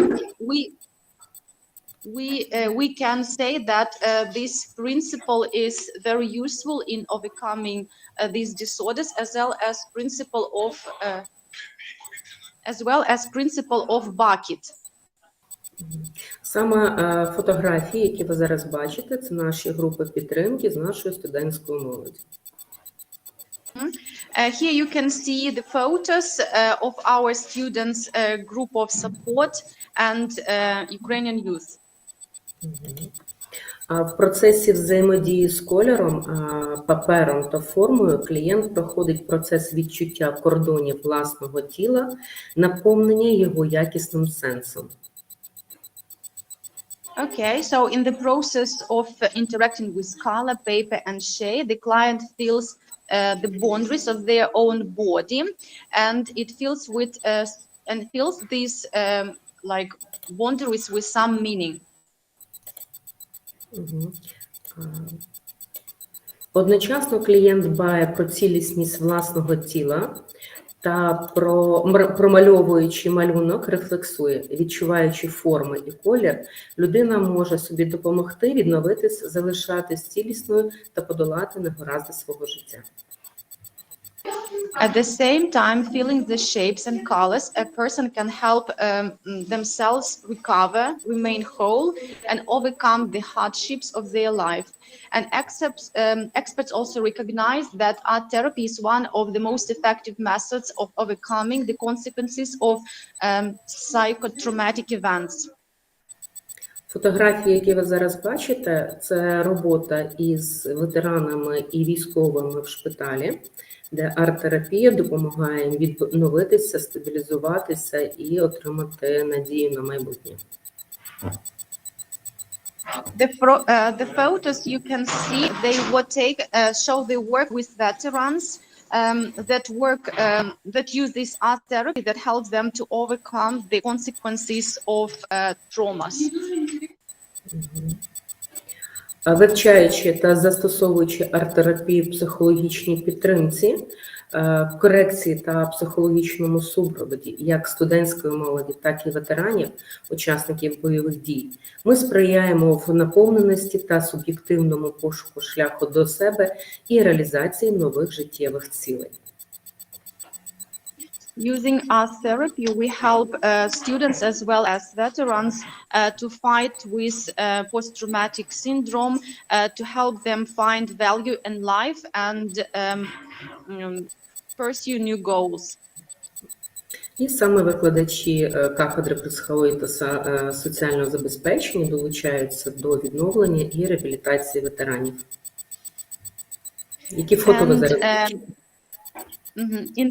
In the photos, you can see teachers of Zhytomyrska Polytechnica which actively help to overcome these traumatic disorders to veterans and other people who suffer from these from war traumas. Дякую. Можливо, будуть запитання.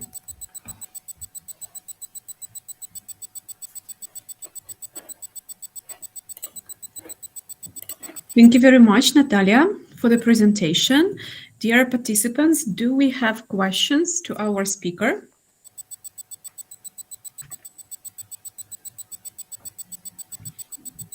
Okay, so then let me please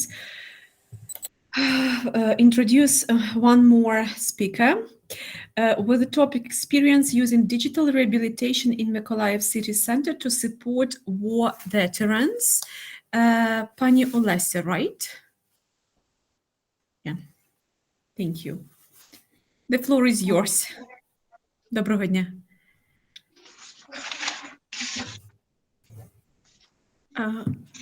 Перепрошую, вас не чути. Probably you are muted, sorry.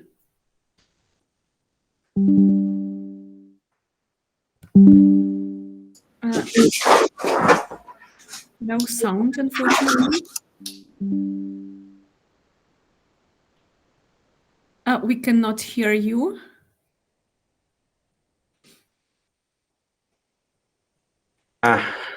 Excuse me, just not to waste time while Olesya is connecting. Do you hear me? Yes? Yeah, sure. We planned to show a video. We just filmed it. We finished today, and it was a part of your presentation. So I will show a video, and then she will comment it. Okay? Sure. Thank you. Okay. Just will help you a little bit. We have this video.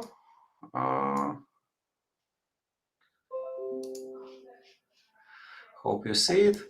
It's about our cooperation in implementing interactive platform to needs of veterans and their family members.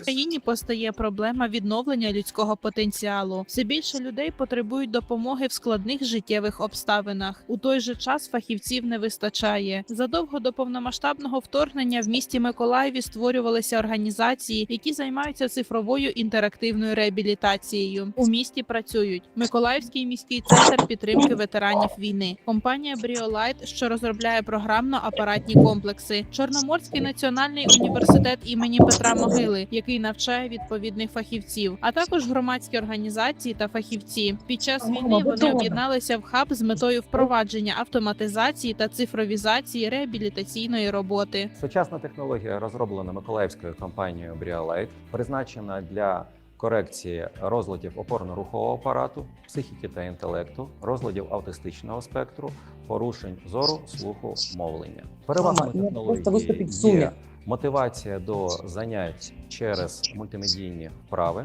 множинні способи взаємодії з платформою, дрібна, велика моторика, голос, що дозволяє робити логопедичні вправи.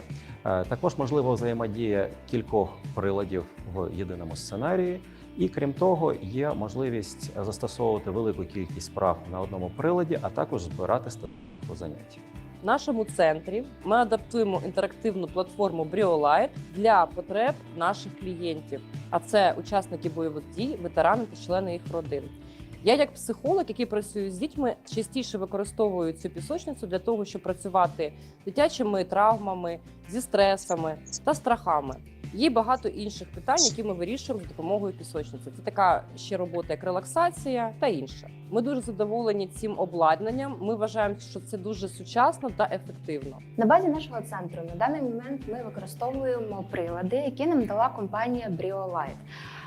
Це інтерактивна підлога, інтерактивна система для великої моторики та для маленької моторики. Тобто працюємо з руками і пальчиками.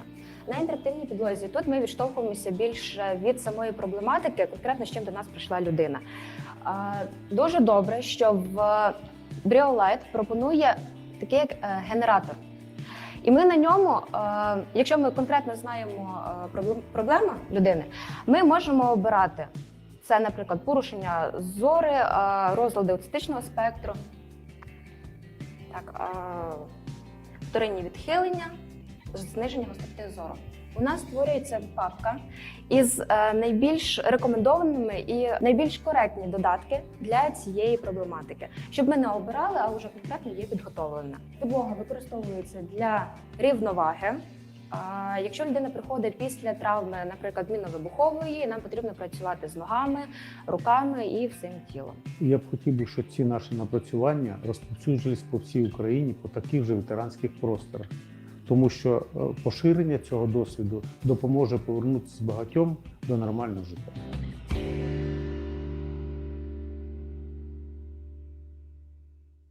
Це відео воно буде доступне також англійською мовою, субтитри я маю на увазі, а тепер передаю слово пані Олесі. Доброго дня, зараз мене вже чутно? Все, бачите, дуже рада сьогодні прийняти участь в такому заході і хочу трохи про наш центр розповісти. Ми знаходимося у місті Миколаєві, Миколаївський міський центр підтримки ветеранів війни.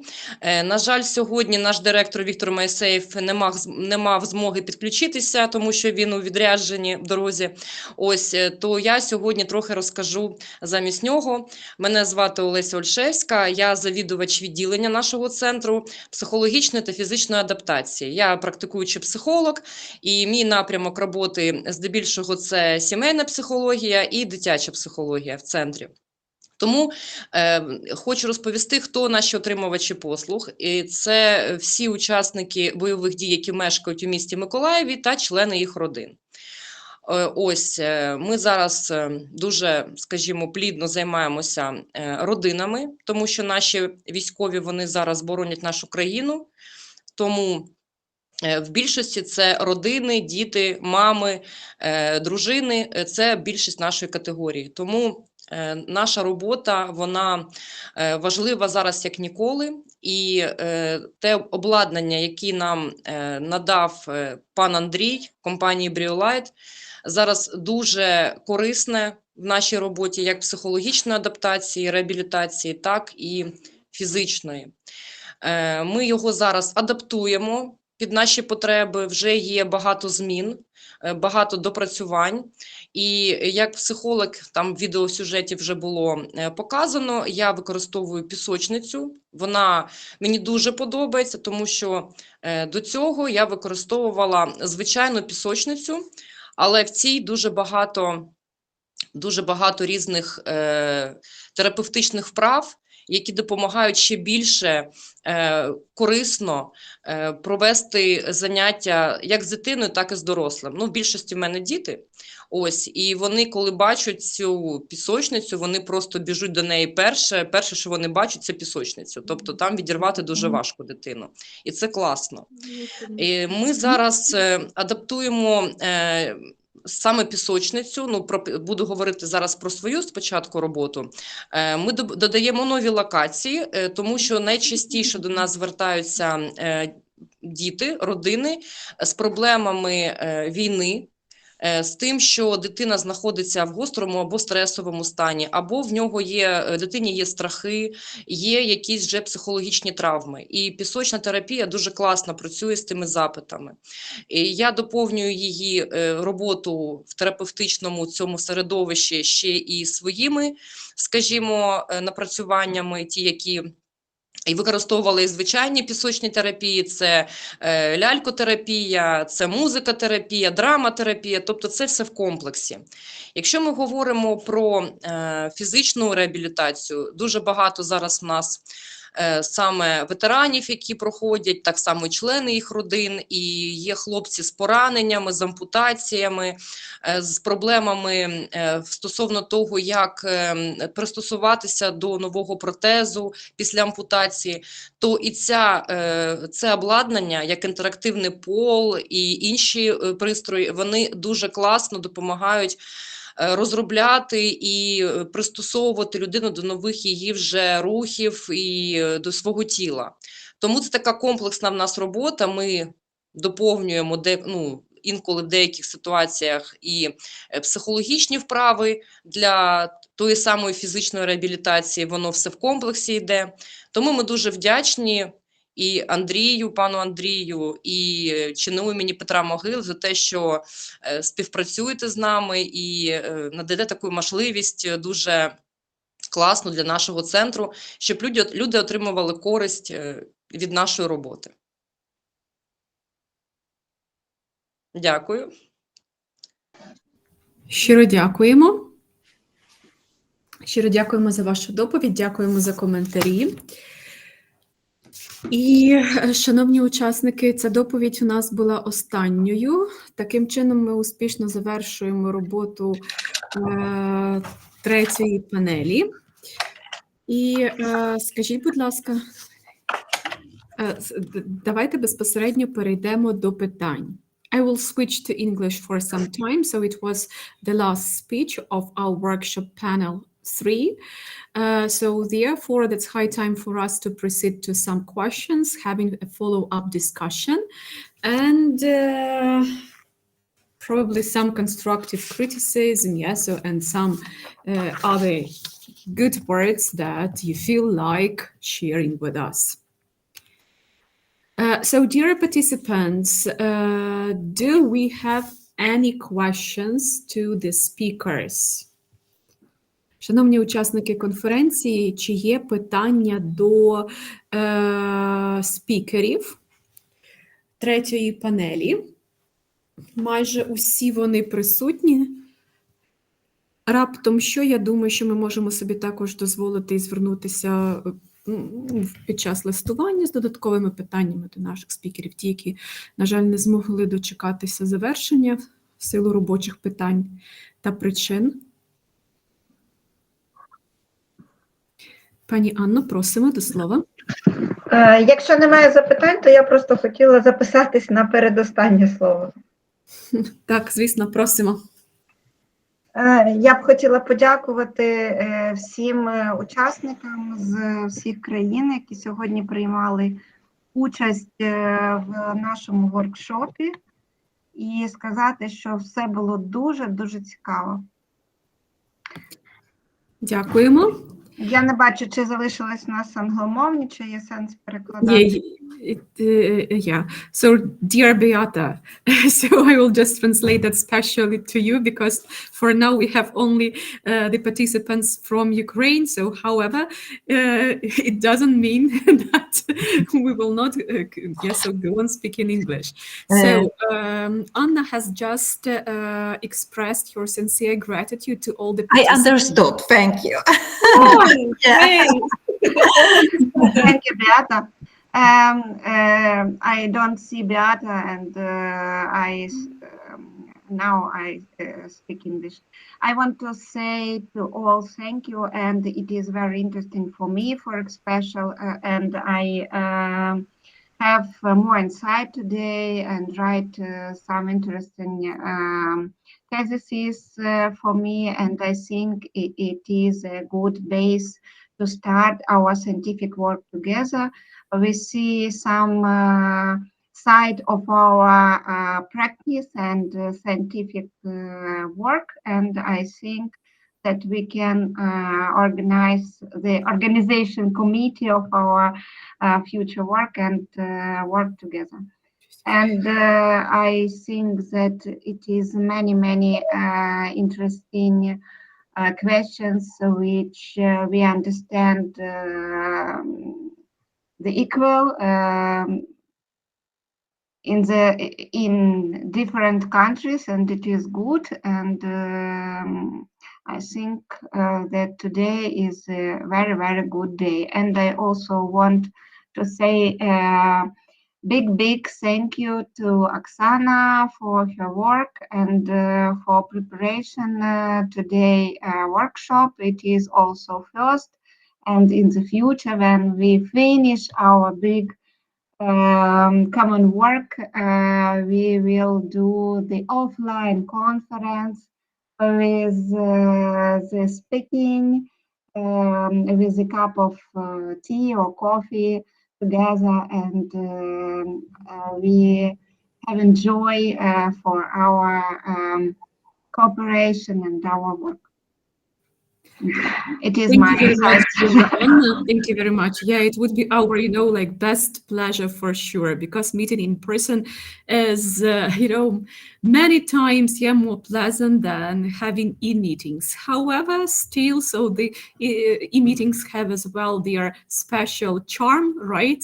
And that's always good to have a get together. I'm also very thankful to all of the participants, and very thankful to you, Anna and Andrii, for you, Beata, for being in touch on a regular basis, and for your meaningful contributions and insights, and of course for your understanding and help and support, because without that it would be really impossible to work. And the truth be told, hopefully, so that is just like the first so tiny step that we have already made, and we will have more and more in the future, as our plans are really ambitious. And but they are quite realistic, and that's very important, and they are very topical for Ukraine right now, and not only for Ukraine, but actually for any part of the world where a crisis may occur, unfortunately, right? So thank you so much, and Andrii, welcome. Just a few words. First of all, thank you very much for this event. I agree, this tiny step may be a first step on a huge road of cross-disciplinary research and collaboration between universities. Cross-disciplinary because we have here scientists in many disciplines,